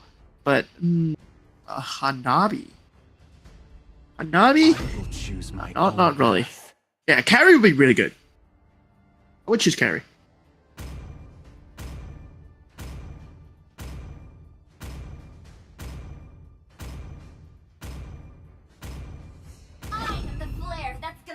And instead going for the Beatrix pick here, wanting to have the enhanced team fight. The AoE that the Beatrix brings is a lot more, but it's still a very easy pick-off target for the side of Vampire Kanagan. They do have the Lure E now, so they are going for these guerrilla squad fights. They want to take as many segmented team fights away as possible. They don't want to go for the 5v5, especially if they're not ahead. But they do have the Claude to bring the macro factor in. But Beatrix has a lot of wave clear. So when we go in, it's going to be Arlott on the EXP lane. So this Arlott will have farm. This Arlott will have items to be able to go in, not instantly picked off. It's not just a one and done final slash. And the more important thing is how the Vexana positions herself away from the Joy. The name of the game here for Vampire Kanagan is to segment away the Vexana as much as possible. They want to take away as much space as possible from the Vexana so that she cannot land Eternal Guard. She cannot land her blast at all. And her Terrorize will bring no value. VK, they will have to space themselves out really well here. I mean, they do have the vision advantage having Dexter on Claude, but Claude, he will have to use that as a safety tool to escape from any potential team fights. The first turtle fight, I mean, with the EXP laner being Terizla and the EXP laner from the other side being an Arlott, I really favor the Arlott. So it's always on the side of Wawa Gaming for me, and then we'll be heading straight into the game, and let's see what happens next.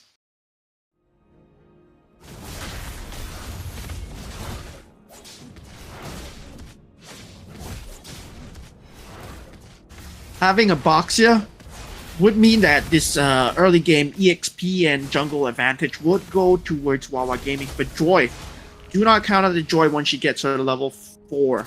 And Loi in these team fights can be extremely disruptive, not to forget her repositioning ultimate that's available every 20 seconds. And we do have a pause coming through. I'm not too sure what's going on, but there might be some technical issues as we waited very long for the game to start. And for Loi, yeah, just take note of the 20 seconds that she can reposition herself and her entire team. So there's a possibility that somebody's coming through. There's a possibility that all 5 members might be coming through from the side of Empire Kanagan. They are going for this very, very mobile lineup with the Joy, with the Claude, with the Luo E. The 2 X factors being the Terizla's penalty zone, and whether the Grok and the block on time.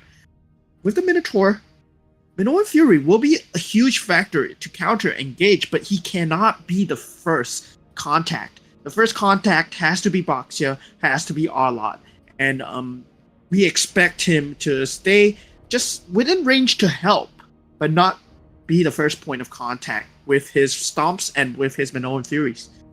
Yeah, so I'm not too sure what's going on, but yeah, let's go for a short break. I'll see you guys later afterwards, and yeah, see you guys. 2023 has been a momentous year for Mobile Legends Bang Bang Esports. Let's take a moment to glimpse into what lies ahead in 2024, where we will have more tournaments, more matches, more initiatives across the world. Surpassing the growth we achieved this year, we kickstart the year with the first half of MPL seasons and official tournaments from February to June, including development leagues such as MPL Indonesia and MPL Philippines. We would also like to introduce the ML. All right, ladies and gentlemen, we are back. Still early stages, nothing going on, 0-0. Teams have fixed their issues, and now we do see an early game skirmish on the mid lane, but it's all for the Joy to invade and get as much creep advantage as possible before this level 4 engage on this turtle. Still 1 minute away, but the first ganks from this jungle will be very pivotal. I mean, we're not going to see a Boxia be able to clear out a Claude, but Joy could potentially find the Arlott out of position if Artemis is out of position. 30 seconds still for the first turtle. Really favoring this Wawa Gaming lineup when it comes to the turtle fight, due to the fact that they do have the stronger displacement ability from Arlott with the final slash. You can easily just zone the Terizla out, and 33 is not having a good time versus Arlott. I mean, in terms of HP, he will be doing fine. No, in terms of quick clear, he will be doing fine, but in terms of HP, he will not, as Arlott has much more sustain. And with this Vexana coming to help out the bottom lane, it might mean that he might get a level 4 early, having the Eternal Guard earlier. First turtle being started. Very nice block from Nile. Trying to reset the turtle, trying to give some space for Terizla to get level 4 and come on in with his penalty zone. Now we do see the turtle fight will be coming through. Very nice block from Nile once again. Grok has been on point, and 33's penalty zone needs to be on point. Artemis does take heavy damage and does go down before he gets the final slash. Eternal Guard does come through from the other side. Your Mind will be able to get the turtle. Your Mind clears up 33 EXP lane for EXP lane, but Wawa Gaming do get the turtle and the kill as well. Vampire Naga do get the first blood, but not able to take the turtle. This is very huge for the side of Wawa Gaming, because Vampire Kanagan, without this turtle advantage, does not have the ability to run around freely as much as they would have with the shield buff that Wawa Gaming has. Still, Arlott going down this early in the game would mean that it's signifying that he probably needs to build a lot more tank items. And this itemization from Artemis would be very important to decide the later factors of the game.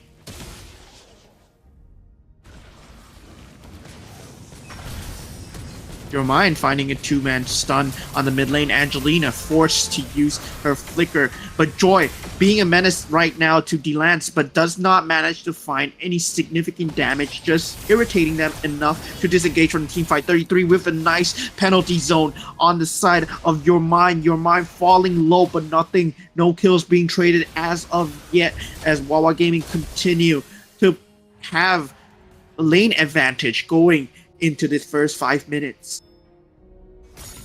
Boido with a teleport. Respect.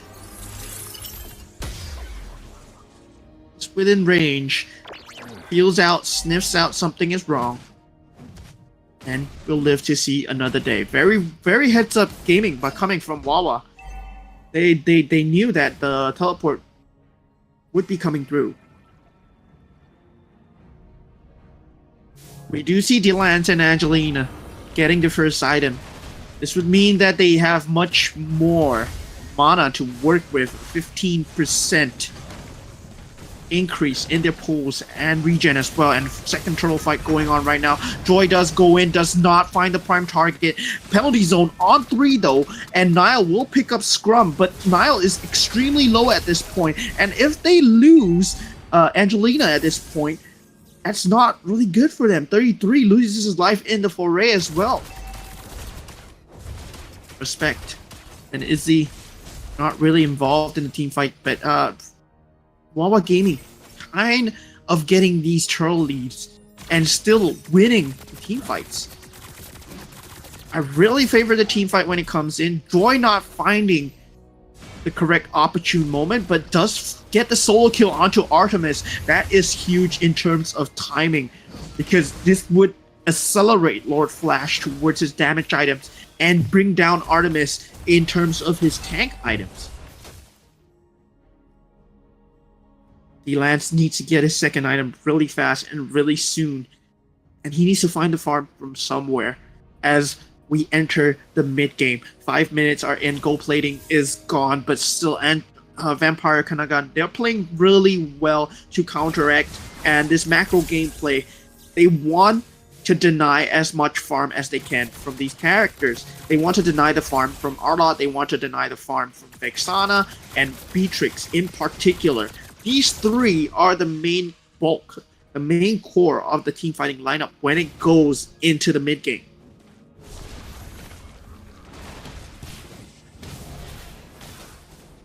Doing an extremely good job of keeping the Vexana down. Boy, with this teleport. Would put Izzy out of position, and he was trying to recall away, but found out by the Minotaur he is not in a good situation at all. Back wall, and Delance bringing him very low is 33, but does not get the finish, escaping by the skin of his teeth. One bad call from the side of VK, not realizing the pre-priority that they did not have, going in too deep, finding Izzy out of position. Nile will get out with the skin of his teeth, and Respect will go down in exchange. The turtle fight will be occurring soon though. And we do see Joy going in. Your Mind does get the turtle. I mean, Lord Flash, it's not been getting turtles, but what's important now is that they're funneling the farm onto Lord Flash 007. They're making sure that he has the items to go in the later stages of the game. And giving the farm to him is much more important than giving the farm to 33 at this point of the game, because 33, he has his innate tankiness, he has his innate sustainability, and he just has to land a huge penalty zone. Just one and done. But despite the fact that he might not get much farm, he still is finding it, as in this later stage of the game, it gets much easier for them, given that they have taken the outer turrets from both sides.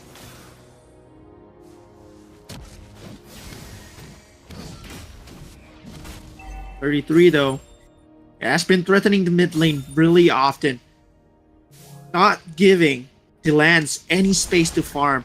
Despite the fact that he hasn't died yet, he cannot go out to get any gold at all, is he? We do see the Demon Hunter Sword being picked up right now.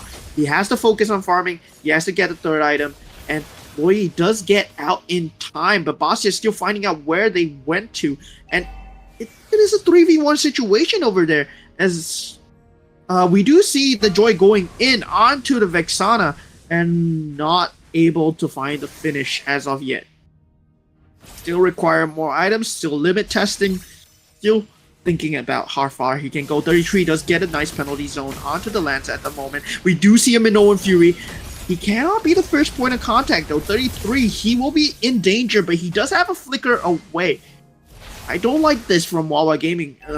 Minotaur being the first point of contact would mean that they have much more opportunity to prepare and counter engage. He has to be the secondary factor into this team fight.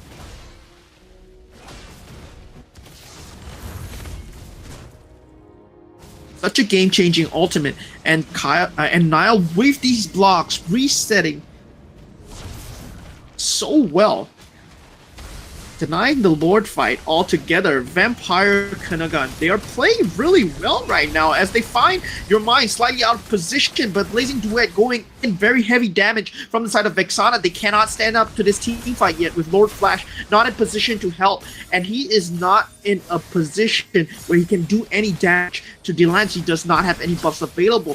Vampire Kanagan, they need to retreat right now as they do and disengage and potentially give up the Lord to Wawa Gaming. Vampire Kanagan just not finding the buffs on Joy in time before this Lord is available, and the damage that Delance is starting to do is affecting them so much, just chipping them down. A fake teleport by Loi.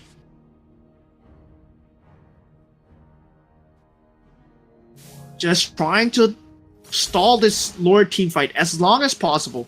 Respect though, at this point of time, he does have a lot of damage. Niall with the engage on the start, Blazing Duet. They do have the Minoan Fury for the counter engage. Respect will get the better of Angelina. Lord Flash finally going in for the Vexana, not able to get the finish. Artemis still being a thorn in Vampire Kanagan's side as they continue on to damage down the Lord. It's still anybody's Lord at this moment. Lord Flash, he does not have the retribution, but the blocks from Niall, they just deny the Lord. But finally at half HP, semblance of damage to the Lord, your mind will be able to get the retribution finish, and the knock-up by the Lord. It could mean the world for Wawa Gaming. Eternal Guard on 33, he does die, but Respect does get caught out, and Scrum, if he and Respect dies here, yes, triple kill, and your mind and Delance, they're all but not two characters left over on such low HP. They need to escape right now. They need to find a better timing to engage. Loi, Angelina coming in at the correct time with her yin and yang, finding proper targets, taking out the key to Wawa Gaming's fighting potential. The Lord being just wasted right now for Wawa Gaming as they made a slight blunder engaging for the team fight. With that knock-up, they thought they could have had the chance, but the burst just wasn't enough coming through from the side of Vexana. The Eternal Guard was found, but not the blast. Athena shields coming out from the side of 33. This would negate a lot of damage from the side of Vexana. Really good itemization from the from the team of Vampire Kanaga. It's still neck and neck though. Both teams are 7-7, and there's only a 2k difference. Scrum being the first point of engage might not be what he needs to do here. Niall falling very low, Beatrix getting very high in the damage. Niall cannot be out of position anymore. Lord Flash not near at all, still trying to bring himself into a zone where he can potentially burst down anyone in the front line. From and 33 just exchanging a bit of damage. teasing, posturing. Both teams will have their own win conditions. Wawa Gaming, be it the final slash for the Loi to find the Loi. Both mages can deal heavy damage. Do see the teleport from Loi, but nobody will be going through. Just trying to scout out this position of the Wawa Gaming members. Priority right now will still be the buff, the purple buff on to Joy. Once he gets this, it's Vampire Kanagan's timing. Especially with Izzy so close to his Holy Trinity.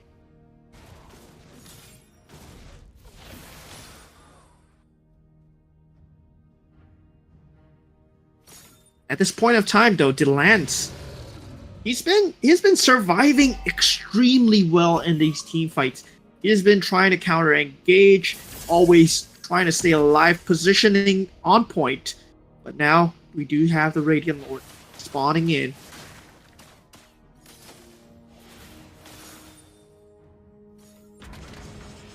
Artemis in a situation where he might die. Flicker being used by Nile. Very good engage, but the counter engage, Minoan Fury found on Angelina. They do find the correct target, and this might be at the end for Vampire Kanagan. Lord Flash comes in the nick of time. 33. Can he escape away though? Delant out for the count would mean a heavy disadvantage in the team fight. Blazing Duet not having much advantage right here from Izzy, as he cannot find the damage.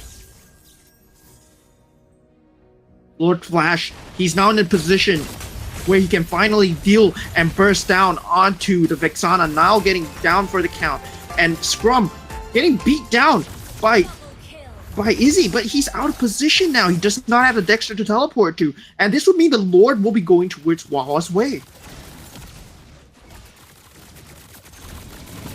Loi, though, he does have a teleport. Huge penalty zone. Angelina, huge plays, taking out Respect right now. Angelina being the crew of this fight. And Delance will find a counter kill. Still, nothing being exchanged. Both teams still neck and neck. No objectives being taken. This is just empty damage here, folks. It's still anyone's game at this point. 33, he does have the blade armor picked up already. He will be a threat to both the Lance and Respect at this point. Masya, though, getting very high up there in terms of tankiness.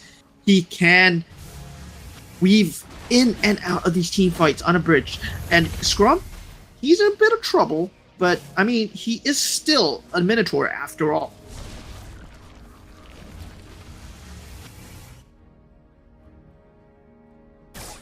Nile not finding any blocks as of the moment. No, not needing to. I mean, as Vampire Kanagan, just their lineup is just much more mobile in terms of map control. They do have a Loi, they do have a Claude, who can easily weave in and out of these split pushes and team fights.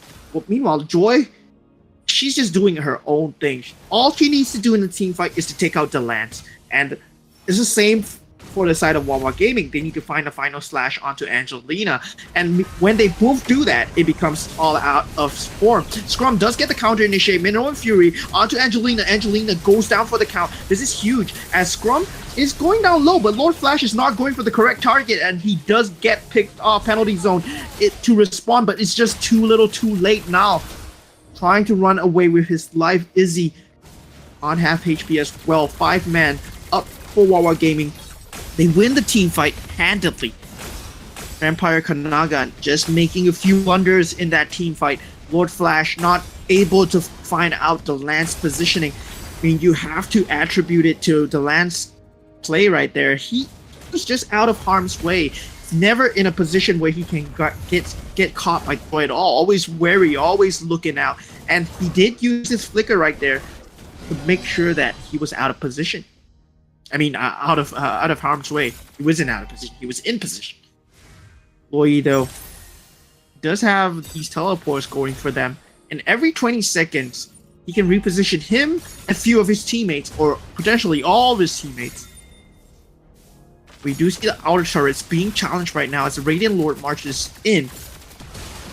Still anyone's game, still anyone's timing at this point. Scrum does get beaten down to a pole, but is not dead. Lord Flash will be able to find Delance as Delance goes down for the count. This team fight favors Vampire Kananga at the moment. Izzy does find a pick-off on Scrum's Respect in kind. Manages to trade Izzy out, and Artemis with the final slash.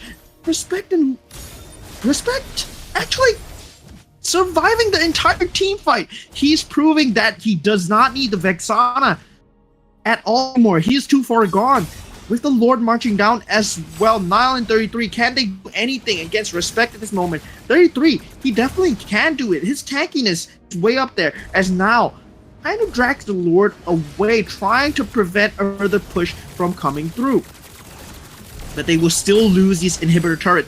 And if they want to have any form of team fight, they cannot lose 33 right now. As Wawa Gaming, they will want to go for the throw. 3 seconds left on Izzy. Can he do anything? The base is being challenged right now. 933 trying to hold on, but the base finally falls. Wawa Gaming going for the throw at the correct timing. Perfect gaming.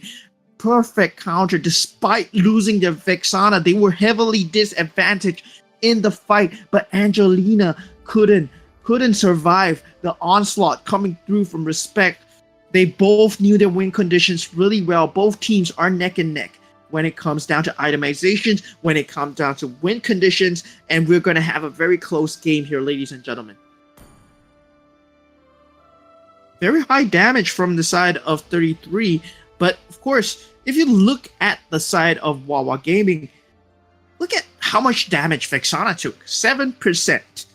And that was a joy trying to aim down the Vexana at all time. This shows how good of a positioning that Delance had in comparison to Angelina. Angelina took twice as much damage, so that's twice as much deaths.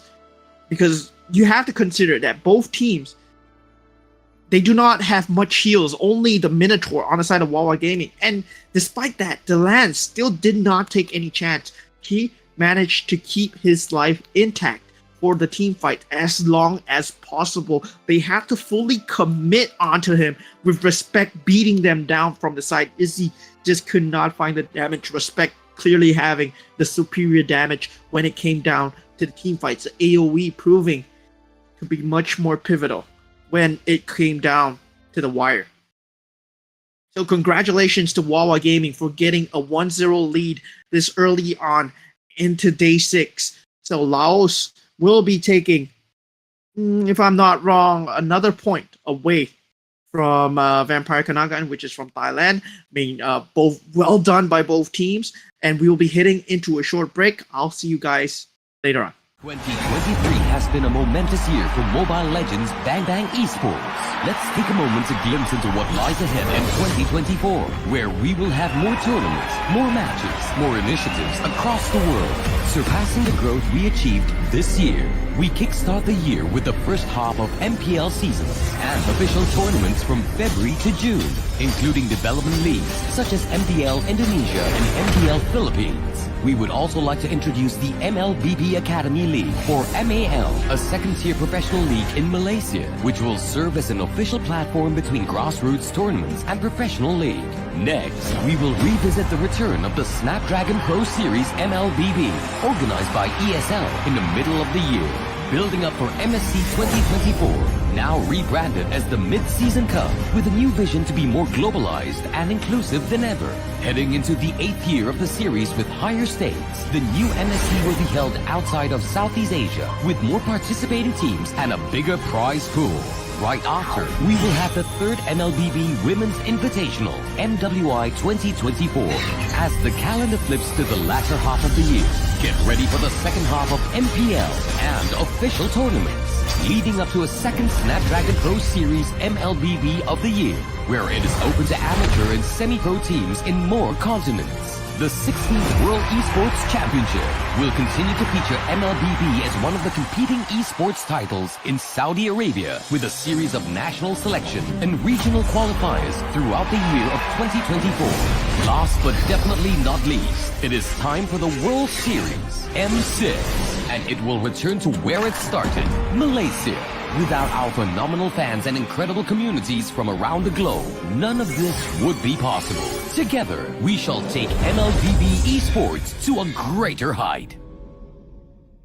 2023 has been a momentous year for Mobile Legends Bang Bang Esports. Let's take a moment to glimpse into what lies ahead in 2024, where we will have more tournaments, more matches, more initiatives across the world, surpassing the growth we achieved this year. We kickstart the year with the first half of MPL seasons and official tournaments from February to June, including development leagues such as MDL Indonesia and MDL Philippines. We would also like to introduce the MLBB Academy League, or MAL, a second-tier professional league in Malaysia, which will serve as an official platform between grassroots tournaments and professional league.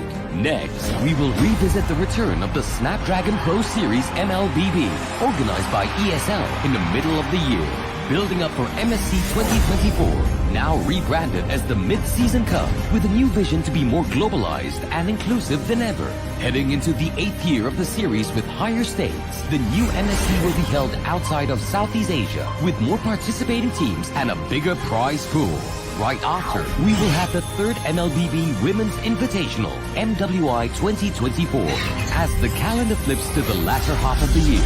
Get ready for the second half of MPL and official tournaments, leading up to a second Snapdragon Pro Series MLBB of the year, where it is open to amateur and semi-pro teams in more continents. The 16th World Esports Championship will continue to feature MLBB as one of the competing esports titles in Saudi Arabia with a series of national selection and regional qualifiers throughout the year of 2024. Last but definitely not least, it is time for the World Series, M6, and it will return to where it started, Malaysia. Without our phenomenal fans and incredible communities from around the globe, none of this would be possible. Together, we shall take MLBB esports to a greater height. 2023 has been a momentous year for Mobile Legends Bang Bang Esports. Let's take a moment to glimpse into what lies ahead in 2024, where we will have more tournaments, more matches, more initiatives across the world, surpassing the growth we achieved this year. We kickstart the year with the first half of MPL seasons and official tournaments from February to June, including development leagues such as MDL Indonesia and MDL Philippines. We would also like to introduce the MLBB Academy League, or MAL, a second-tier professional league in Malaysia, which will serve as an official platform between grassroots tournaments and professional league. Next, we will revisit the return of the Snapdragon Pro Series MLBB, organized by ESL in the middle of the year. Building up for MSC 2024, now rebranded as the Mid-Season Cup, with a new vision to be more globalized and inclusive than ever. Heading into the 8th year of the series with higher stakes, the new MSC will be held outside of Southeast Asia, with more participating teams and a bigger prize pool. Right after, we will have the 3rd MLBB Women's Invitational, MWI 2024, as the calendar flips to the latter half of the year. Get ready for the second half of MPL and official tournaments, leading up to a second Snapdragon Pro Series MLBB of the year, where it is open to amateur and semi-pro teams in more continents. The 16th World Esports Championship will continue to feature MLBB as one of the competing esports titles in Saudi Arabia with a series of national selection and regional qualifiers throughout the year of 2024. Last but definitely not least, it is time for the World Series, M6, and it will return to where it started, Malaysia. Without our phenomenal fans and incredible communities from around the globe, none of this would be possible. Together, we shall take MLBB esports to a greater height. 2023 has been a momentous year for Mobile Legends Bang Bang Esports. Let's take a moment to glimpse into what lies ahead in 2024, where we will have more tournaments, more matches, more initiatives across the world, surpassing the growth we achieved this year. we kickstart the year with the first half of MPL seasons and official tournaments from February to June, including development leagues such as MDL Indonesia and MDL Philippines. We would also like to introduce the MLBB Academy League, or MAL, a second-tier professional league in Malaysia, which will serve as an official platform between grassroots tournaments and professional league. Next, we will revisit the return of the Snapdragon Pro Series MLBB, organized by ESL in the middle of the year. Building up for MSC 2024, now rebranded as the Mid-Season Cup, with a new vision to be more globalized and inclusive than ever. Heading into the 8th year of the series with higher stakes, the new MSC will be held outside of Southeast Asia, with more participating teams and a bigger prize pool. Right after, we will have the 3rd MLBB Women's Invitational, MWI 2024, as the calendar flips to the latter half of the year. Get ready for the second half of MPL and official tournaments, leading up to a second Snapdragon Pro Series MLBB of the year, where it is open to amateur and semi-pro teams in more continents. The 16th World Esports Championship will continue to feature MLBB as one of the competing esports titles in Saudi Arabia, with a series of national selection and regional qualifiers throughout the year of 2024. Last but definitely not least, it is time for the World Series, M6, and it will return to where it started, Malaysia. Without our phenomenal fans and incredible communities from around the globe, none of this would be possible. Together, we shall take MLBB esports to a greater height.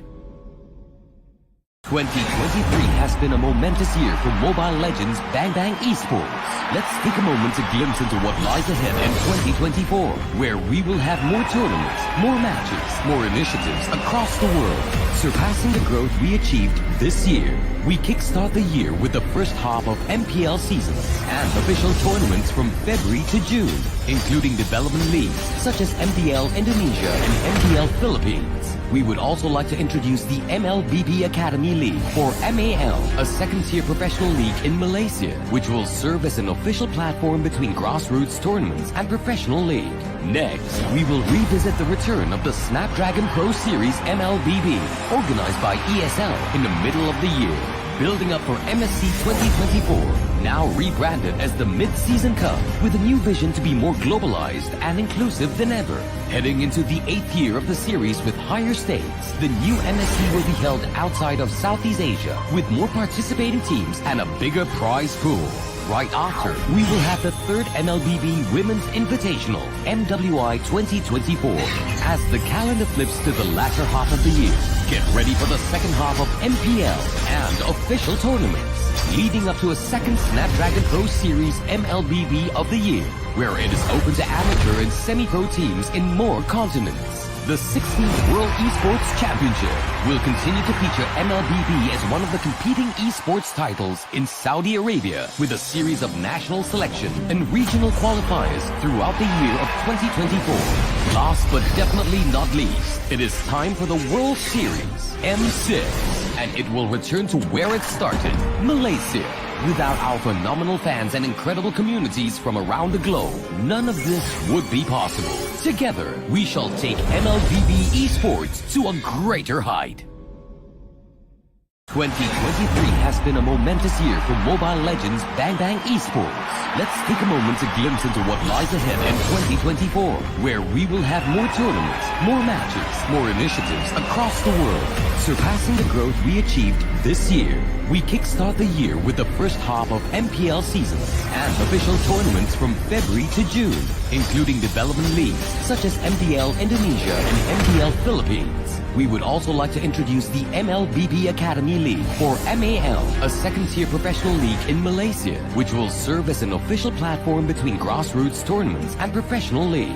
Next, we will revisit the return of the Snapdragon Pro Series MLBB, organized by ESL in the middle of the year. Building up for MSC 2024, now rebranded as the Mid-Season Cup, with a new vision to be more globalized and inclusive than ever. Heading into the 8th year of the series with higher stakes, the new MSC will be held outside of Southeast Asia, with more participating teams and a bigger prize pool. Right after, we will have the 3rd MLBB Women's Invitational, MWI 2024, as the calendar flips to the latter half of the year. Get ready for the second half of MPL and official tournaments, leading up to a second Snapdragon Pro Series MLBB of the year, where it is open to amateur and semi-pro teams in more continents. The 16th World Esports Championship will continue to feature MLBB as one of the competing esports titles in Saudi Arabia, with a series of national selection and regional qualifiers throughout the year of 2024. Last but definitely not least, it is time for the World Series M6, and it will return to where it started, Malaysia. Without our phenomenal fans and incredible communities from around the globe, none of this would be possible. Together, we shall take MLBB esports to a greater height.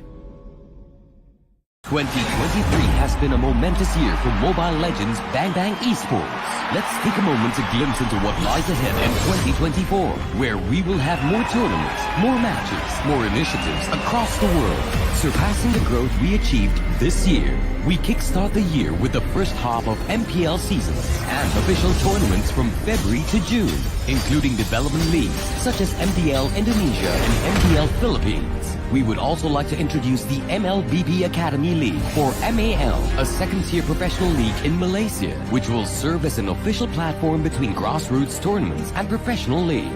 Next, we will revisit the return of the Snapdragon Pro Series MLBB, organized by ESL in the middle of the year, building up for MSC 2024, now rebranded as the Mid-Season Cup, with a new vision to be more globalized and inclusive than ever. Heading into the 8th year of the series with higher stakes, the new MSC will be held outside of Southeast Asia, with more participating teams and a bigger prize pool.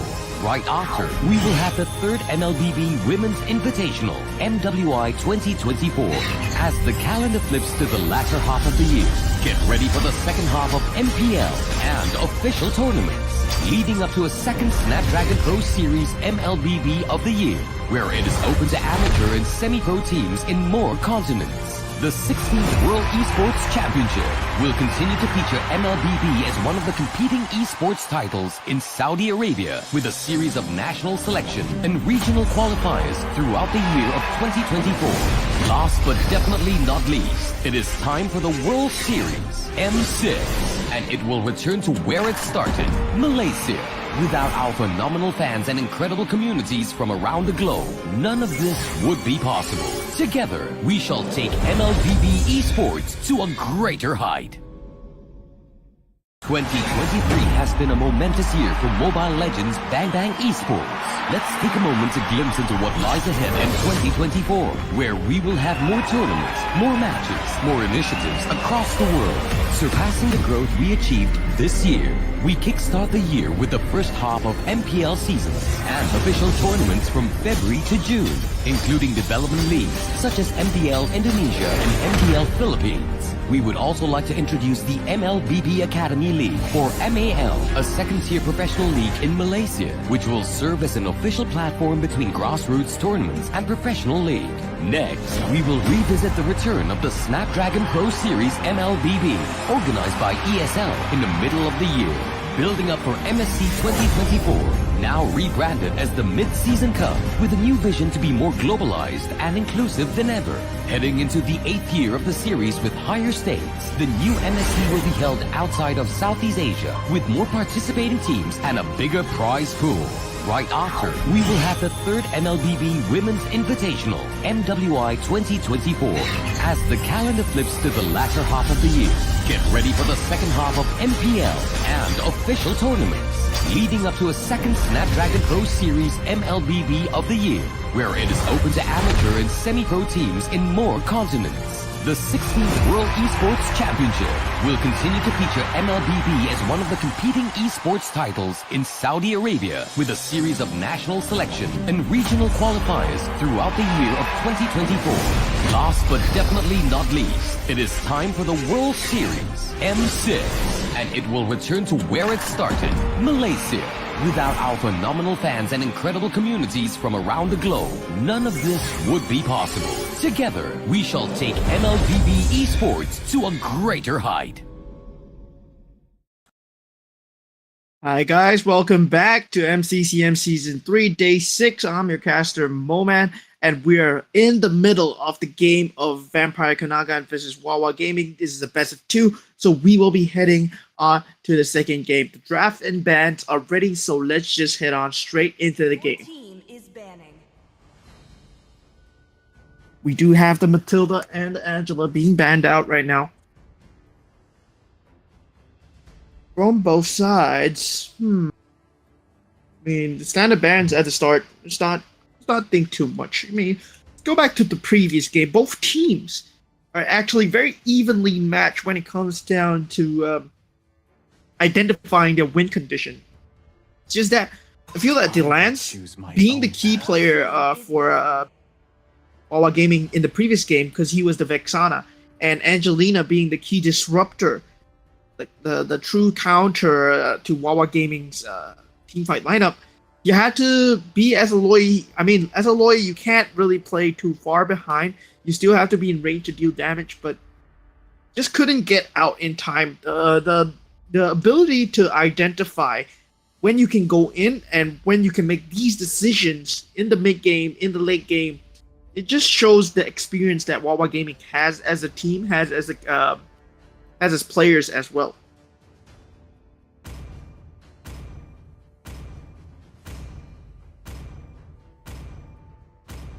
Time to drop And the VK flag. choosing to ban out the Arlot this time. In the Arlot with his final slashes and displacement ability being the key point to the gameplay of Wawa Gaming just now. Is banning. Xborg, potential EXP lane being banned out as well. And for Wawa Gaming, they do have another ban going through.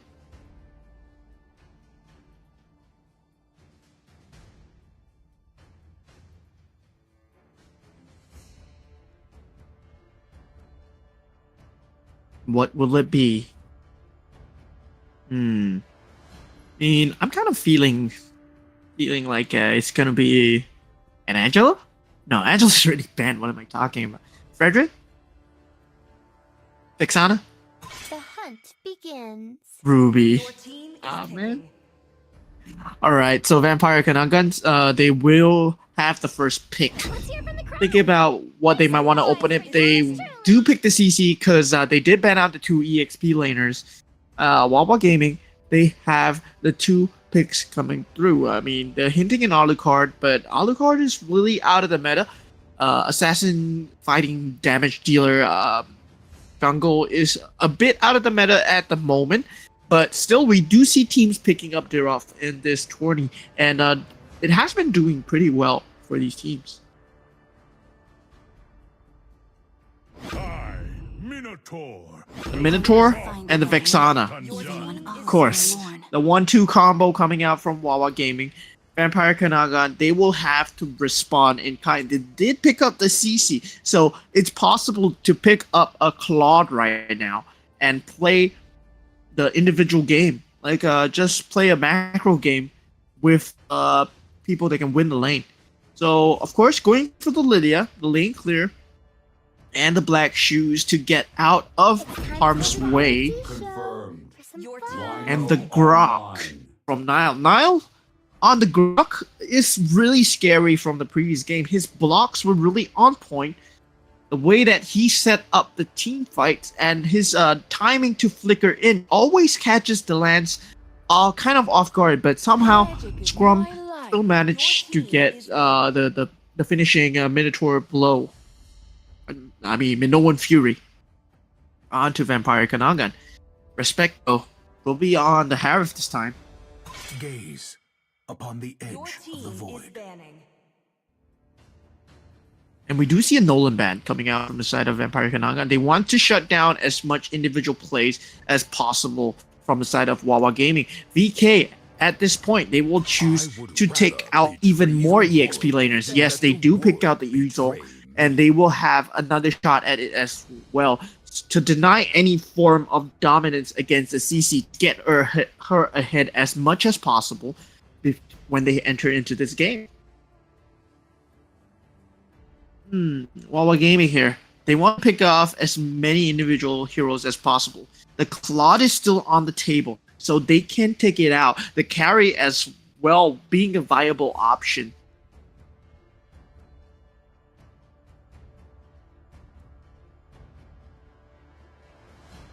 I might not be a lightning man, Your but I do team know is my down. And they take out the Barats. They want to deny the jungle vampire Kanagan, but all right. I mean, it's still a very strong man.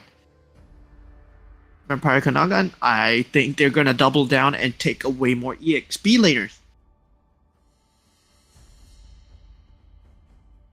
At this point in time, you want to secure a smooth game for CC as much as possible. Even taking out See value in me? Your team Fredrin will be good. Yes, Fredrin will be taken out from the side of Vampire Kanagan, but it's not an EXP laner, but it's still very strong meta jungler. And now for Wawa Gaming, it looks like they will have to either pick a Boxia or... Yeah, I mean, if I were Wawa Gaming, I would pick a Boxia right now. This land is our homeland. Your and it will team- soon And they be choose for the our Lapu ground. Lapu to have the team fight ability. Alright. Vampire Kanaga going for the Nathan. Very strong marksman, but in terms of The incarnation of escape potential, not as much. And they do come out with the surprise Martis pick, despite the Boxer being available. So, I mean, they are really going for the individualistic route. The Grok just has to... I mean, the way it has been playing, the Grok can defend really well, but it would really fall down to Lord Flash's timing, as Martis is a very, very snowball-based hero. He needs to get this early game advantage as much as he can going for it. With the last pick, they do still have the jungle slot available. Prepare for the return of awesomeness. Surprisingly, going for an Archive, feeling that the team fight that Archive brings would be a lot more on the table. Right. In terms of lineup here, the team fight would always favor Wawa Gaming if they are at an even advantage. But even if they are at a disadvantage, they still have more control because they have the Vexana, they have the Minotaur. But on top of that, you have to consider the Harif factor. Harif brings so much mobility to your team while denying mobility away from the other team. So the thing is, Vampire Kanagan's game plan, they cannot go in a head-on fight versus Wawa Gaming, not a 5-on-5 at least. That's why you take a look at the heroes. They have picked very individual skill-based heroes. Lilia, depending on her black shoes. CC is depending on her lane dominance. Grok, opting to block and relying on his innate tankiness to get away from scratch. And of course, you have the marksman. Yeah, and we are heading on into the game. So let's just see how Vampire Kanagan plays with this lineup. They do have the Nathan and Martis as well. So Martis, I'm not too really favoring Martis in this game right here. Feel that it's a very hard for him to get an early game advantage.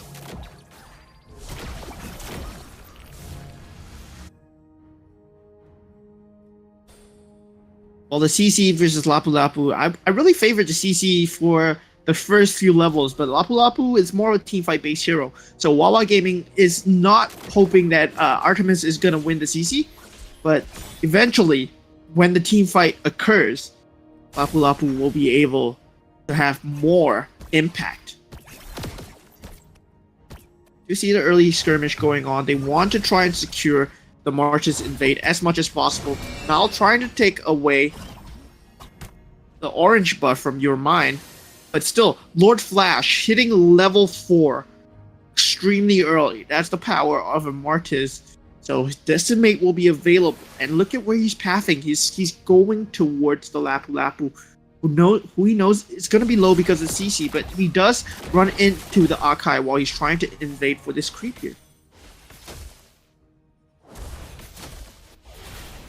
I mean, the Nathan versus the Harith on top lane, I have to give it to Harith any day of the week because just of the strong poke ability that Harith has. Your mind still not able to find his level 4 yet. 5 seconds away from this turtle fight. Would mean that Martis could have a very early advantage if he picks on this turtle. And CC joining him as well. Looks like this turtle is not going to be contested at all. They don't want to go into this Martis so early. Given the fact that your mind, he has been consistently invading. He's not even level 4 yet, and he gets going on. And Eternal Guard just coming through just a bit too late. Artemis, a bit of danger, but still. Lord Flash, does he have the Decimate available? I do not think so. He might be putting himself in a bad situation here. Artemis does get a better of Lord Flash 007. Might mean a turnaround. He might have overstayed his welcome. But I have to hand it to Nile. He has been playing so well in denying the space away from the enemy jungle. Your mind just currently level 4. Level 4. While Lord Flash is already level 6. This jungle advantage that he gets from this early game would signal that he will be getting most of the turtles from now on if Wawa Gaming does not go into an early teamfight. But still, they have the Vexana factor. They still have the Minoan Fury right now. So they can potentially control Martis to the point where he cannot do any damage. And it matters to the point where Harith, whenever he joins a team fight, Zamon's force is going to be pivotal in turning things around. His placement needs to deny away the enemy spacing. And Scrum already picking off Nile, trying to end his shenanigans right before the turtle fight. But Minoan Fury not available for this turtle fight. Respect going down very low on the top lane, getting chased down by Nathan, and he does get the finish. Delance though in a position to get the kill onto Izzy, but Izzy nearly finishing off Scrum. Wow, I did not expect Izzy to turn that on Respect.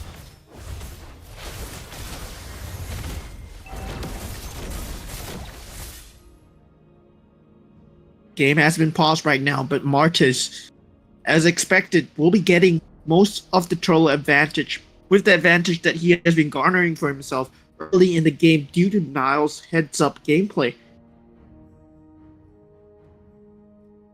Really smart invades coming from him, like knowing that the Minotaur will not be able to help because as a Vexana, you require a lot of help in the mid lane, especially versus a Lilia, who has much more priority and wave creep clearing when it comes to getting levels as well.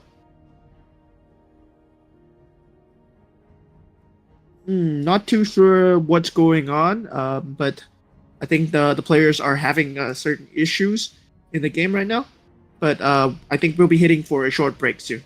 Yeah, see you guys later. 2023 has been a momentous year for Mobile Legends Bang Bang Esports. Let's take a moment to glimpse into what lies ahead in 2024, where we will have more tournaments, more matches, more initiatives across the world, surpassing the growth we achieved this year. We kickstart the year with the first half of MPL seasons and official tournaments from February to June, including development leagues such as MDL Indonesia and MDL Philippines. We would also like to introduce the MLBB Academy League, or MAL, a second-tier professional league in Malaysia, which will serve as an official platform between grassroots tournaments and professional league. Next, we will revisit the return of the Snapdragon Pro Series MLBB, organized by ESL in the middle of the year. Building up for MSC 2024, now rebranded as the Mid-Season Cup, with a new vision to be more globalized and inclusive than ever. Heading into the 8th year of the series with higher stakes, the new MSC will be held outside of Southeast Asia, with more participating teams and a bigger prize pool. Right after, we will have the 3rd MLBB Women's Invitational, MWI 2024, as the calendar flips to the latter half of the year.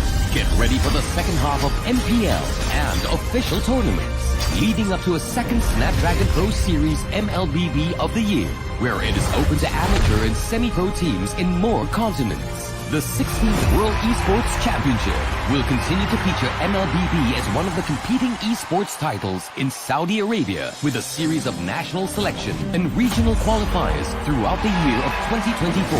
Last but definitely not least, it is time for the World Series M6, and it will return to where it started, Malaysia, without our phenomenal fans and incredible communities from around the globe. All right, ladies and gentlemen, we're heading back straight into the game as the turtle is being taken by Vampire Kanaga. They do have this early Martis advantage, and right now we still have issues going on, but I'm pretty sure it will be resolved really shortly. So just stay tuned, ladies and gentlemen.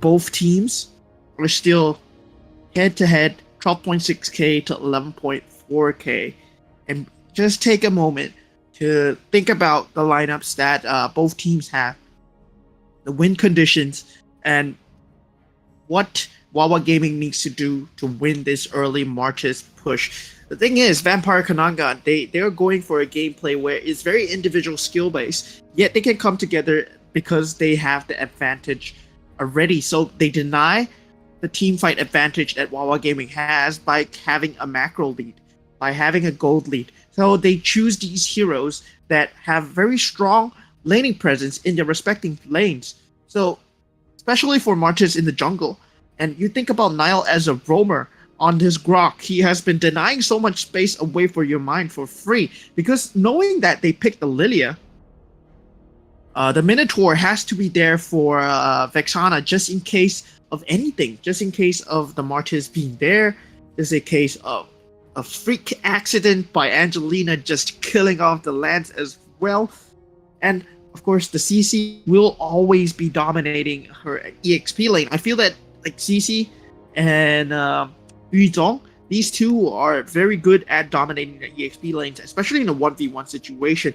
So, thing is, with the teamfight ability that Wawa has, they have a Minoan Fury, they have an Eternal Guard, Zayman's Force, they have Akai's Heavy Spin as well, a lot of control. And not to mention Artemis, once he gets his item, he'll be able to come into the team fight and deal a lot of damage as well. Heavy mobility, really good control on the team fights, but Vampire Kanaga, they need to get this early game advantage as much as possible. It's still pretty much anyone's game at this point.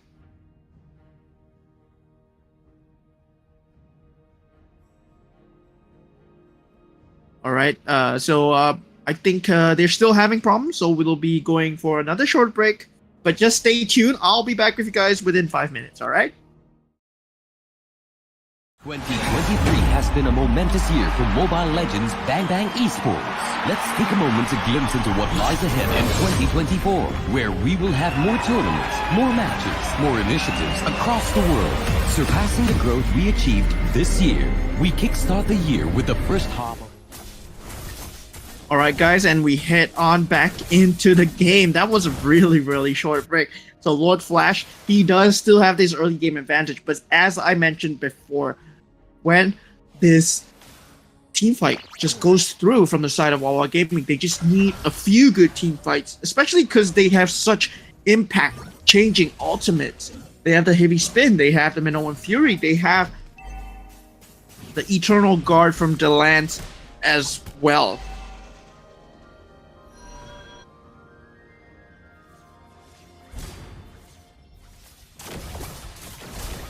Izzy will be able to get the better of Artemis at the bottom lane, as the bottom lane tower will be going down. And this is what Vampire Kanangan is setting out to do. They have to get this early game advantage. They have to get the farm as much as possible if they want to avoid the big team fights later on. Getting the item advantage is key to the win condition right now.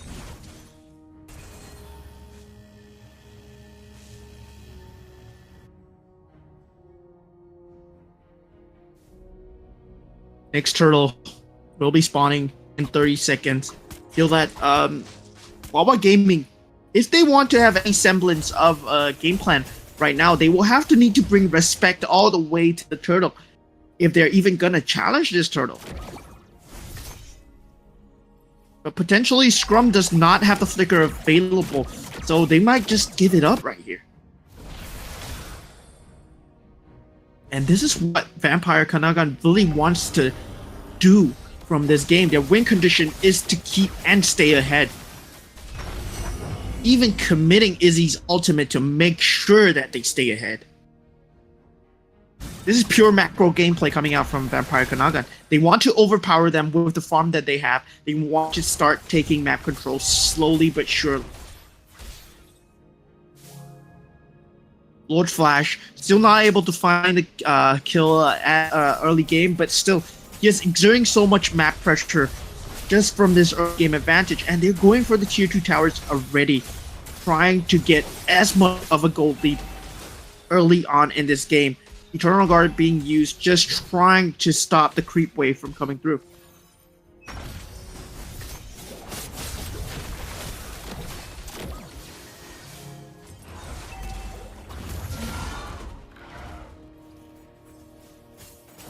At how Vampire Kanagan are playing right now. They're just pushing together as 4 while CC is taking the advantages in the lane, trying to get as much farm as possible to fight on in this mid game of this series.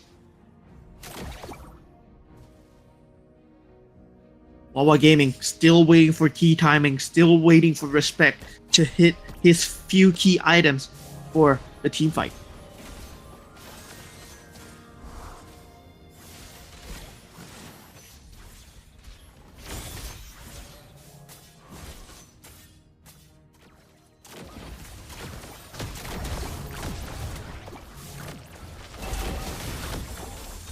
At this early stage of the game, Respect still going in with the Zaman's Force will be able to get out of harm's way, but falling dangerously low right there as Lord Flash will be trying to find the flank. Not able to do so, but then 10 seconds, they will have the Lord in reach, as Respect will not have the Zaman's Force for this team fight. Could have been a very pivotal mistake.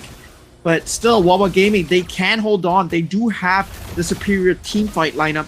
But Vampire Kanagan, they have this gold advantage. Still 2k though. This Lord would mean the world for Vampire Kanagan, but they're trying to clear away members from Wawa Gaming, and it might be a mistake here if they overcommit.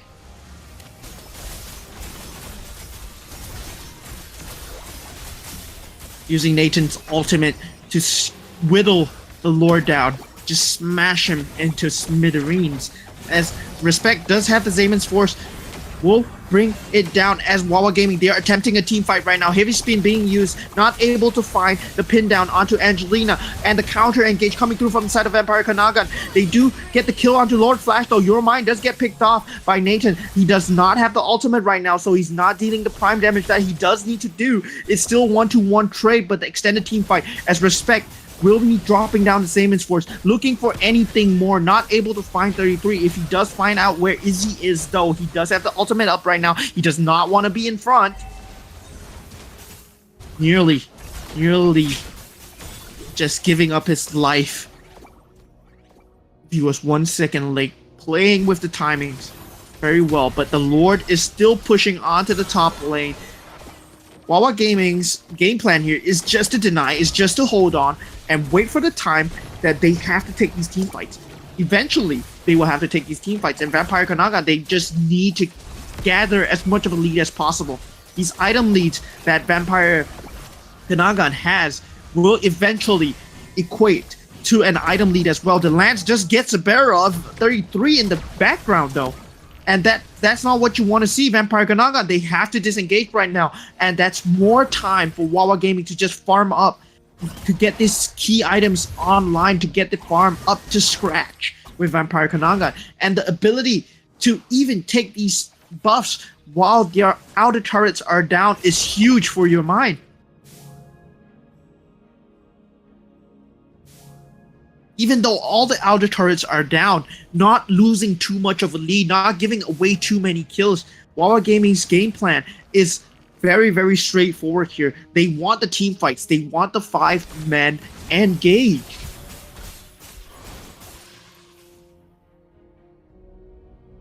Still a lot of outer turrets to be dealt with from the side of Vampire Kanagan. Wawa Gaming grouping up as 5, hoping for someone to get out of position. But Nile, with the scout out, is he though? Pops the ultimate. Nile just pops him off just in time. Respect. Try and clear the bush as a Harif, not really a good idea. Still in the mid game where it's still a 30-second respawn timer. They can still turn this game around if they want to. And that means not making any more mistakes, such as checking bushes as you're a Harif. Wait for your Lapu Lapu, you have an Akai, you have a Minotaur.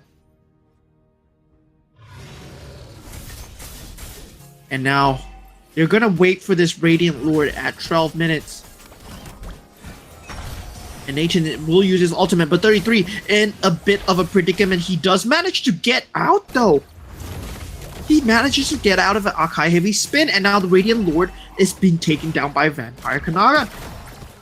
Stealing their purple buffs as well. The map control slowly shifting towards the team members of Vampire Kanaga. Lord Flash's itemization will be important in this upcoming team fight. I hope he went for a tank item composition. And 33 having the Sea Halberd would be able to counteract the healing of the Minotaur. The Lord manages to charge onto the middle turret, and the inhibitor turret is being taken down. Not exactly committing to the team fight is Wawa Gaming, as Izzy is brought down low with just a chip damage alone, but they do get their objective, which is the 2 inhibitor turrets that they wanted to take. 33 though, once again caught by the heavy spin. He is pinned down to the wall, but that might just be a facade as they are going for the backline. Delance will be able to drop down the Eternal Guard. And Izzy does go down. This would mean the end of Vampire Kanaga, but still Artemis being brought down low by 33, just having the item advantage, being able to take down 2 members from Wawa Gaming. The base though is naked. There are no more outer turrets surrounding the base for the side of Wawa Gaming. They have to play it safe. They only have one more chance.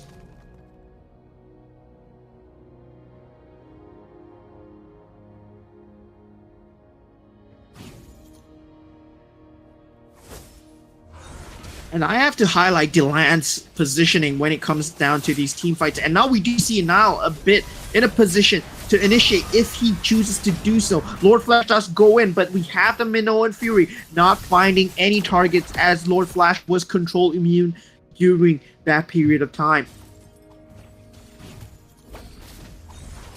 1 minute till possibly last Lord of the game will be spawning.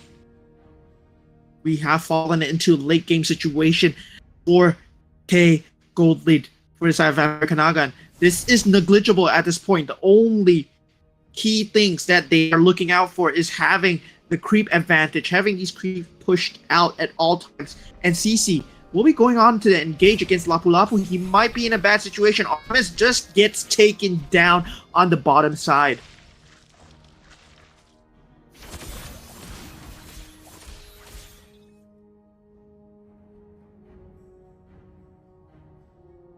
$15 more seconds for the Lord, and Artemis will not be there in time to take his Lord. Creep wave priority will not be in Wawa Gaming's favor. Vampire Kanaga could either go for the throat or could go for the Lord, the safer play here. What will they choose to do? They do go for the Lord instead. Angelina just trying to guard the Lord with Nile as Lord Flash and Izzy. Wawa Gaming just get the Lord so fast. That was so fast. And with this Lord, they are hoping to end the game. But Wawa Gaming, they do have a very strong base hold. They have a Vexana and a Harif for the creep clear. And whether Izzy survives this time will be a key factor into the upcoming team fight. You see the Lord marching down right now. Whether they can clear out this creep wave in time as Your Mind is being heavily punished. He does pull out the heavy spin in the end, manages to zone out the team. Chip damage coming through, Minimal Fury, catches 2. Nile up in the air, but still none the wiser. All the team members are still alive for the side of Wawa Gaming. Artemis does go down. The Lord is still alive. We might be looking at the end of Wawa Gaming's 1-0 lead. We might be looking at a 1-1 right now as the base is falling down low, and Vampire Kanagan, they do get the 1-1. They tie things up and bring themselves into higher in the brackets. Respect not able to perform well this game. Just making key mistakes in the later stages of the game where he needed to be alive. But still, Vampire Kanagan, they played that very well, despite the fact that Wawa Gaming, they had a very superior teamfight lineup. They had so much control, but just couldn't find the damage because of the early game advantage Vampire Kanagan they bought for themselves with this heavy individualistic lineup. Nathan, Izzy, always pulling out the ultimate to secure objectives, and that was just objective gaining right there. Like, going for objectives, it's a way to win the game as well. It's not always about a team fight. And VK, they just showcase a different style of gaming today in all these matches. They showcase that it's not always about the team fight. It's not always about the engage. It's not always about the disengage. Sometimes you just take the turtles, you just take the Lord. These mechanics are there in the game for a reason, and they highlighted it really, truly. Very well done by both teams, bringing it to 1-1. Wawa Gaming versus Vampire Kanagan is over, and afterwards we'll be moving onwards towards Brunei versus AV Thailand Gaming, which is KK Esports versus, if I'm not wrong, they're Kala Kaluk Esports versus AV Gaming Thailand. That's what's lined up in store for you, and we'll see you guys after the break. See you guys shortly. 2023 has been a momentous year for Mobile Legends Bang Bang Esports. Let's take a moment to glimpse into what lies ahead in 2024, where we will have more tournaments, more matches, more initiatives across the world, surpassing the growth we achieved this year. We kickstart the year with the first half of MPL seasons and official tournaments from February to June, including development leagues such as MPL Indonesia and MPL Philippines. We would also like to introduce the MLBB Academy League, or MAL, a second-tier professional league in Malaysia, which will serve as an official platform between grassroots tournaments and professional league. Next, we will revisit the return of the Snapdragon Pro Series MLBB, organized by ESL in the middle of the year, building up for MSC 2024, now rebranded as the Mid-Season Cup, with a new vision to be more globalized and inclusive than ever. Heading into the 8th year of the series with higher stakes, the new MSC will be held outside of Southeast Asia, with more participating teams and a bigger prize pool. Right after, we will have the 3rd MLBB Women's Invitational, MWI 2024. As the calendar flips to the latter half of the year, get ready for the second half of MPL and official tournaments, leading up to a second Snapdragon Pro Series MLBB of the year, where it is open to amateur and semi-pro teams in more continents. The 16th World Esports Championship will continue to feature MLBB as one of the competing esports titles in Saudi Arabia, with a series of national selection and regional qualifiers throughout the year of 2024. Last but definitely not least, it is time for the World Series M6, and it will return to where it started, Malaysia. Without our phenomenal fans and incredible communities from around the globe, none of this would be possible. Together, we shall take MLBB Esports to a greater height. 2023 has been a momentous year for Mobile Legends Bang Bang Esports. Let's take a moment to glimpse into what lies ahead in 2024, where we will have more tournaments, more matches, more initiatives across the world, surpassing the growth we achieved this year. We kickstart the year with the first half of MPL seasons and official tournaments from February to June, including development leagues such as MPL Indonesia and MPL Philippines. we would also like to introduce the MLBB Academy League, or MAL, a second-tier professional league in Malaysia, which will serve as an official platform between grassroots tournaments and professional league. Next, we will revisit the return of the Snapdragon Pro Series MLBB, organized by ESL in the middle of the year. Building up for MSC 2024, now rebranded as the Mid-Season Cup, with a new vision to be more globalized and inclusive than ever. Heading into the 8th year of the series with higher stakes, the new MSC will be held outside of Southeast Asia, with more participating teams and a bigger prize pool. Right after, we will have the 3rd MLBB Women's Invitational, MWI 2024, as the calendar flips to the latter half of the year. Get ready for the second half of MPL and official tournaments, leading up to a second Snapdragon Pro Series MLBB of the year, where it is open to amateur and semi-pro teams in more continents. The 16th World Esports Championship will continue to feature MLBB as one of the competing esports titles in Saudi Arabia, with a series of national selection and regional qualifiers throughout the year of 2024. Last but definitely not least, it is time for the World Series, M6, and it will return to where it started, Malaysia. Without our phenomenal fans and incredible communities from around the globe, none of this would be possible. Together, we shall take MLBB esports to a greater height.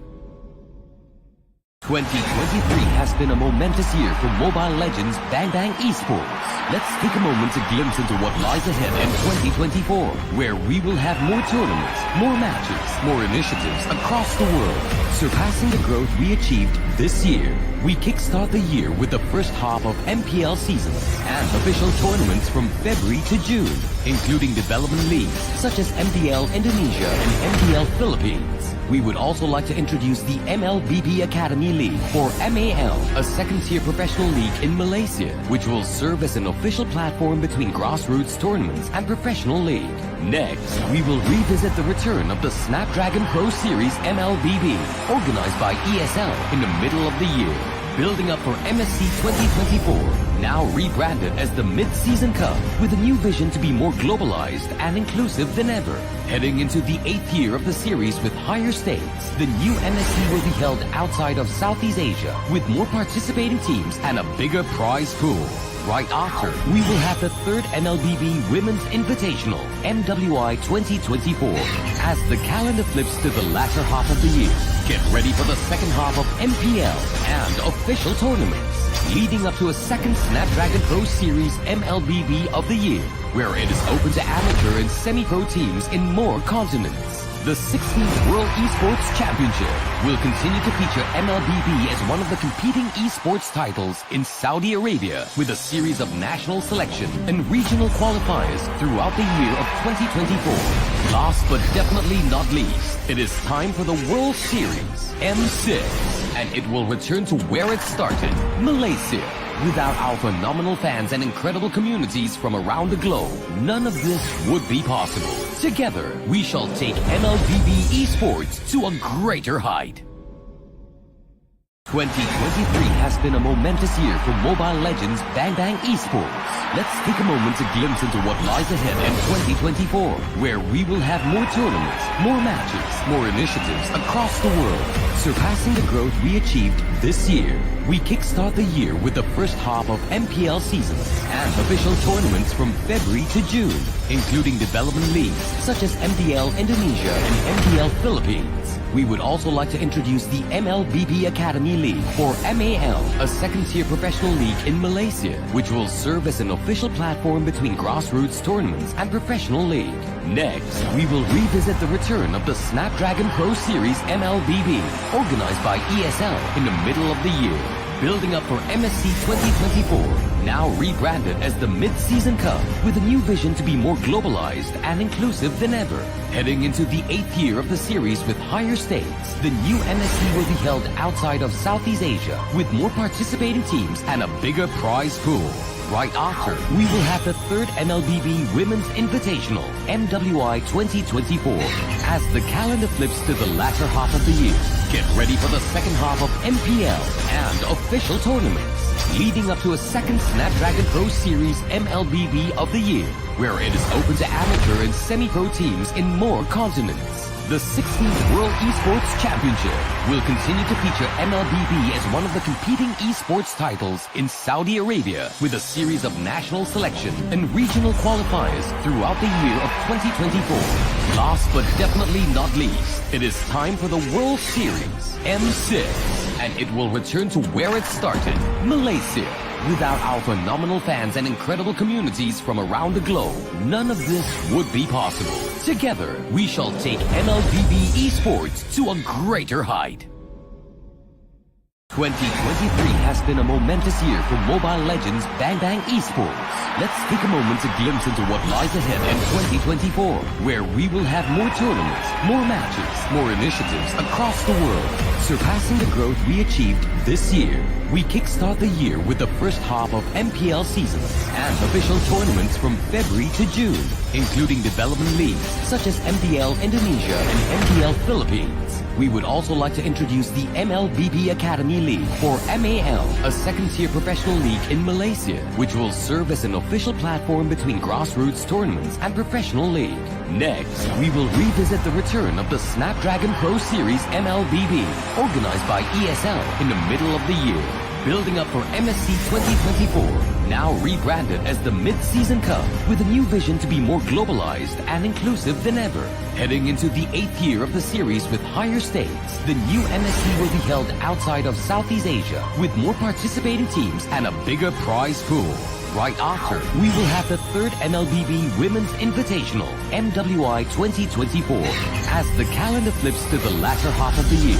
Get ready for the second half of MPL and official tournaments, leading up to a second Snapdragon Pro Series MLBB of the year, where it is open to amateur and semi-pro teams in more continents.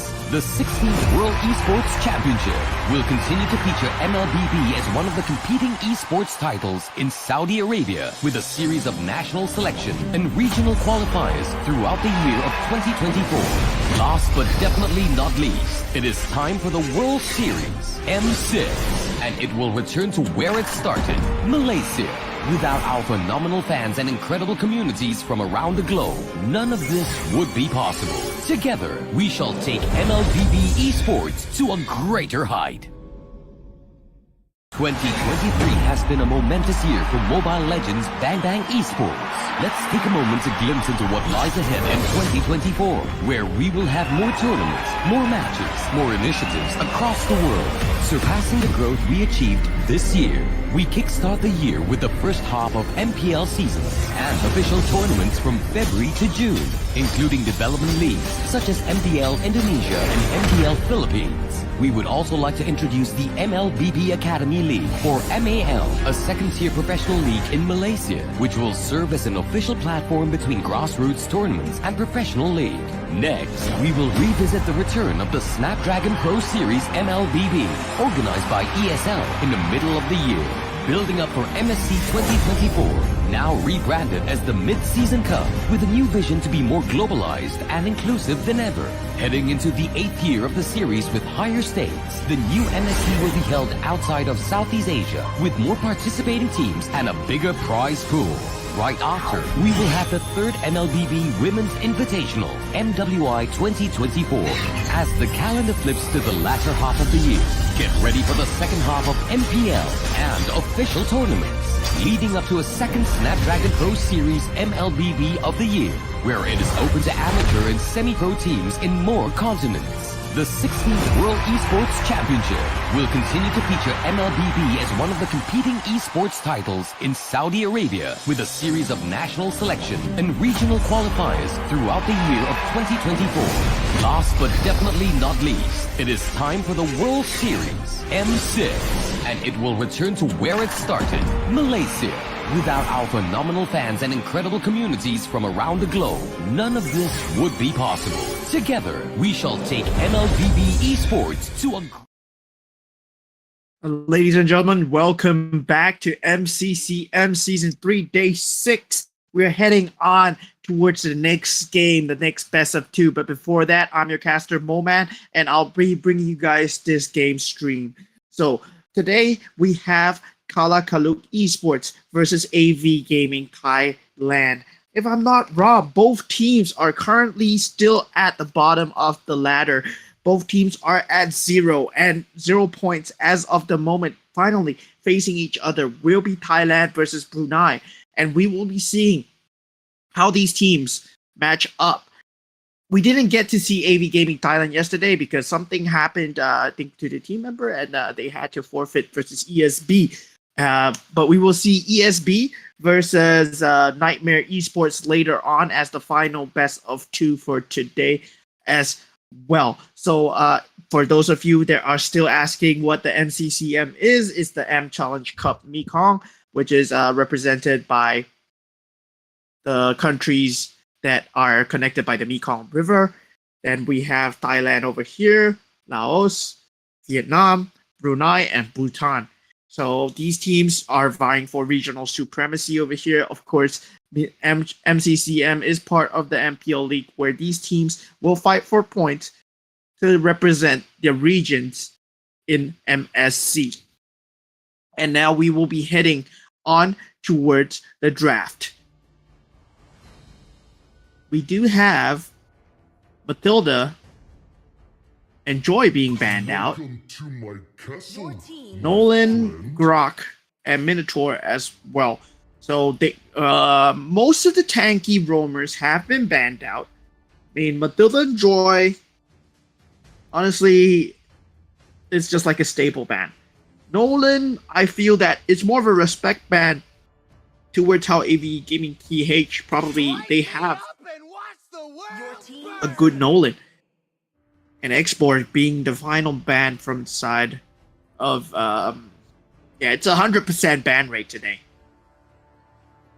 KK Esports will be opting to go for the Fredrin. The new skin, the Sparkle Fredrin, on the board. They can still pivot out of that. It's not a definite choice yet. But if they do pick the Fredrin, that means it signifies that they have some form of heavy damage in the backline that they are trying to peel for. Could it be the Vexana? If they do pick the Fredrin at this point, I mean, KK Esports, they are going for the Vexana instead of the Fredrin first pick, which leaves Fredrin open to AV Gaming Thailand.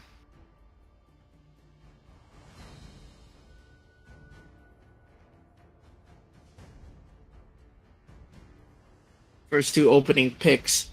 I mean, to counteract a Vexana commitment-heavy lineup like this, they want to either deny and take it for themselves as many frontliners as possible, or go for a heavy early game lineup before the team fight can even come into play. Friends with Nana? Your team is picking. We see the Nana and the Arlot being picked up from the AV Gaming Thailand. Does not give much of a tell to the playstyle that they will be playing. Both heroes are very flexible in terms of roles, in terms of what they can do as well. The itemization being more of the key tell.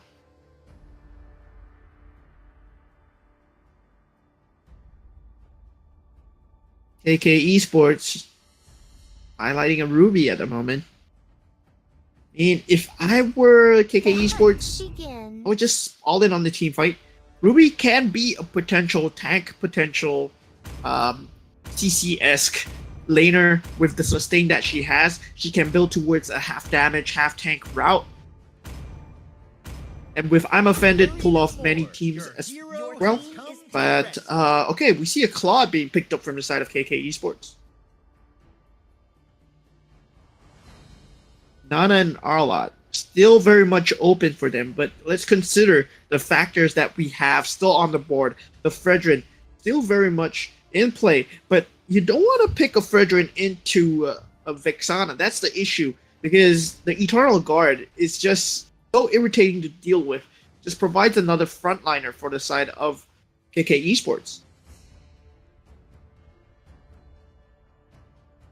It is in despair that I Your see the team is fondest. banned. And we do see the Nathan picked up from the side of AV Gaming TH, probably taking a leaf out of the previous game that we saw from DK versus Wawa Gaming, where Vampire Kanaga, they went for this full early game individualistic lineup where they just went for the objective gaming. Nathan, very good in securing objectives, has a lot of damage being pumped out from him, especially with his reverse clone.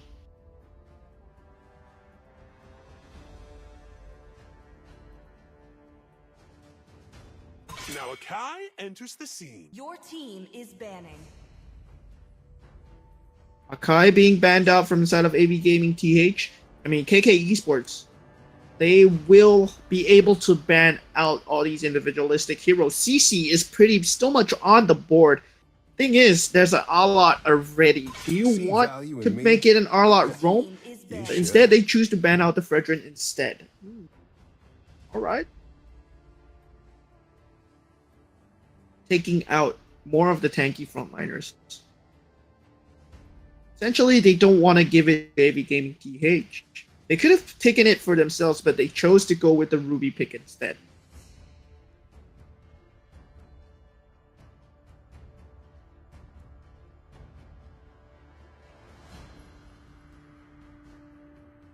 At this point, for AV Gaming TH, they want to take away as much teamfight potential as possible. The Grok is already out, Minotaur is already out, Akai is already out, Fredrin already out. Barats would be an option. I'm born Your with team talent. is banning. They go for the Guinevere instead. KK Esports having the final ban. Your team Will be choosing to ban out the Barats.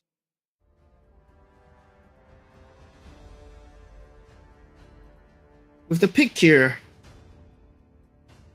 they can still potentially pick up a CC if they want to for the side of AV Gaming TH.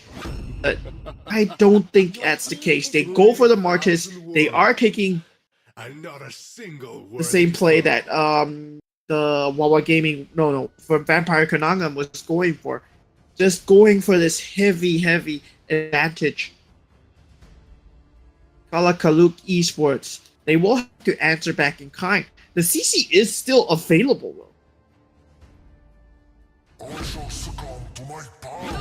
Kufra for the roam Your team is picking. and Yin for the jungle. So it will not be a roaming Ruby, it will be an EXP lane Ruby. But the thing is, it's a Yin for the jungle. I don't really like this in terms of teamfight. When you bring him into your dimension, you can't exactly help out with the team, and if you're behind, you just put your team in such a compromising position. But let's just see how KK Esports play around this Yin. And for the final pick of AV Gaming TH, they will have to either go for a roamer or an EXP lane if the Arlot is not playing roam. Which I doubt it is at this case. And they're going for an Edith. Very unusual picks, unorthodox picks coming in from both teams. And we have the Attack on Titan skins from both sides. So it will be Eren Yeager versus Levi Ackerman. That's lore accurate, but nah, they changed it. No, bring back Levi. Come on, man, you gotta bring back Levi for this. It's gotta be lore accurate, man. And of course, we see the side of AV Gaming Thailand. They want to go for this early game advantage as fast as possible. They need to snowball off of this Martis, even if you do not get kills. VK has proved that you just need the advantage. You just need the early game advantage. But the thing is, in the previous game, there was a Grok, there was Nile, who manages to block Akai's Akai's farming pattern so well. And with that, do they have the same amount of block, same amount of invade? I don't really think so, because they are going for a Ruby EXP lane, which requires a bit more help. I mean, they just have to sustain, but we'll just find out when we go in the game.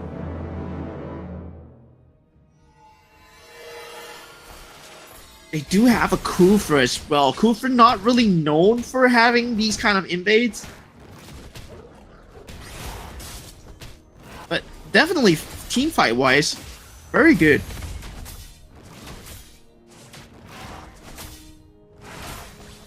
Aika getting invaded right now, finding himself low, does get the purple buff, and Super Pi finding himself in a bit of a predicament. Will he be able to get out of this alive? He does have the jump available and just gets away to safety, but Flicker already being burned at this early stage of the game. Nathan and Claude going head to head. Chill will be getting full mind's life and the first blood 1-to-1, 1v1, not going too well. The key point in Vampire Kanaga and having a great game was Izzy not dying to any early game engages. And Nika just coming in a little too short, too late, trying to deny away this gold lane advantage, trying to deny away this gold lane. And they will get the trade on Chasil, who does greed for this gold catapult. And we do see a Yin coming in, Molina's gift being used already as Yin manages to drag someone into the dimension. I think it's Nika if I'm not wrong, and Nika will not be long for a life as there are no teammates around to help at all. Full Mind not having his level 4, not having his reverse clone available. See Aika starting to pull away, and he does need to find any form of ally advantage. Yin might be a counter to that. He might be able to drag him into this dimension and force a 1v1 with him if he is kind of similar in farm.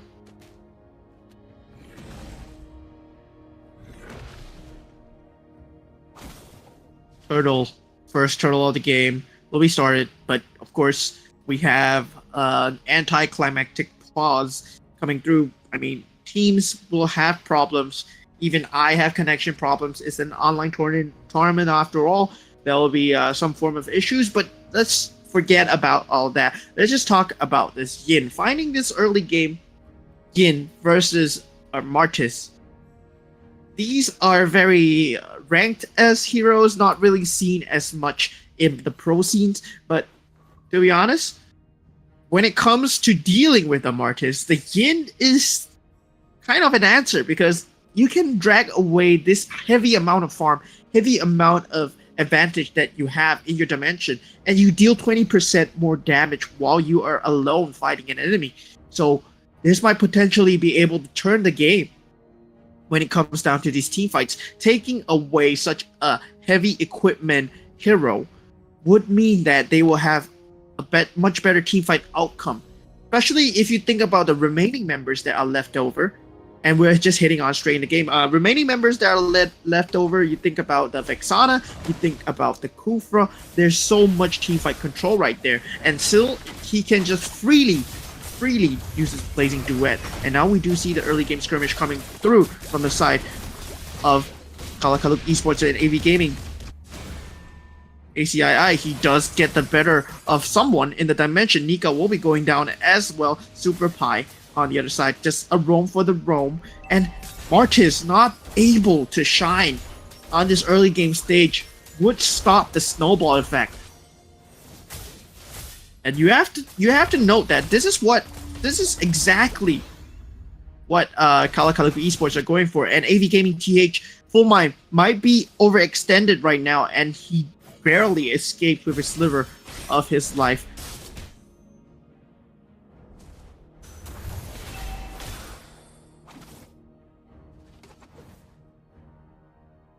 Kalakaluk Esports still holding the early game advantage ever so slightly, just a slight lead, but they do have the favorite team fight. We will see how this Yin comes into play.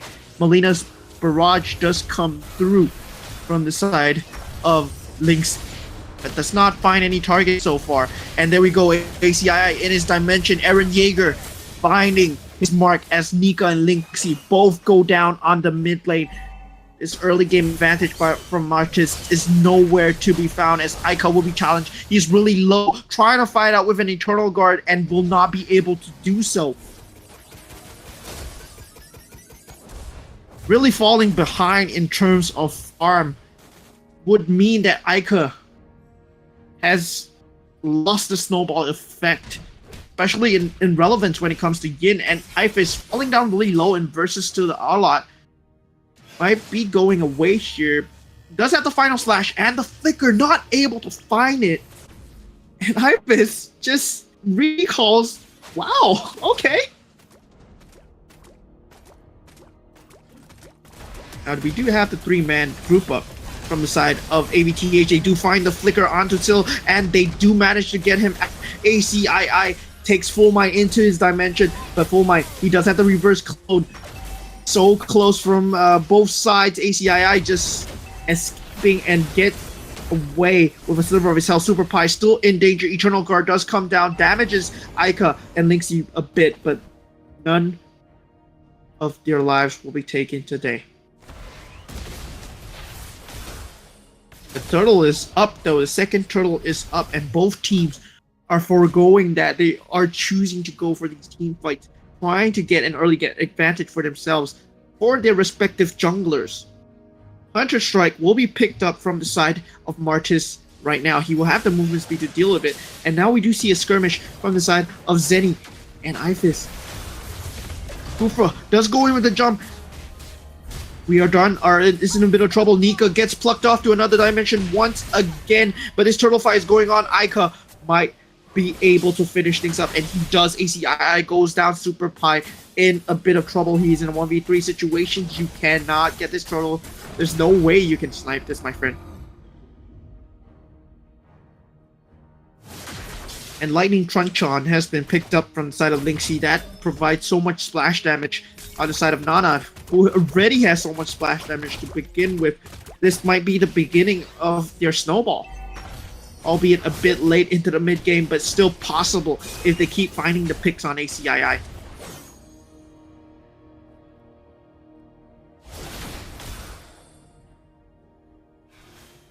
Super Pie will have to find the initiation of his lifetime over here, as these members are grouping up.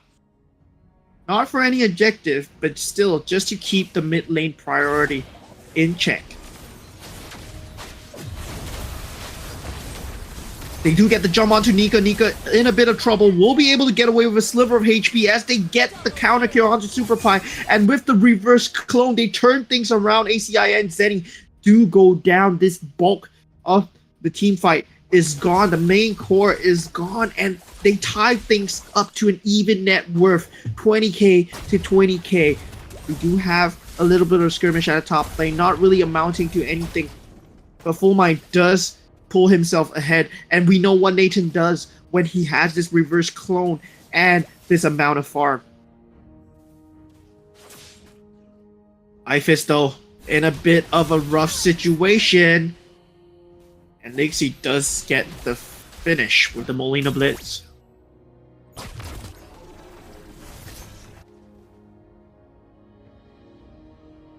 Next turtle might be not even started.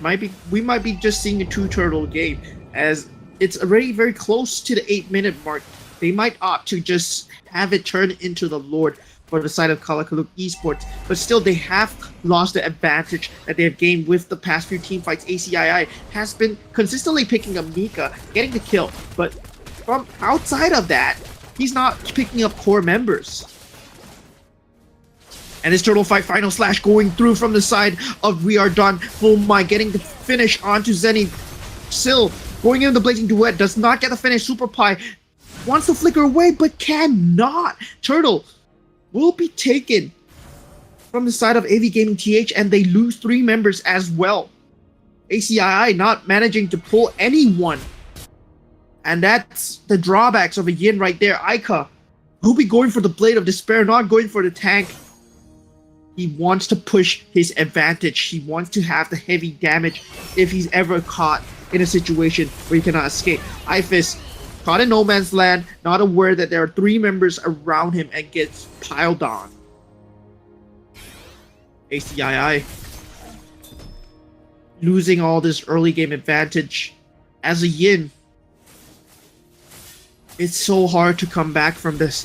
Kalakaluk Esports, they will have to buff up the other core members. They will have to make sure that ACII is not dying in these team fights, and just a very nice counter engage coming through from Super Pie just out of the dimension. despite the fact that ACII could not finish him off. But the chase coming through from the side of AVTH might mean the death of Super Pie right here. Zenny, you might not want to engage into this. Nika finding out the position of Zenny, and Zenny does not escape with his life. Kalakalut Esports making very rudimentary mistakes. Still, this is not, he needs to make a Delance cosplay right now, because Delance, he was doing so well on the Vixana.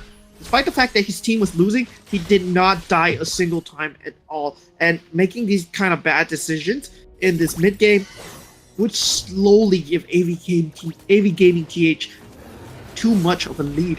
Nika concealed in right now does get the initiation onto Ifis, does flicker away. Eternal Guard being burnt would mean that they won't have it for this team fight. And that was just a flicker for Eternal Guard. So it was an even trade from the side of AV Gaming TH. They'll take it any day of the week. And now ACII, he has to find a key pickoff. He does not want to find Nika again.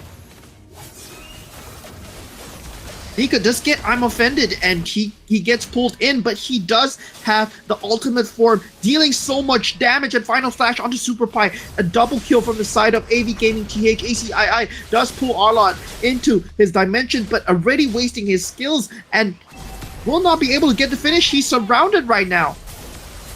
This Yin pick is not working out for Brunei at all, as AV Gaming TH Full Mind does have the reverse clone to finish off any remaining stragglers, as well as the Lord.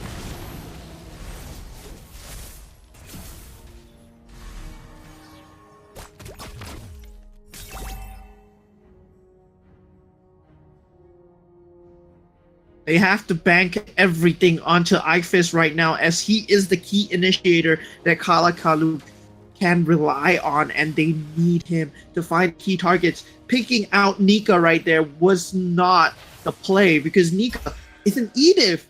He wants to get damage so that he can pop into his ultimate form, and afterwards the punish was so insane. Now Nika does get initiation onto Sil. It's not the target that he wanted to find. Eternal Guard being used, Super Pie going in, but still they have the upper hand from the side of AV Gaming TH with the Lord, and Aika does get the finish. Full line onto Sil as well. We are done. Cutting it a bit close, quite low. Nika will be going down for the count, but still losing the outer turrets and two members. AV Gaming TH will want to push onto this inhibitor turret, but they are aware of where ACII might be. Just playing it so safe. AV Gaming TH showing that they are the better experienced team. Molina Blitz onto Ifis, putting him dangerously low. We'll have the sustain to come through. And ACII cannot find key targets for the life of him. Even at this point, Full Mind, he does have a Purify. So if you think about it, if he pulls Full Mind into his dimension, and he does have his reverse clone, Full Mind is at a point where he can just burst him down.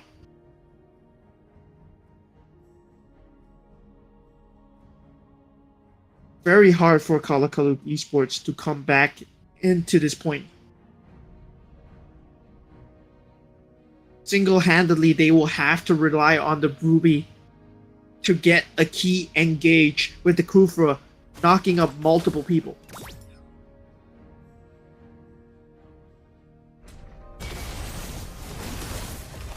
We do have an engage going on to Super Pie, but he will be able to escape with the skin of his teeth. I think they're just, both teams are just waiting for the next Lord, as Kalakalut Esports, they cannot even escape your own base. Alat is just making a meal out of ACII. He's not having a good time at all. Still, already picking up the Windtalker, and the game is being paused right now. I think I saw Ifis just standing there for a good 1 minute. I feel that he had a slight connection problem. And while we get things in order for the players to have a fair game, I'll be taking a short break. So I'll be seeing you guys shortly after the break. 2023 has been a momentous year for Mobile Legends Bang Bang Esports. Let's take a moment to glimpse into what lies ahead in 2024, where we will have more tournaments, more matches, more initiatives across the world, surpassing the growth we achieved this year. We kickstart the year with the first half of MPL seasons and official tournaments from February to June, including development leagues such as MPL Indonesia and MPL Philippines. We would also like to introduce the MLBB Academy League for MA. Alright, heading back into the game where we have this purple buff fight going on. Aiko does get the better of Super Pie. That's their secondary initiator gone. Kufra will not be able to join this team fight when the Lord is spawning. And you know Nathan and Martis, they can chunk down this Lord together with the reverse clone to give the attack speed that Martis has. It's going to go down so fast. And indeed it does. This is a Radiant Lord, so definitely the mid lane inhibitor turret will not be long for life. And ACII still, despite having such a great score, 6-3, he is only damage at this point.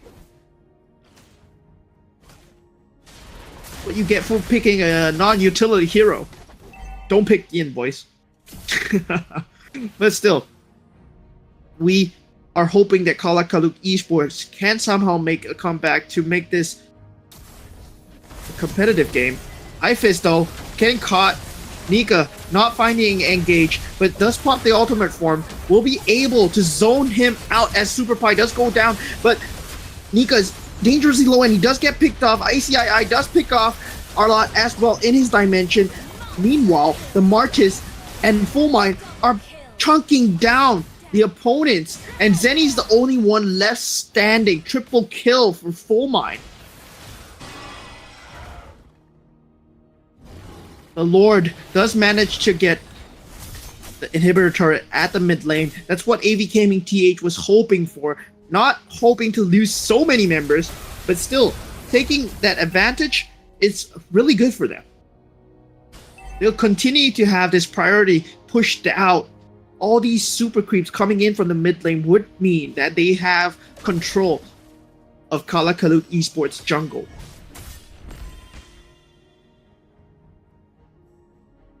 Bottom lane falling dangerously low. Kala Kaluk Esports, Ifis finding a key target right there with I'm Offended managing to burst Nika down in her ultimate form. Was key to kind of turning the fight. Zenny just staying alive, practicing mindful positioning as ACII is getting caught out right now. He has to escape and getting chased down from the side of Ica and Lynxie, but I mean there's members of Kala Kaluk Esports ready to counter engage if they were to jump in. Zenny being around, Zenny is becoming a real threat in this game. Kala Kaluk Esports, they can still hold on. They do have the macro advantage when it comes to hero lineups. They have the Vexana for control. They have the Kufa knockup. They have so much control with the Ruby, and Claude with Blazing Duet deals so much AoE damage. And once again, going for Super Pie might not be a key target here for AV Gaming TH. They do smartly disengage though, but ACII at this point, he has to go for the split push as a Yin. We are done using the flicker, and the final slash will not be able to get the swipe onto ACII as the Lord is being started right now. Full Mind not choosing to commit his reverse clone as of yet, feeling a fight that is coming on, and Radiant Lord has been taken by AV Gaming TH. Kala Kaluk Esports have to turn off once again, and ACII in the meantime dies in his own dimension. With the Lord marching down the mid lane and 30 seconds remaining for ACII, it's going to be extremely hard for Kala Kaluk Esports to hold on. They do have a superior team fight though. They just have to find the correct execution. Conceal coming out from Nika. And does get the jump onto Ifis. putting him in a bad situation, and he does go down for the count. You do see the Eternal Guard going in full mind. We'll be getting the cleanup onto Super Pie, and Vexana, the only one alive, will not be able to hold the base as the base goes down. AV Gaming TH will be taking 1-0. Kalakaluk Esports not holding on. Well done from both sides. AV Gaming TH really just showcasing that even though there's a Vexana in the game, there's no problem. I mean, Zenny did a great job, but I feel that you need to have so many frontliners when it comes to having a Vexana in the game, and just not having the frontliners would mean that a Ruby is just not enough. And Yin going for a full damage build, he's just so squishy even when in his own dimension. Even Arlott could get an easy kill onto ACII despite the fact that he has so much damage items. And look at that, all across the board, equal damage coming out from Kalakaluk Esports. AV Gaming TH, AV Gaming TH equal damage, and Kalakaluk, only the Vexana had the damage to deal with whatever snowball effect that Kalakaluk, that AV Gaming TH bringing into the game. Oh, just damage taken, 33% by Nika. I mean, Nika being caught at the early stages of the game, it was fine. It was just fine. Like, you're using your ultimate to catch a roamer. That's not too big, but eventually the Yin couldn't keep up with the snowball effect that AV Gaming TH had. And I'm really looking forward to how Kalakaluk Esports adjust their lineup, adjust their drafting patterns when it comes to Game 2 of the series. But before that, we'll be heading towards a short break. See you guys later. 2023 has been a momentous year for Mobile Legends Bang Bang Esports. Let's take a moment to glimpse into what lies ahead in 2024, where we will have more tournaments, more matches, more initiatives across the world, surpassing the growth we achieved this year. We kickstart the year with the first half of MPL seasons and official tournaments from February to June, including development leagues such as MDL Indonesia and MDL Philippines. We would also like to introduce the MLBB Academy League, or MAL, a second-tier professional league in Malaysia, which will serve as an official platform between grassroots tournaments and professional league. Next, we will revisit the return of the Snapdragon Pro Series MLBB, organized by ESL in the middle of the year, building up for MSC 2024, now rebranded as the Mid-Season Cup, with a new vision to be more globalized and inclusive than ever. Heading into the 8th year of the series with higher stakes, the new MSC will be held outside of Southeast Asia, with more participating teams and a bigger prize pool. Right after, we will have the third MLBB Women's Invitational, MWI 2024.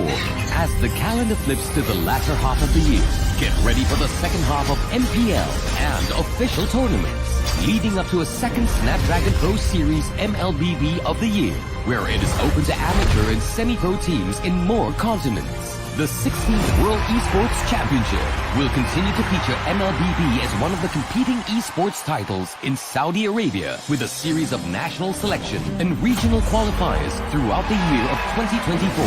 Last but definitely not least, it is time for the World Series, M6, and it will return to where it started, Malaysia. Without our phenomenal fans and incredible communities from around the globe, none of this would be possible. Together, we shall take MLBB Esports to a greater height.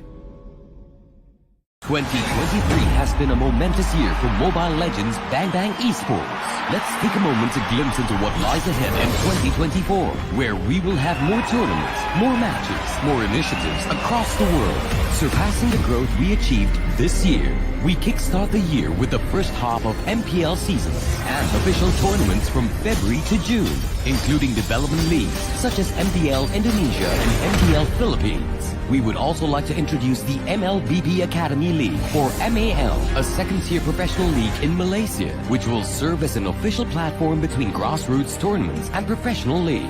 Next, we will revisit the return of the Snapdragon Pro Series MLBB, organized by ESL in the middle of the year, building up for MSC 2024, now rebranded as the Mid-Season Cup, with a new vision to be more globalized and inclusive than ever. Heading into the 8th year of the series with higher stakes, the new MSC will be held outside of Southeast Asia, with more participating teams and a bigger prize pool. Right after, we will have the 3rd MLBB Women's Invitational, MWI 2024. As the calendar flips to the latter half of the year, get ready for the second half of MPL and official tournaments, leading up to a second Snapdragon Pro Series MLBB of the year, where it is open to amateur and semi-pro teams in more continents. The 16th World Esports Championship will continue to feature MLBB as one of the competing esports titles in Saudi Arabia, with a series of national selection and regional qualifiers throughout the year of 2024. Last but definitely not least, it is time for the World Series M6, and it will return to where it started, Malaysia. Without our phenomenal fans and incredible communities from around the globe, none of this would be possible. Together, we shall take MLBB esports to a greater height. 2023 has been a momentous year for Mobile Legends Bang Bang Esports. Let's take a moment to glimpse into what lies ahead in 2024, where we will have more tournaments, more matches, more initiatives across the world, surpassing the growth we achieved this year. We kickstart the year with the first half of MPL season and official tournaments from February to June, including development leagues such as MPL Indonesia and MPL Philippines. We would also like to introduce the MLBB Academy League, or MAL, a second-tier professional league in Malaysia, which will serve as an official platform between grassroots tournaments and professional league. Next, we will revisit the return of the Snapdragon Pro Series MLBB, organized by ESL in the middle of the year. Building up for MSC 2024, now rebranded as the Mid-Season Cup, with a new vision to be more globalized and inclusive than ever. Heading into the 8th year of the series with higher stakes, the new MSC will be held outside of Southeast Asia, with more participating teams and a bigger prize pool. Right after, we will have the 3rd MLBB Women's Invitational, MWI 2024. As the calendar flips to the latter half of the year, get ready for the second half of MPL and official tournaments, leading up to a second Snapdragon Pro Series MLBB of the year, where it is open to amateur and semi-pro teams in more continents. The 16th World Esports Championship will continue to feature MLBB as one of the competing esports titles in Saudi Arabia, with a series of national selection and regional qualifiers throughout the year of 2024. Last but definitely not least, it is time for the World Series M6, and it will return to where it started, Malaysia. Without our phenomenal fans and incredible communities from around the globe, none of this would be possible. Together, we shall take MLBB esports to a greater height. 2023 has been a momentous year for Mobile Legends Bang Bang Esports. Let's take a moment to glimpse into what lies ahead in 2024, where we will have more tournaments, more matches, more initiatives across the world, surpassing the growth we achieved this year. We kickstart the year with the first half of MPL season and official tournaments from February to June, including development leagues such as MPL Indonesia and MPL Philippines. We would also like to introduce the MLBB Academy League, or MAL, a second-tier professional league in Malaysia, which will serve as an official platform between grassroots tournaments and professional league. Next, we will revisit the return of the Snapdragon Pro Series MLBB, organized by ESL in the middle of the year.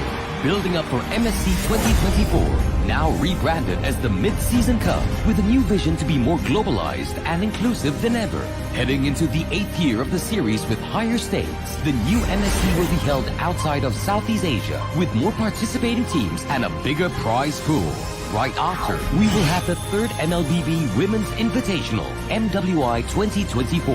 As the calendar flips to the latter half of the year, get ready for the second half of MPL and official tournaments, leading up to a second Snapdragon Pro Series MLBB of the year, where it is open to amateur and semi-pro teams in more continents. The 16th World Esports Championship will continue to feature MLBB as one of the competing esports titles in Saudi Arabia, with a series of national selection and regional qualifiers throughout the year of 2024. Last but definitely not least, it is time for the World Series M6, and it will return to where it started, Malaysia. Without our phenomenal fans and incredible communities from around the globe, none of this would be possible. Together, we shall take MLBB esports to a greater height. 2023 has been a momentous year for Mobile Legends Bang Bang esports. Let's take a moment to glimpse into what lies ahead in 2024, where we will have more tournaments, more matches, more initiatives across the world, surpassing the growth we achieved this year. We kickstart the year with the first half of MPL seasons and official tournaments from February to June, including development leagues such as MDL Indonesia and MDL Philippines. We would also like to introduce the MLBB Academy League, or MAL, a second-tier professional league in Malaysia, which will serve as an official platform between grassroots tournaments and professional league. Next, we will revisit the return of the Snapdragon Pro Series MLBB, organized by Welcome back, ladies and gentlemen. We will be heading into Game 2 of AV Gaming Thailand versus Kala Kaluk Esports, all the way from Brunei. So welcome to those that are joining us still. We are at MCCM Season 3, Day 6 of the Mekong region, and we'll be heading straight into the drafts for Thailand versus Brunei. Greatest inventions. And we do have the Minotaur and Angela already being banned together with the Nolan and the Matilda as well. So, token bans. There's still the Joy in the pool that you need to ban. There is an Xborg as well. Yes, the Xborg, of course, being 100% ban rate for this entirety of this day. Will we ever get to see the Xborg in action once again?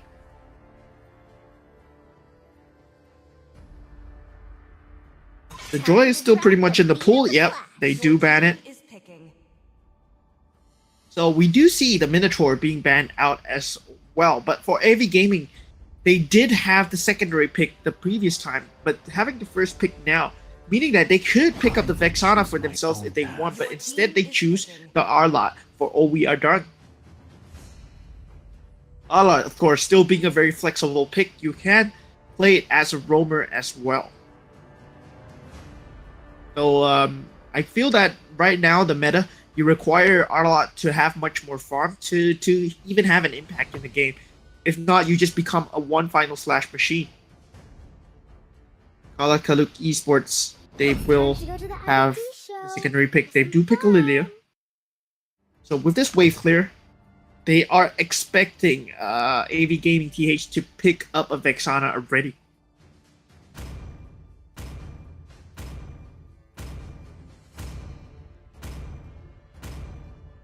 Welcome to my castle. And could have went for the Yuzong pick right there, but instead went for the Grok.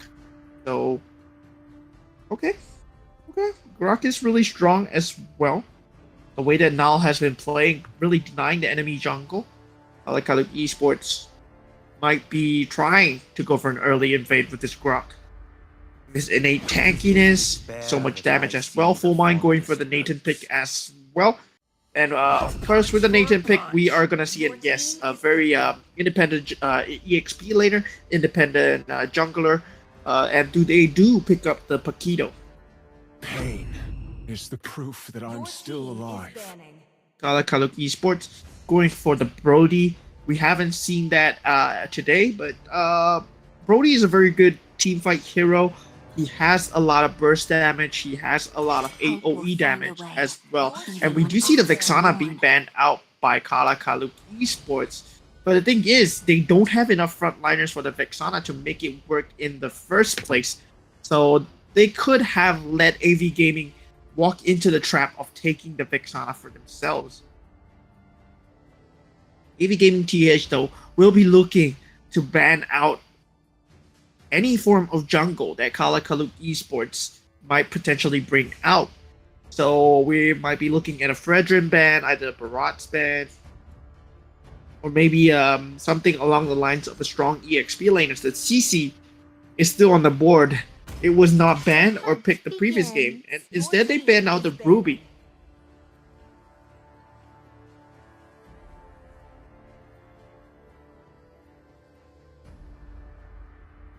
That was a... Ifis just played a lean and mean Ruby just now. He did initiate some of the winning team fights from the side of AV Gaming TH, but Kala Kaluk Esports choosing to ban out the barrage.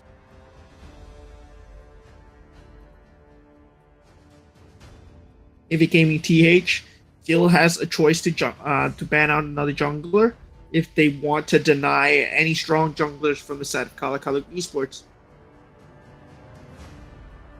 Or a potential EXP laner. Can ban out the Yuzong if they want to. I mean, the CC is still pretty much on the board. I do what I Choosing to want. ban the Diroth instead. Don't want the heavy damage coming through from the jungle. ACII. He has the Fredrin.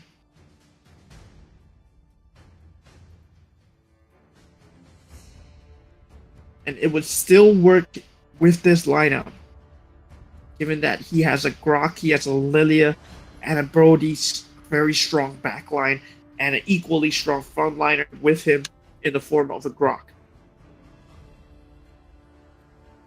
Let's hear from the crowd. Make some noise. And they do pick up the CC in the end. This leaves AV Gaming to pick up the Mage, and potentially EXP laner or a Roamer. I mean, a jungler.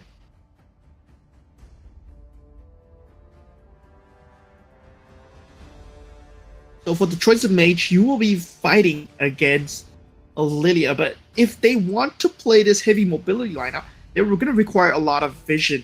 So they might be going for a roaming Arlot here. Oh, No protection. okay. Kindness is the surest He's path on. to ruination. Alright, so we don't know who's gonna roam until they swap it around. I'm pretty sure Yuzong will be on the EXP lane, so it's either... it's gonna be... I have a feeling that we are gonna see a Paquito gold lane with Nathan on the mid lane.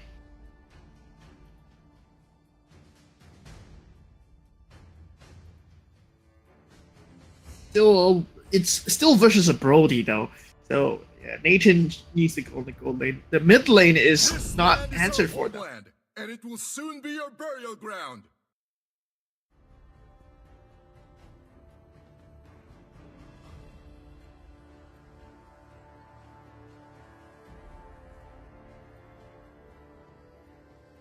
So we are done. The EXP laner on the EXP lane will be taking the Yuzong. Full Mind will be playing the Linksy will be on the Paquito though, so it will be a Paquito mid lane and a gold lane from the Nathan. EXP lane will be the Yuzong. Of course, you require a lot of farm on the Yuzong. You don't want a roaming Yuzong, and the Arlot will actually be on the roam. This is a very very wonky, non-orthodox lineup coming from the side of both teams, actually. So, but of course, for the side of Kala Kaluk Esports, they still have the traditional carry, they still have the traditional tank, they still have the traditional mid lane, as well as the roam and jungle. But for AV Gaming TH, they are trying to mix things up, and we'll see how this goes as we will head into the game really shortly. But never mind, we'll head into the game right now. Smash them. All troops deployed. All right. So we do see Yuzong on the EXP lane, Paquito on the mid lane, and a roaming Arlot by Nika. The roaming Arlot is still very viable in this meta. And with his Demon Mark, he can potentially deal a lot of damage every time he has his second skill. Full Mind though, potentially getting bullied until he reaches level 2. Super Pi on the Grok being brought down really low would mean that ACII would have to commit retribution here, and we do have a jungling CC, and Full Mind does get the first blood onto Syl. I mean, they have been going at it, and iFist going down in the EXP lane as well. Yuzong zoning out. Lapu Lapu. Super Pi really low. ACII jungling on the CC. When I first saw CC, I expected him to be the jungler, but he was so good at dominating the EXP lane that people have started just picking him up in the EXP lane as well. He has so high mobility, sustain, and damage as well. He can potentially jungle really well, but Zenny in a bit of trouble right now as he does not have the black shoes to escape and will be losing his life before the turtle spawns. And the turtle spawning in 10 seconds. He can still scoot on his way towards the turtle. Linksy though, mid lane Paquito, working out really kind of well for AV Gaming TH. They do get a counter engage onto Super Pi. Ica coming in at the nick of time. Linksy does go down for the count, but ACII will be managing to escape with his life really low there. Nika not having the final slash to displace the team members away. ACII having a gold lead, having picked up the first blood onto Syl. He does not have the flicker anymore. ACII though, with this invade, and oh, we are done. Could not manage to save Zenny as she does fall once again. Still level 3, not having the black shoes available at already 3 minutes into the game. This is extremely surprising from the side of Kala Kaluk Esports. Linksy is just styling on the Bruneians right now. AV Gaming TH. They want their points. And they are coming in strong, really strong in this early game. As ACII, he does find a pick onto Nika, but it is actually not. The counter engage does come through from Basia, coming in at the nick of time and killing him. We do have Super Pi in a bit of trouble. Paquito is dealing so much damage in this early stage of the game, despite not having items. I mean, you have to think about Zenny being squishy. She does have the black shoes now, but Linksy is already 2 levels ahead of the mid laner, and we are done coming through with the Yuzong. He still has a dragon form, and Linksy will finish off Super Pi. Zenny does not have any more block for him. CC, being the slow jungler that she is, will not be able to come in to help. Nika though in a slight bit of trouble, but Linksy is there, and he does get a clean double kill onto Zenny and ACII. Yuzong will be continuing to dominate the EXP lane though, but the gold lane has shifted towards Syl as Brody does have his ultimate available.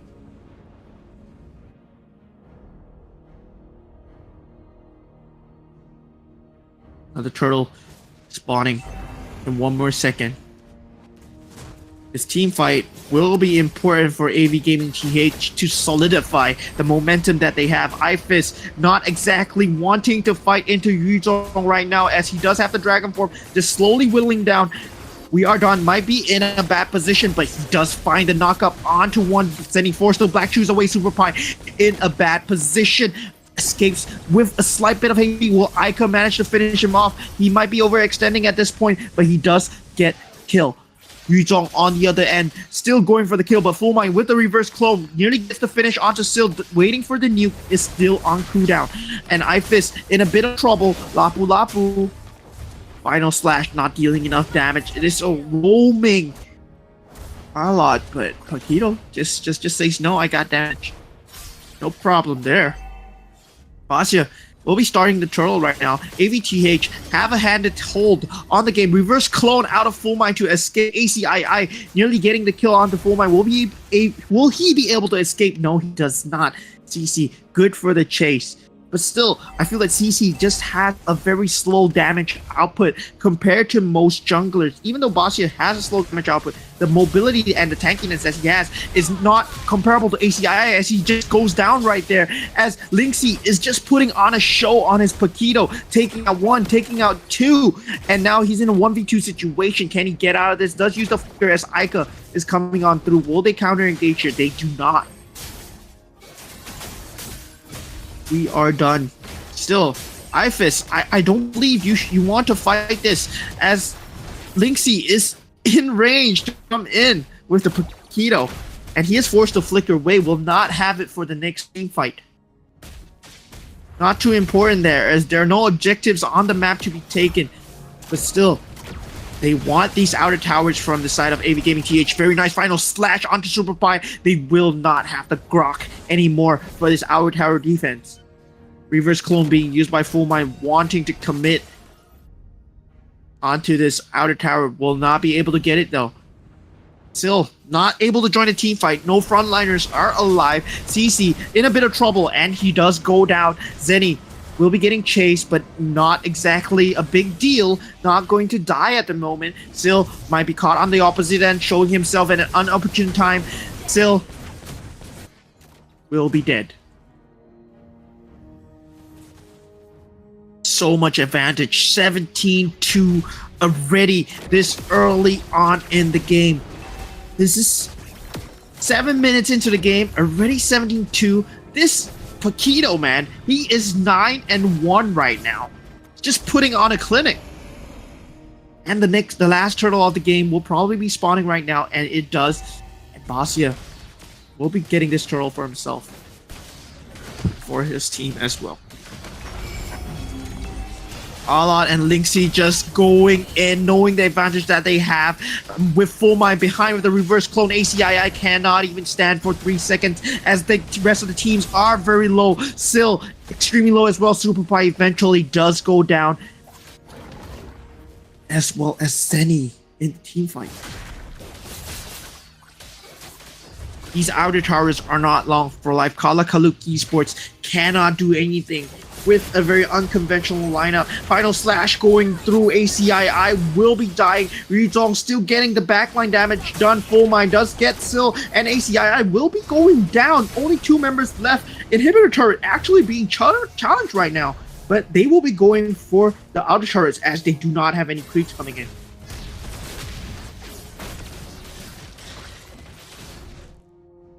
Extremely clutch final slashes coming through from Nika. Super Pie in a bit of danger. Reverse clone already being used from Full Mind.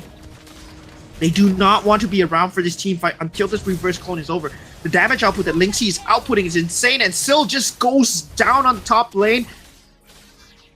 This is the beginning of the end for Kalakaluk Esports here. I do not see a way that they can come back from this. They have no team fight available, and they do not have the farm to make the lineup work.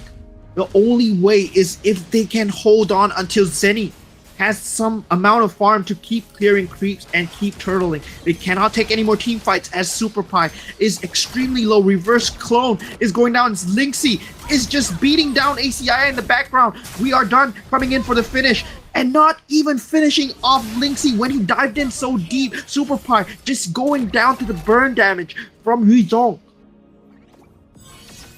Only 2 members alive as the creeps march on through. We are done potentially finding Sil at the moment, but Sil does manage to flicker away. Reverse clone used for this inhibitor turret. Zenny forced to use the black shoes. Knows it's on cooldown from the side of Team AV Gaming TH, but they do have a superior objective to go towards, and that is the Lord that will be spawning in.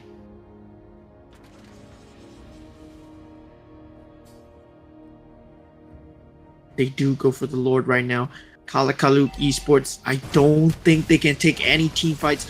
Super Pie, who is a grok, one of the tankiest early game characters in the game, is 0-8 in this mid-game stages. This just shows the amount of damage output that AV Gaming TH are bringing out. Linksy just destroying Zenny, and Super Pie not finding any form of early game advantage. Kalakaluk Esports are on the extreme back foot right now.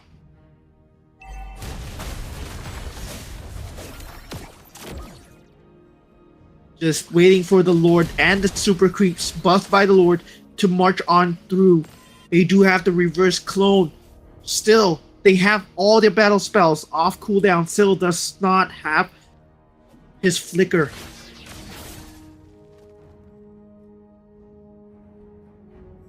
And possibly the beginning of the end as the final splash comes true from Nika as Sil tries to escape, and Yuzong already going for the backline. Sil is already down for the count. Full Mind does get the tower. Ifis gets trade onto We Are Done. Nika still in the thick of things. The Lord beaten down as ACII does get Nika, but Full Mind is still alive with the reverse clone. Together, the Lord, the Crystal, is being damaged. Ifis is down for the count, and so is the base. AV Gaming TH will take a 2-0 fashion and bring Kala Kaluk down to the knees, getting 3 points for themselves. Well done by AV Gaming TH. I mean, with that very nice Lixie, 9-1 and 14 on the Paquito. Knowing that they're going for the late game team fight, just buys the immortality so that he can go in on a bridge. Doesn't need to worry about too much of the damage. He has a second life after all, and relies on Full Mind's damage coming through. Starlium's Scythe on this character is just so insane, and We Are Done just destroying Ifis on the bottom lane. Of course, he's a Yuzong, but Ifis just taking too much damage and taking too much of a 1v1 against somebody that he should not have been fighting against. And look at Super Pie, just poor thing there, 29% damage taken. He was the brunt, he was the punching bag for Paquito over there as he just gets beating after beating. Zenny was not level 4 until 4 minutes into the game. Very well done for AV Gaming TH. Getting a handed victory over Kala Kaluk Esports. We see a bit of unconventional picks coming through from both teams. It's a bit of a refreshing look into the heroes of ML, Mobile Legends Bang Bang. And of course, we'll be heading towards a short break before we bring you guys the final best of 2. So I'll see you guys later on. Goodbye.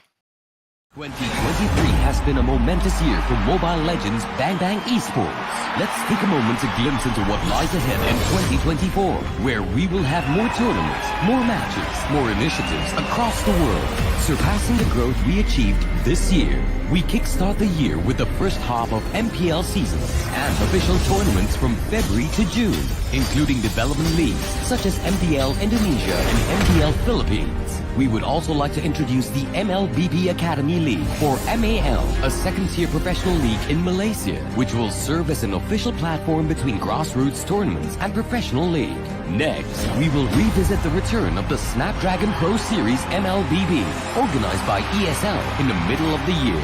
Building up for MSC 2024, now rebranded as the Mid-Season Cup, with a new vision to be more globalized and inclusive than ever. Heading into the 8th year of the series with higher stakes, the new MSC will be held outside of Southeast Asia, with more participating teams and a bigger prize pool. Right after, we will have the 3rd MLBB Women's Invitational, MWI 2024, as the calendar flips to the latter half of the year. Get ready for the second half of MPL and official tournaments, leading up to a second Snapdragon Pro Series MLBB of the year, where it is open to amateur and semi-pro teams in more continents. The 16th World Esports Championship will continue to feature MLBB as one of the competing esports titles in Saudi Arabia, with a series of national selection and regional qualifiers throughout the year of 2024. Last but definitely not least, it is time for the World Series, M6, and it will return to where it started, Malaysia.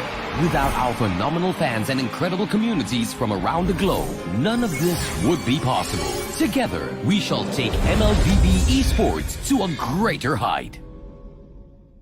2023 has been a momentous year for Mobile Legends Bang Bang Esports. Let's take a moment to glimpse into what lies ahead in 2024, where we will have more tournaments, more matches, more initiatives across the world, surpassing the growth we achieved this year. We kickstart the year with the first half of MPL seasons and official tournaments from February to June, including development leagues such as MPL Indonesia and MPL Philippines. We would also like to introduce the MLBB Academy League, or MAL, a second-tier professional league in Malaysia, which will serve as an official platform between grassroots tournaments and professional league. Next, we will revisit the return of the Snapdragon Pro Series MLBB, organized by ESL in the middle of the year. Building up for MSC 2024, now rebranded as the Mid-Season Cup, with a new vision to be more globalized and inclusive than ever. Heading into the 8th year of the series with higher stakes, the new MSC will be held outside of Southeast Asia, with more participating teams and a bigger prize pool. Right after, we will have the 3rd MLBB Women's Invitational, MWI 2024. As the calendar flips to the latter half of the year, get ready for the second half of MPL and official tournaments, leading up to a second Snapdragon Pro Series MLBB of the year, where it is open to amateur and semi-pro teams in more continents. The 16th World Esports Championship will continue to feature MLBB as one of the competing esports titles in Saudi Arabia, with a series of national selection and regional qualifiers throughout the year of 2024. Last but definitely not least, it is time for the World Series M6, and it will return to where it started, Malaysia. Without our phenomenal fans and incredible communities from around the globe, none of this would be possible. Together, we shall take MLBB esports to a greater height. 2023 has been a momentous year for Mobile Legends Bang Bang Esports. Let's take a moment to glimpse into what lies ahead in 2024, where we will have more tournaments, more matches, more initiatives across the world, surpassing the growth we achieved this year. We kickstart the year with the first half of MPL seasons and official tournaments from February to June, including development leagues such as MDL Indonesia and MDL Philippines. We would also like to introduce the MLBB Academy League, or MAL, a second-tier professional league in Malaysia, which will serve as an official platform between grassroots tournaments and professional league. Next, we will revisit the return of the Snapdragon Pro Series MLBB, organized by ESL in the middle of the year, building up for MSC 2024, now rebranded as the Mid-Season Cup, with a new vision to be more globalized and inclusive than ever. Heading into the 8th year of the series with higher stakes, the new MSC will be held outside of Southeast Asia, with more participating teams and a bigger prize pool. Right after, we will have the 3rd MLBB Women's Invitational, MWI 2024. As the calendar flips to the latter half of the year, get ready for the second half of MPL and official tournaments, leading up to a second Snapdragon Pro Series MLBB of the year, where it is open to amateur and semi-pro teams in more continents. The 16th World Esports Championship will continue to feature MLBB as one of the competing esports titles in Saudi Arabia, with a series of national selection and regional qualifiers throughout the year of 2024.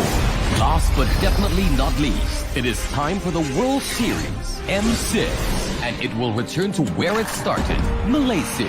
Without our phenomenal fans and incredible communities from around the globe, none of this would be possible. Together, we shall take MLBB esports to a greater height. 2023 has been a momentous year for Mobile Legends Bang Bang Esports. Let's take a moment to glimpse into what lies ahead in 2024, where we will have more tournaments, more matches, more initiatives across the world, surpassing the growth we achieved this year. We kickstart the year with the first half of MPL seasons and official tournaments from February to June, including development leagues such as MDL Indonesia and MDL Philippines. We would also like to introduce the MLBB Academy League, or MAL, a second-tier professional league in Malaysia, which will serve as an official platform between grassroots tournaments and professional league.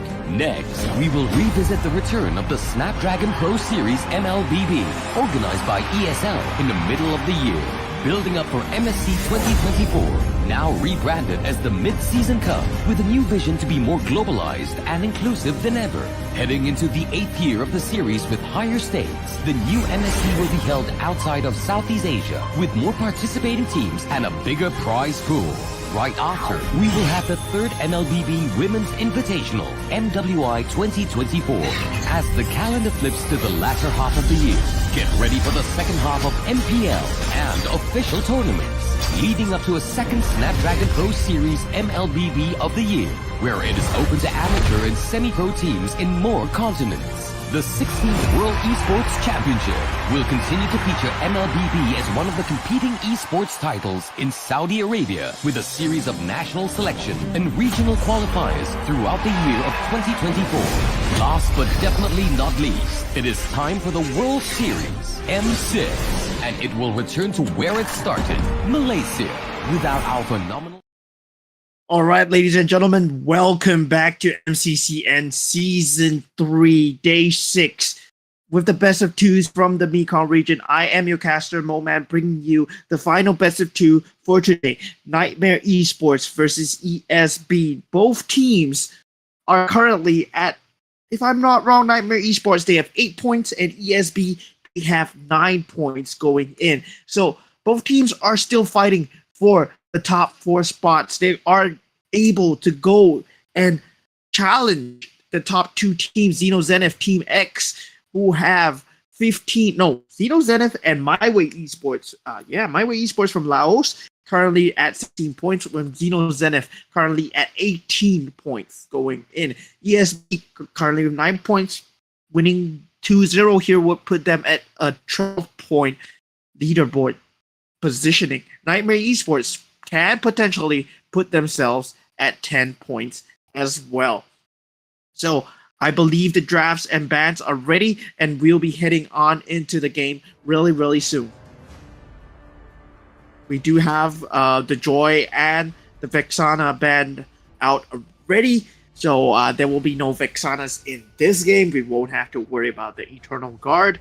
And the Matilda and Ruby being banned out from both sides as well. So this means that Fredrin is still on the board for both teams, and Nolan will be banned from Nightmare Esports as well.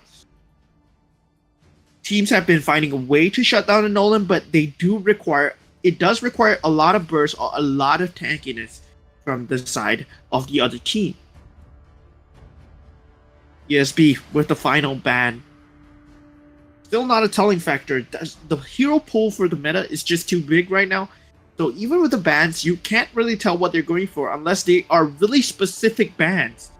Such as banning out a Tigreal, such as banning out a carry, and Angela being banned, of course, another thorn to the side of most teams, with the Heart Guard just being able to save anyone at any point throughout the entire map. So Nightmare Esports, with the first pick, will be choosing what they want to open with.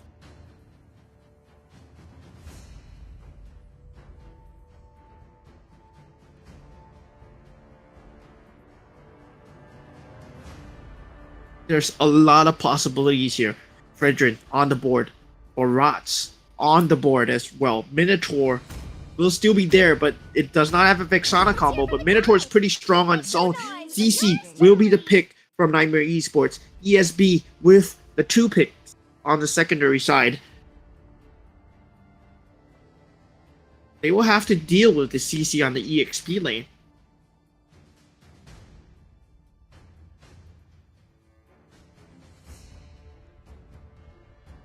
There's not really an answer for a CC unless you want to try and fight him head on and you pick Yuzong.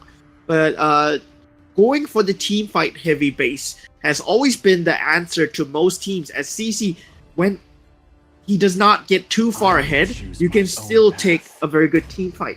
And they do go for the Arlott and Lilia combo, but Arlott most likely on the EXP lane from the side of ESB. And Nightmare Esports will have to answer this team fight somehow, or rather, do they go for the individualistic gameplay and they pick up the Claude? Do they pick up heroes that are fine on their own and very sustainable on their own? Or do they go for some form of team fight investment? And we do see the Jawhead being hinted from the side of Nightmare Esports. And a carry as well, a Hilda. I mean, even for Nightmare Esports, if they want to go for a teamfight investment, Fredrin is still on the board, and they are actually going for a Diroff here. So they are going for the very individualistic lineup. So carry, of course, teamfight base hero, but still very, very sustainable, very mobile. She has high mobility. Every 3 seconds, she can just do a jump, and she has a spinning wheel as well as spinning light wheel. So for ESB, they have the jungle pick open for them if they want to do so. They can still go for one of the 3 meta tanks in the jungle. But of course, they will be facing versus a Dira.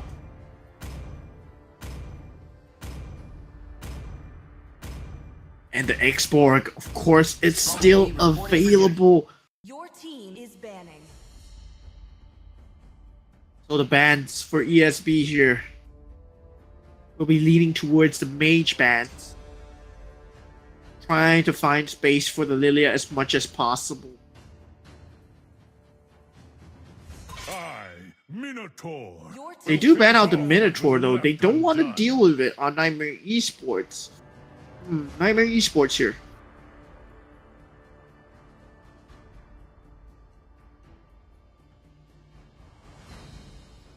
You think about the heroes on the board still. The threat of a Faramis is there to combo on top of X-Borg's survivability, but still, Faramis roam not really viable anymore, so unlikely that they will ban it out.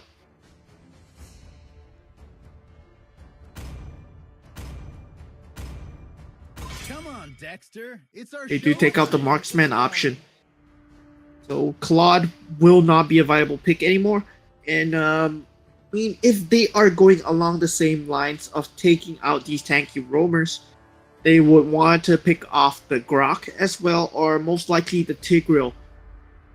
Can potentially just lock Lilia and Arla into place when they try to initiate.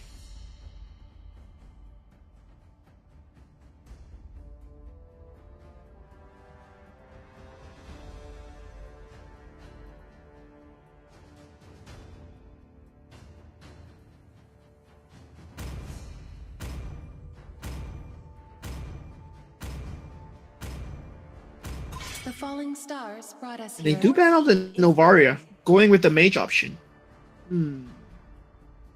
Right, let's give a vision advantage to Nightmare Esports because they want to run around the map on a bridge. They want to just be untethered to anything and just start running around and taking map control for themselves, being the mobile heroes that they are. Dyroth, CC, Carry, but then, okay, does Nightmare Esports take out the Tigreal here, or do they go for another marksman ban?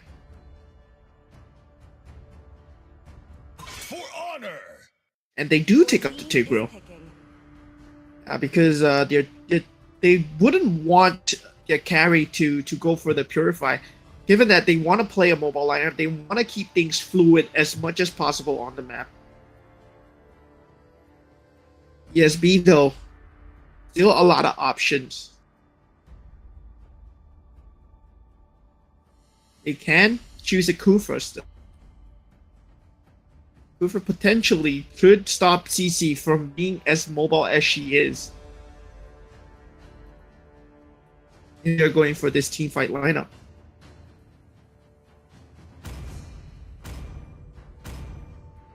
And they're opting to pick the marksman first, which will be Brody. Your team is picking. Brody does have a further range than Carry. Really good in controlling the pace of the team fight with his heavy AoE as well. But Nightmare Esports, they will have the Grok available, which is not banned out by ESB. And Valentina will be available as well. Plethora of ultimates that she can steal. She can steal the final Insanity. She can steal the final Slash and the last Insanity. It became a final Insanity. And the last pick from the side of ESB will be a roamer. So they will have to go for one of the off-meta roamers. I mean, Kaja is still available if they want to go for a pick-off. Oh, I feel that, okay, Arla is going to roam. So if they do pick up the Fanny here, it's going to be a very interesting pick. Because it would nullify Nightmare Esports' mobility if ESB does go for this Fanny pick and this Fanny gets ahead. But they do have a Grok and a Valentina to invade. So it all falls down to the early game executions. the early game invades, whether they can deny the space away from this Fanny as much as possible before she gets online, before she manages to ramp up into a snowball. This is a threat towards the Valentina mostly. Her ESB's Fanny's job is to try and clamp down on the Valentina as much as possible. If he manages to clamp down on the Valentina, potentially it brings down a lot of team fight. It can catch away a lot of stragglers as well. It's a threat to carry because carry does not go for this tank build anymore in this meta.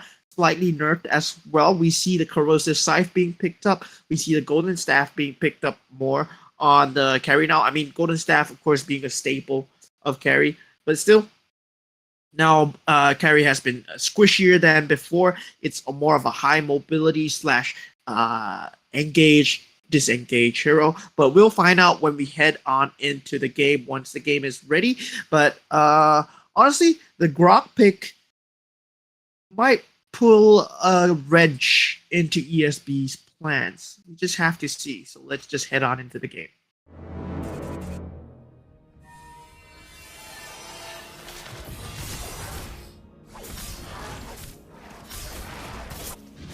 Crown will have to secure as many purple buffs as possible as Fanny here.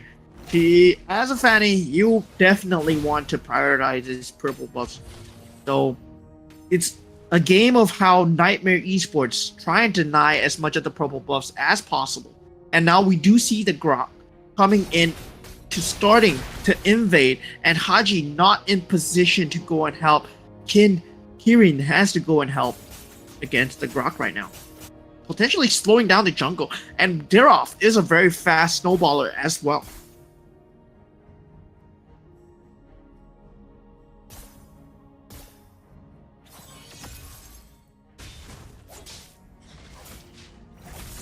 Crown does have to pick up the pace. Derov already hitting level 4 off of this creep really soon, and might potentially be able to gank Brody if he's in a bad position. Crown still not level 4, does get the EXP crap, but still not level 4. This Grok invade has bought them a bit of early game time, but both teams will have jungles at level 4 really soon, but too easy for Lexi. This first team fight, this first turtle, will determine the pace of the game, whether the Dirov will be able to take fights for himself or whether the Fanny will be able to go for these early pickoffs. Turtle just spawning in 3 seconds as teams want to skirmish on down. Wiz King does have Last Insanity available right now. Crown, he has to go back home, does not have the purple buff, does not have enough energy to go for this turtle fight right here. Yeah, Fanny will be prioritizing the purple buff, and Lexi will be getting an easy turtle with no contest. Jasmine, though, might be in a bad situation. Does have the level 4, though. Haji does not have the final slash to do anything about this, and if Lilia comes in, Haji will still be in trouble. Crown, going for the ulti, does not find any value whatsoever, just a bit of damage here and there. Both teams are still at 0-0. They're playing it very, very safe on the side of both teams. Kal-El losing out slightly in terms of lane advantage when it comes to carry versus Brody.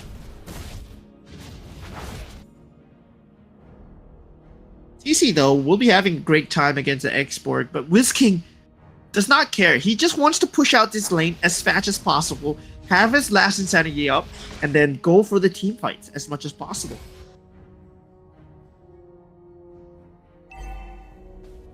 Fanny still not finding an early pickoff because there are no trades going on. It's early on into the game. Both teams still playing it really safe. Very nice block by Jasmine, potentially saving his life there, but Dirov already securing a forward position.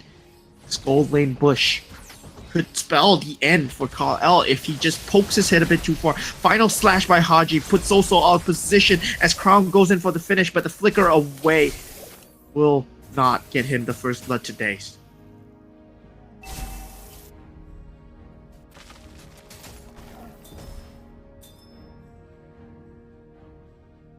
And it all falls down to who has the better team fight in the mid game. I mean, both teams have an equal amount of team fight and equal amount of pickoff. But in terms of frontliners, I feel that ESB, they have the frontliner as Xborg. He does have a lot of engage and disengage options, but ESB will have to play according to his pace and whether they can follow his momentum from WizKing. Whether he can get the Last Insanity off in time will be pivotal. As we see WizKing getting into a bit of trouble. Last Insanity being used just to escape would mean that they won't have it for this turtle fight coming in. Haji, he does have the final slash for this team fight, but Kirin already taking a bit of chip damage. Does not want to use the black shoes. It will be putting him in the turtle pit. Crown does go through, does not get anything at all. Last Insanity being used. Haji does go down though. Crown rated very, very low.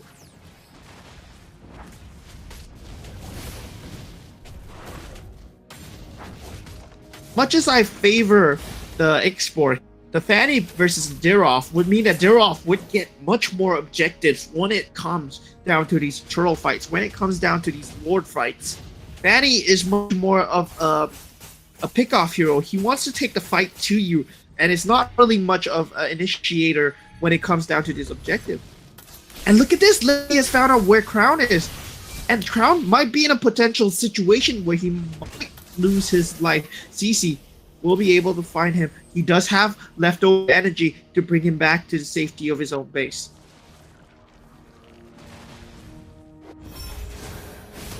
Aji concealing right there. Good block, forcing him to use the flicker. Very good blocks coming through from Jasmine. And this purple buff here. Jasmine contesting this is a very heads-up play. Similar to what Nile did. We always see this out of very good Grok players, where they will deny as much of space from the jungle as possible.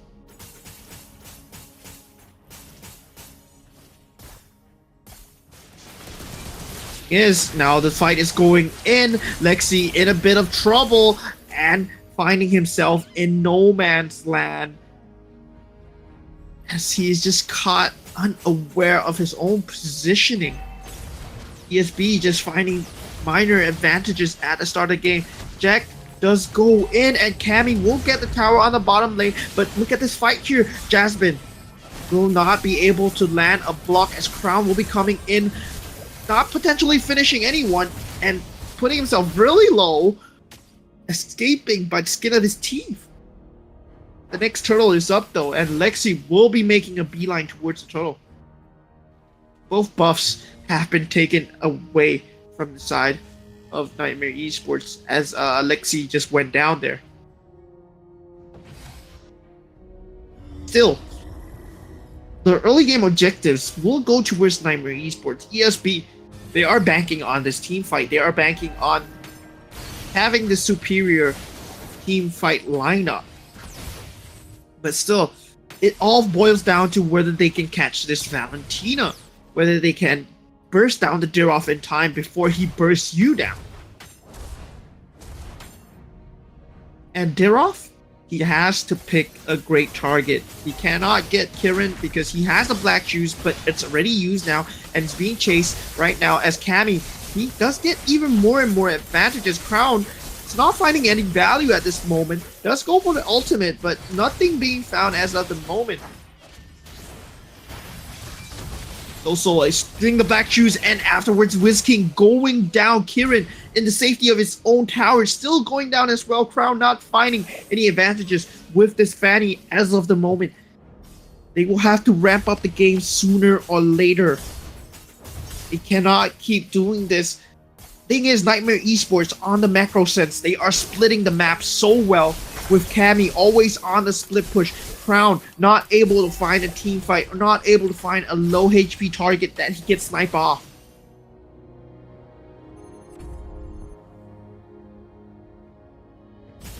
To highlight how Jack is playing as well, just being a menace with his advanced farm that he has from dominating lane. The final slash onto Jack, I don't think that's a target of choice. He'll just be able to scoot on away with his scooter, with his yo-yos.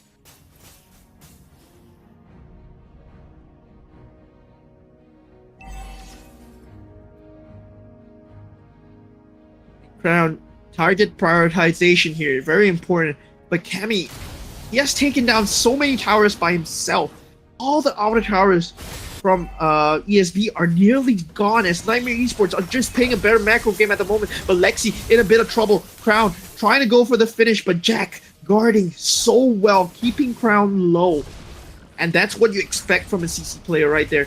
Wiz King, he will have to ramp up his farm. He will have to get some kind of damage if you want to see anything being used well here. Black Shoes being committed from Kieran at the moment. Crowd grappling away.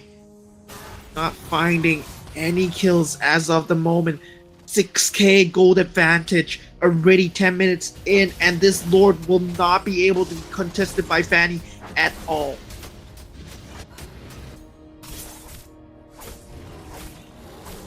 Lord being taken by Nightmare Esports. They are taking all the objectives that they can get. This is true objective gaming coming in from Nightmare Esports. They just want to get the farm on Cammy. They just want to get the farm on Diroff.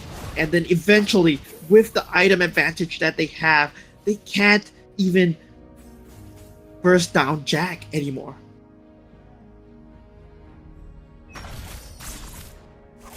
Brown trying to stop this tree lane push as much as possible, being a Fanny.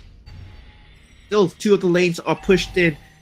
Mid outer tower being challenged. So though, he does find out Crown's location at this point, and potentially putting himself in danger, but also manages to flicker out in time. Lexi does not get the kill onto Crown. He's trying to recall away, but he might be in a dangerous position. Lexi so close, and he does finish off Crown. This is huge for this team fight.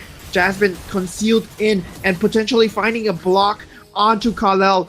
Kal-El not in a position that he might want to be in, but there is not enough follow up as So and Lexi. They did just pick off Crown though. Crown just buying enough space. Huge pick off, but still no advantage for the side of Nightmare Esports and ESB. 7k gold lead. No, even more than that. 9k gold lead on Nightmare Esports. They're just relying on Fanny to have this push going on for them as they challenge the outer towers. The farm on Jack is so high, and Cammy is challenging these towers without a care in the world. Crown able to do wonders by pushing. Knowing that they cannot catch him is a very good solace that Crown has.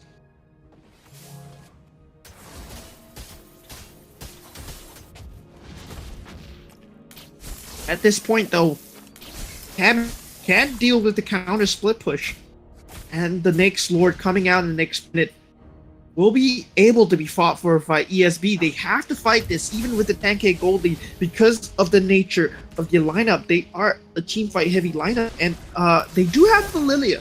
But Crown will be getting away just ever so slightly.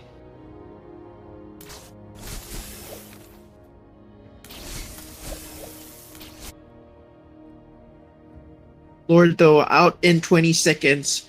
Very key objective for both teams right now. With no outer towers from ESB, they will have to prioritize his creeps. They will have to push out as much as possible. And this Jack doing this, it's just so free for him. I don't think he can get picked off at all, even with Wiz King and Kal-El and Crown. He can potentially get out of this scot-free, and good block by Jasmine, forcing Haji to use his flicker. No final slash flicker, and Haji will find himself going down. Kieran already using the Black Shoes will not have it for this Lord fight, and Diroff will be starting the fight of the Lord right now. Jack just getting away scot-free. So sustainable, so irritating to deal with. It's just the nature of the CC.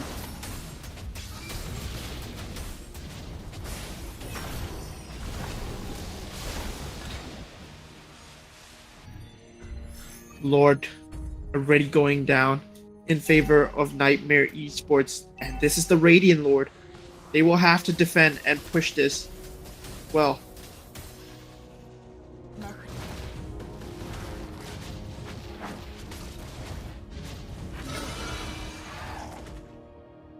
Already a 10k gold lead. I mean, it has been a consistent 10k gold lead for Nightmare Esports. They might be going for the throat, but look at the amount of wave clear that Lilia has. Can they even stop this with the Radiant Lord marching down? Outer inhibitor turret being challenged right now, and the Lord does eventually go down. They hold on for now. ESB has to keep doing this, but for how long? Eventually, until Crown gets level 15, then they can potentially make a comeback, but already the mid inhibitor turret going down to Cammy. Just playing objective gaming for Nightmare Esports. Both teams playing it very safe, no big team fights as of yet. ESB just trying to find a nice final slash. Haji though does not have enough farm to make it work, and Flicker is still in 15 seconds. The great heads up play by Grok, just forcing him to burn out these flickers.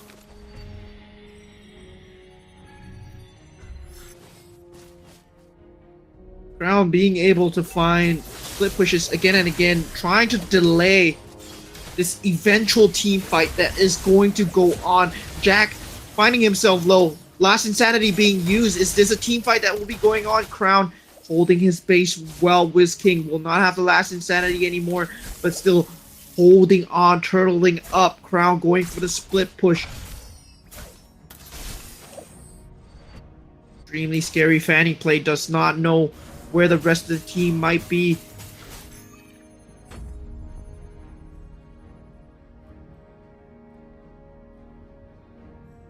And of course, with the next objective, with the next Lord being up, ESB has the final chance to either fight for the Lord or choose to defend their base with Radiant Lord marching down.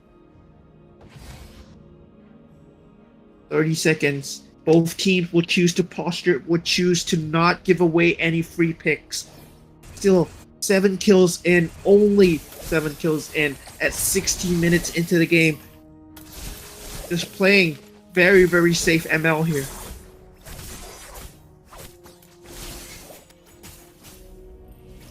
Kal-El will pick up the Blade of Despair, and that might signal the starting of a team fight for ESB. They might want to pick any early skirmishes that they can have, because they now have the clearing power, they now have the physical damage from the Brody.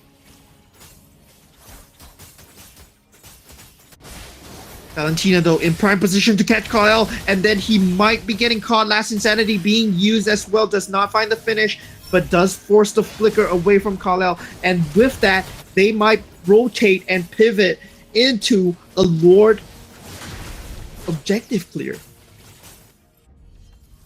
Annie desperately trying to split push, but the Lord will be going down to Nightmare Esports. The objective advantage is still in Nightmare Esports' favor, and Haji might be slightly in disarray. Flicker has to be forced, and once again forcing the flickers away from the Brody, away from the Arlot, would mean that they cannot go into this team fight. Last Insanity already being used.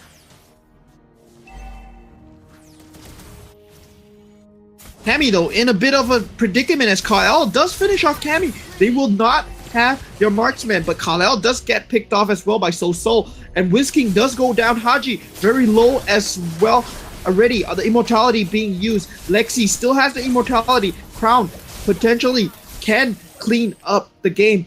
He does have the immortality to work with, but with the Lord marching down, can Lilia and Crown hold? Jasmine does go down, but Crown already has to pull off the base defense of his lifetime. Too easy for Lexi. He can go for the clear for Lilia here, and Crown does go down, and the crystal is falling extremely low. Jack, he's the only one alive, but with whisking out in 4 seconds, they might potentially hold down.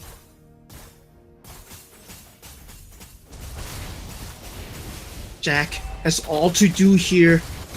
He's trying to go for the crystal. Last Insanity being used. His immortality has expired, but the base is down as Nightmare Esports will be taking a 1-0 lead in a very clean fashion for this ESB. Just objective gaming right there. Today we see much more of a showcase of objective gaming, and both teams playing very cleanly. Very fundamental ML from both teams. Given the lineup that they both had, I mean the Fanny pick was really good. Crown we did see him playing the Fanny really well, holding on the base, turtling extremely well. And Kyle, he only died once, but the one time that he died was in the final team fight that ESB initiated. Cammy as well, just holding on with the item advantage that CC had. Look at the hero damage that CC did, 78,000 damage, and Kieran just clearing waves again and again. This is what a Lilia can do at the late stages of the game. He can clear out the waves. He can just force it into an extreme late game situations, but just unlucky. Couldn't find the finish because the flickers were consistently being burnt from the side of Jasmine by Soso, who always forces out the out of position characters. They always use Jasmine with the heads up blocks as well. Really well done from the side of ESB. These small little factors acting up. So with that, we have game one of ESB versus Nightmare Esports, and we will be heading towards game two really soon, but I'll be taking a short break. So see you guys later. Goodbye. 2023 has been a momentous year for Mobile Legends Bang Bang Esports. Let's take a moment to glimpse into what lies ahead in 2024, where we will have more tournaments, more matches, more initiatives across the world, surpassing the growth we achieved this year. We kickstart the year with the first half of MPL seasons and official tournaments from February to June, including development leagues such as MPL Indonesia and MPL Philippines. We would also like to introduce the MLBB Academy League, or MAL, a second-tier professional league in Malaysia, which will serve as an official platform between grassroots tournaments and professional league. Next, we will revisit the return of the Snapdragon Pro Series MLBB, organized by ESL in the middle of the year, building up for MSC 2024, now rebranded as the Mid-Season Cup, with a new vision to be more globalized and inclusive than ever. Heading into the 8th year of the series with higher stakes, the new MSC will be held outside of Southeast Asia, with more participating teams and a bigger prize pool. Right after, we will have the third MLBB Women's Invitational, MWI 2024.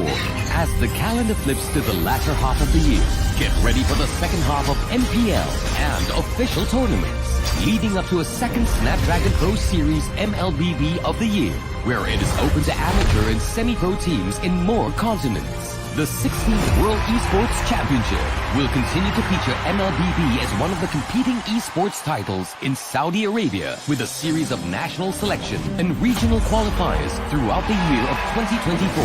Last but definitely not least, it is time for the World Series M6, and it will return to where it started, Malaysia.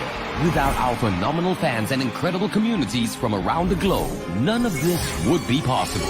Together, we shall take MLBB Esports to a greater height. 2023 has been a momentous year for Mobile Legends Bang Bang Esports. Let's take a moment to glimpse into what lies ahead in 2024, where we will have more tournaments, more matches, more initiatives across the world, surpassing the growth we achieved this year. We kickstart the year with the first half of MPL seasons and official tournaments from February to June, including development leagues such as MPL Indonesia and MPL Philippines. We would also like to introduce the MLBB Academy League, or MAL.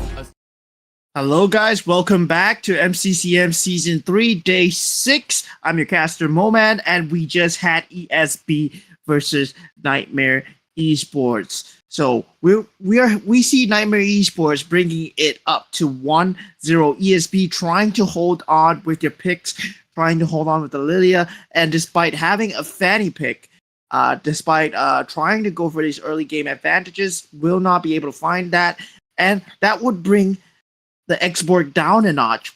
I mean, yesterday we saw the Xborg having 100% win rate, but he just couldn't find the team fight in time and did not have any form of macro advantage at all. Cammy playing really well on the what's that called again? On the carry. Yeah, she managed to push all the outer towers just by herself while the team fights were going on, and they played really well. Divided we conquer, and they conquered the map just slowly but surely and took on all the objectives. But we have the draft and bans ready from Nightmare Esports versus ESB, so we'll be hitting into it right now. And we do see the Dirov being banned out from the side of ESB, so it's kind of a respect ban coming through from the side of Brunei. And the CC as well, they do not want to deal with that again. The hunt begins. And now we do see the Ruby being banned out as well, of course, from the side of Nightmare Esports, the Matilda Joy being a stable combo to ban out.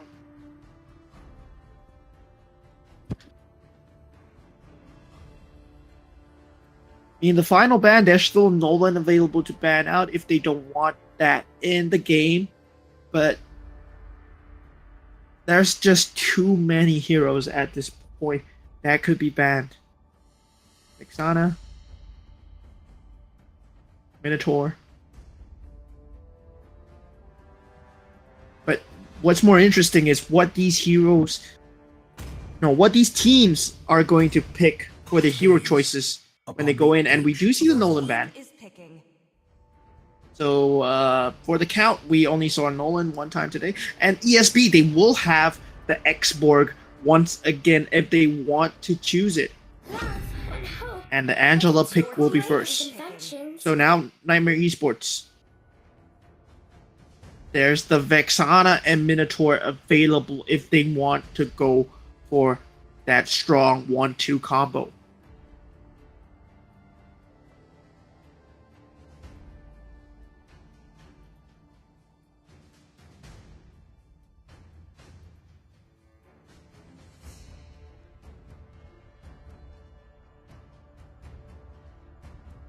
Vexana Minotaur being a viable combo. Vexana Fredrin as well. We do see the Vexana being picked out, and they opt for the All-Out instead of the Minotaur. So this would mean, because they know that ESB, they have picked out the roaming Angela, they might be saving it for the third pick and denying the All-Out away from ESB. So at this point, for ESB, they can still play a mobile lineup, and they can stack a Faramis on top of the Angela to provide a saving grace on the Eternal Guard that Vexana would bring.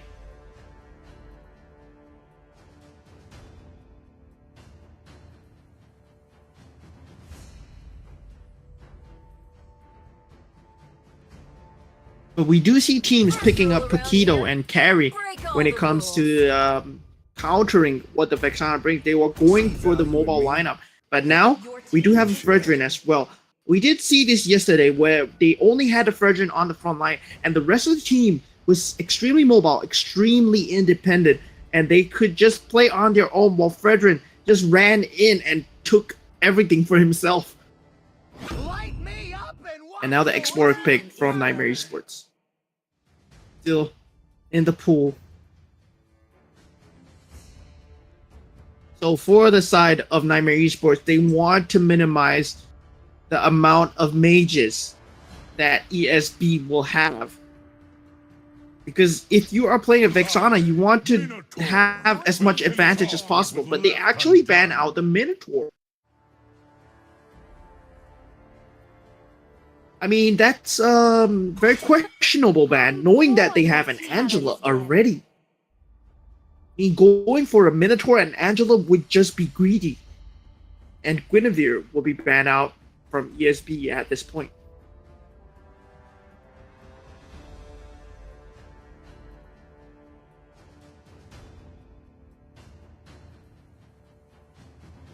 I'm surprised that Nightmare Esports are not banning any mages when it comes to ESB at this point, because they are trying to deny the EXP lane and the mage lane, the mid lane.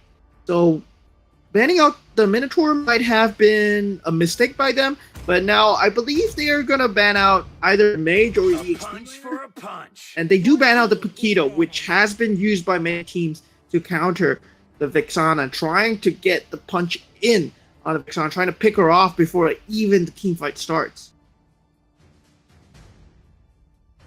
And we do have the final ban for ESB going by the lineup. Oh, that's a very weird ban. They ban out the Martis. Okay. Potentially just taking out what they might be able to do. They do have the bots. They do have the box here available. Akai really strong as well when it comes to the head spin. Dexter. It's our show. We do see the Claude pick from Nightmare Esports. Nightmare Esports lineup just looking very superior right now, but ESB, they still have 2 picks available. And with the ban of Nightmare Esports, I feel that ESB, they can go for a Lilia right now if they want to have a stronger wave clear versus Nightmare Esports. And we did see Kieran play a mean Lilia just now. For the EXP lane, though, the CC's already taken out the game. It will be an export competition 1v1 against an export. So possibly an Yuzong to counter. But they are opting for a Terizla and Novaria instead. Oh no, Yuzong indeed and a Novaria instead.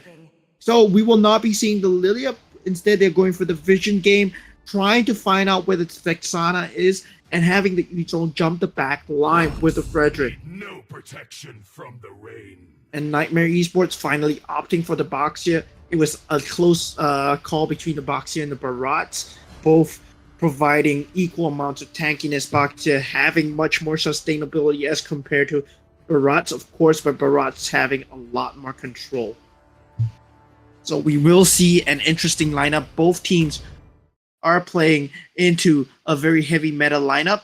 And the name of the game here for ESB is to try and catch the Vexana as much as possible with the Yuzong pick, with the Novaria pick. Novaria provides you so much vision advantage, and it provides you so much in terms of poke damage as well. But the thing is, they have a carry, and carry requires a lot of farm to work despite him being a mobile hero. But still, it's very irritating to deal with.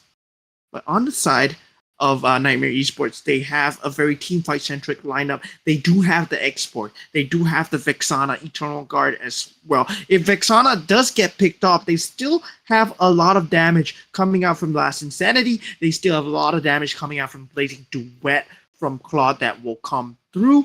And then, of course, their jungler being a Boxia will be able to frontline for them really, really well. So we'll just have to see as we head on into the game of Nightmare Esports versus ESB. This will be the final game of the day. So we'll be having day 6 today. Then day 7 will be on Sunday, if I'm not wrong. So there won't be any stream tomorrow, guys. So day 7 will be on Sunday, and day 8 will be on Monday. There are a total of 11 days for MCCN Season 3. Yeah. So for the next few days, I'll be with you guys all the way, and I hear the game is ready, so we'll just be heading on straight into the games.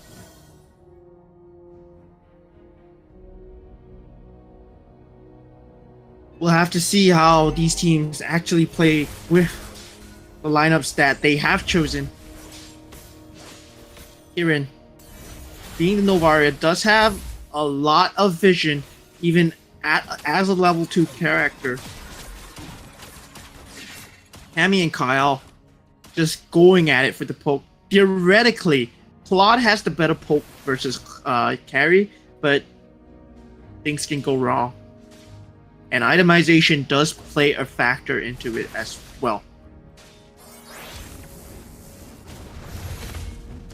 And the cool thing about Jack versus Wiz King on the EXP lane, Yuzong versus the export lineup, the matchup here, is that Jack does not have much HP to begin with. So all he can do is just burn down the shields while going for the damage at the same time. So it's going to be a battle of who can rotate on the jungle. And we see Crown does go in, does get the taunt onto Jack, but he does have the armor to work with. And the Novaria coming through early on in the stage. They do have a 4-man advantage, but Crown falling low and down. Force first blood for Soso as Vexana is just pumping on damage in the back. Haji does get easy for Lexi, and Soso will be taking out the Yuzong. Eternal Guard coming in clutch.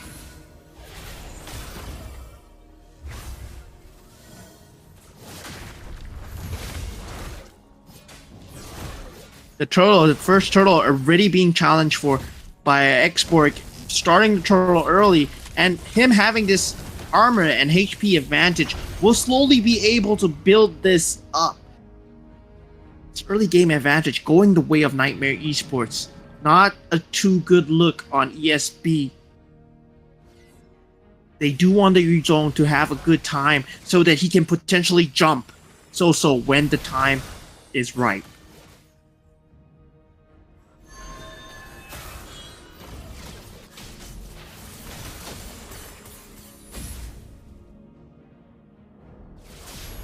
Trying to funnel farm onto Cammy, but might be getting caught here.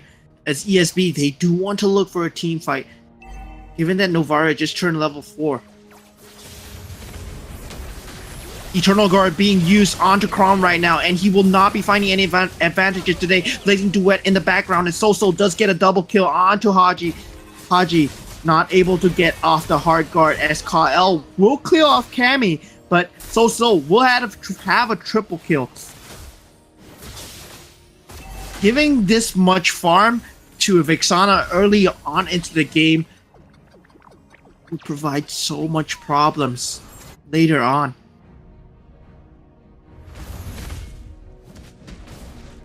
Despite that, one good catch from the Yu Zhong is all it takes, but it still requires a lot of farm for Wiz King to get online, and Jack is already super far ahead when it comes to farm, when it comes to gold as well.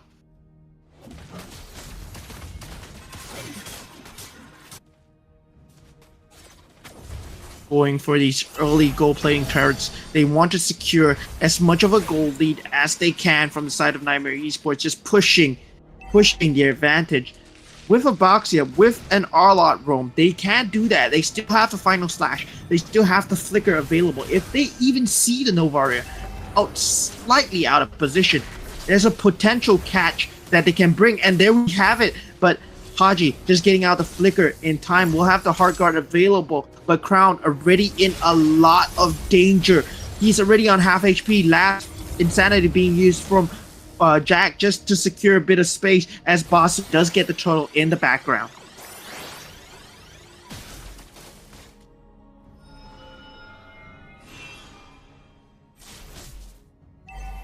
Slow advantages here for Nightmare Esports as they go slowly and steadily, getting one turtle at a time. Already turtle's advantage for the side of Nightmare Esports. And Cammy will get the first turret at the heart of 5 minutes 20 seconds.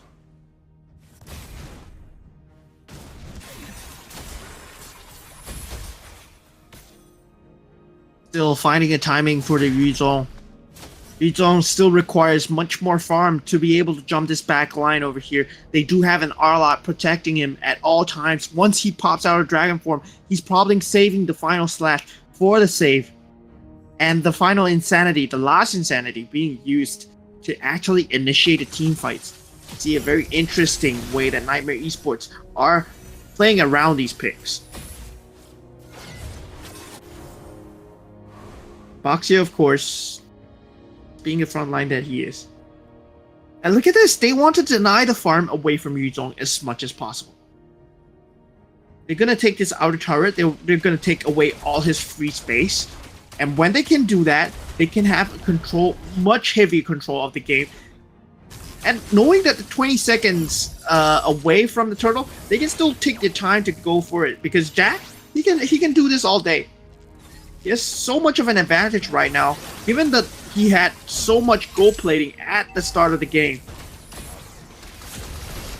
And Cammy going in with the Blazing Duet. Kirin will find himself way out of position in no man's land. The Dragon Form does go through. This might be a potential turning point. Cammy does go down as Crown does pick him off. Jasmine already on the run, but Dragon Form no longer in the team fight. Last Insanity onto Crown. Heavy damage as he does go down. Turtle will be taken by Nightmare Esports right now.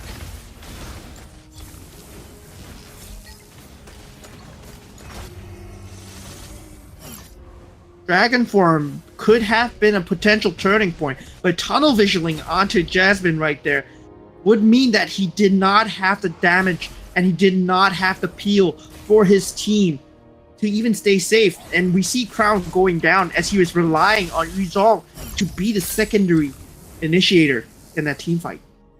He had to soak up the damage. Wiz King just having a slight blunder down there. Kal-El, though, he does pull out the golden staff already. This would signal an itemization for the next team fight. But Yuzong still waiting on his dragon form, still waiting for his petrify. Once his petrify is up, they can take the team fight to them. Eternal Guard, they know that it's used for the next half a minute or so. So will not have this, and they can actually force out a team fight, but the creep waves are not in their favor.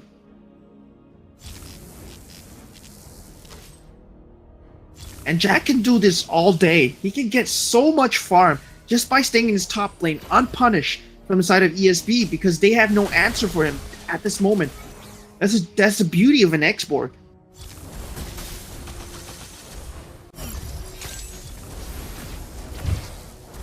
Still denying the farm away from Wiz King.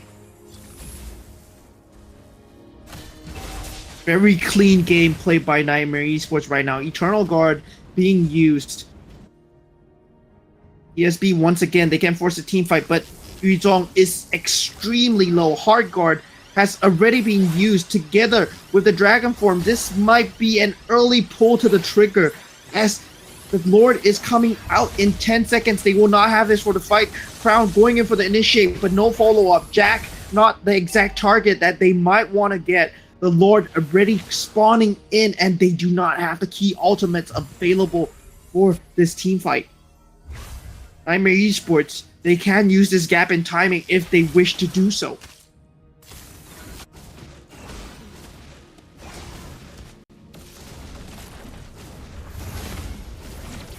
And they do have the vision from the Novaria Ultimate, but still, can they do anything about this? As Yuzong will not have his Dragon Form. Heart Guard is back up though. They might have lost the key timing here as Wiz King can whiz on through. Crown going in for the backline, does catch So out of position, but is he the one out of position as he flickers out and drops an Eternal Guard onto him as the Lord is being taken by Nightmare Esports right now.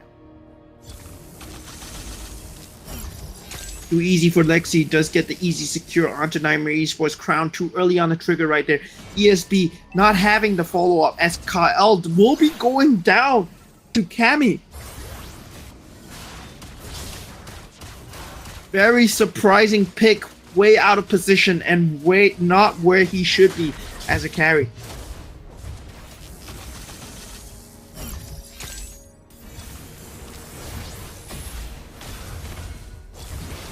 They still have to wait for Kal-El if they want to take this team fight. His golden staff with his key damage right now. They might get a lot of damage on Jack, but after his armor degrades, he can just get out of this squad free. Basia still being a thorn in the side. Eternal Guard being dropped to secure this inhibitor turret. Dragon Form being used right now. They do have the final slash available if they want to use it, but Lexi going down at the front line, and So does get a trade onto Wiz King as Crown goes down as well.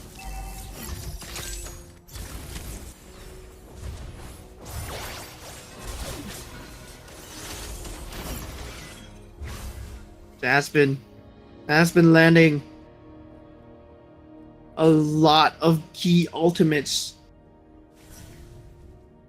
and Jack just being so irritating to deal with. When he was a CC, you did not want to fight that. Last Insanity being used, Kieran taking heavy damage, but he will not have the armor to work with anymore. They will not be able to clear out this this inhibitor turret, but that's good enough for Nightmare Esports that they did not lose any team members down there. Only too easy for Lexi going down in a 1-for-2 fashion. 7 kill lead and a 10k gold lead for side of Nightmare Esports. ESB have to do something right now if they want to even have a chance or a say in this game. For Lexi though, not the prime target that they're going for. If So just pushes himself out of position, Wiz King might be able to do something, but he misses his second skill, and Wiz King will be down for the count.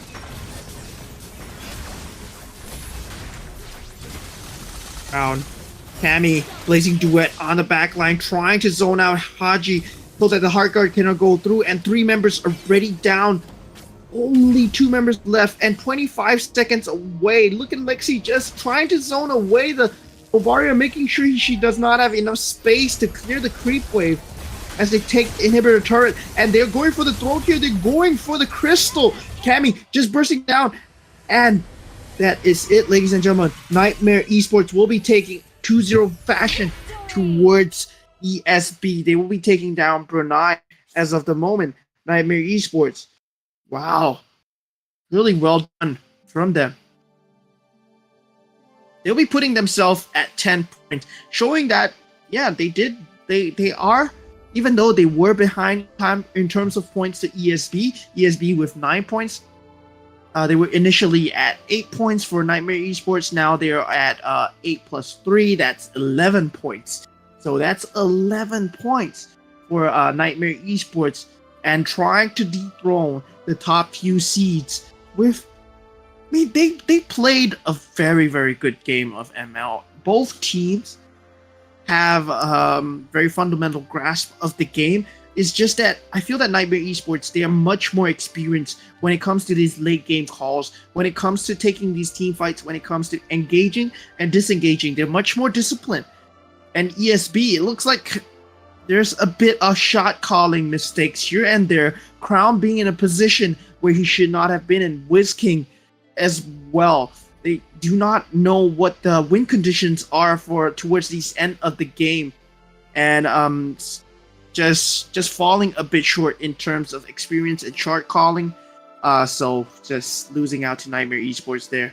You look at Cammy, she does not need any hero damage at all, and Jack just doing EXP laner things on the CC, having the highest damage, on the Xborg having the highest damage once again. Kieran really playing well on these mages.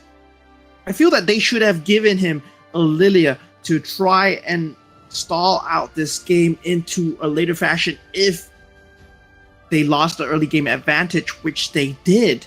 So with Kieran on the Lilia, it would have been a much better late game strategy, a much better fallback plan, which they did not have. And congratulations to all the teams that have gotten points for themselves today. I'll be ending the stream right now. We'll be seeing you next time on Sunday for MCCM Season 3, Day 7. I'm signing off. This is your caster, Moman. Goodbye.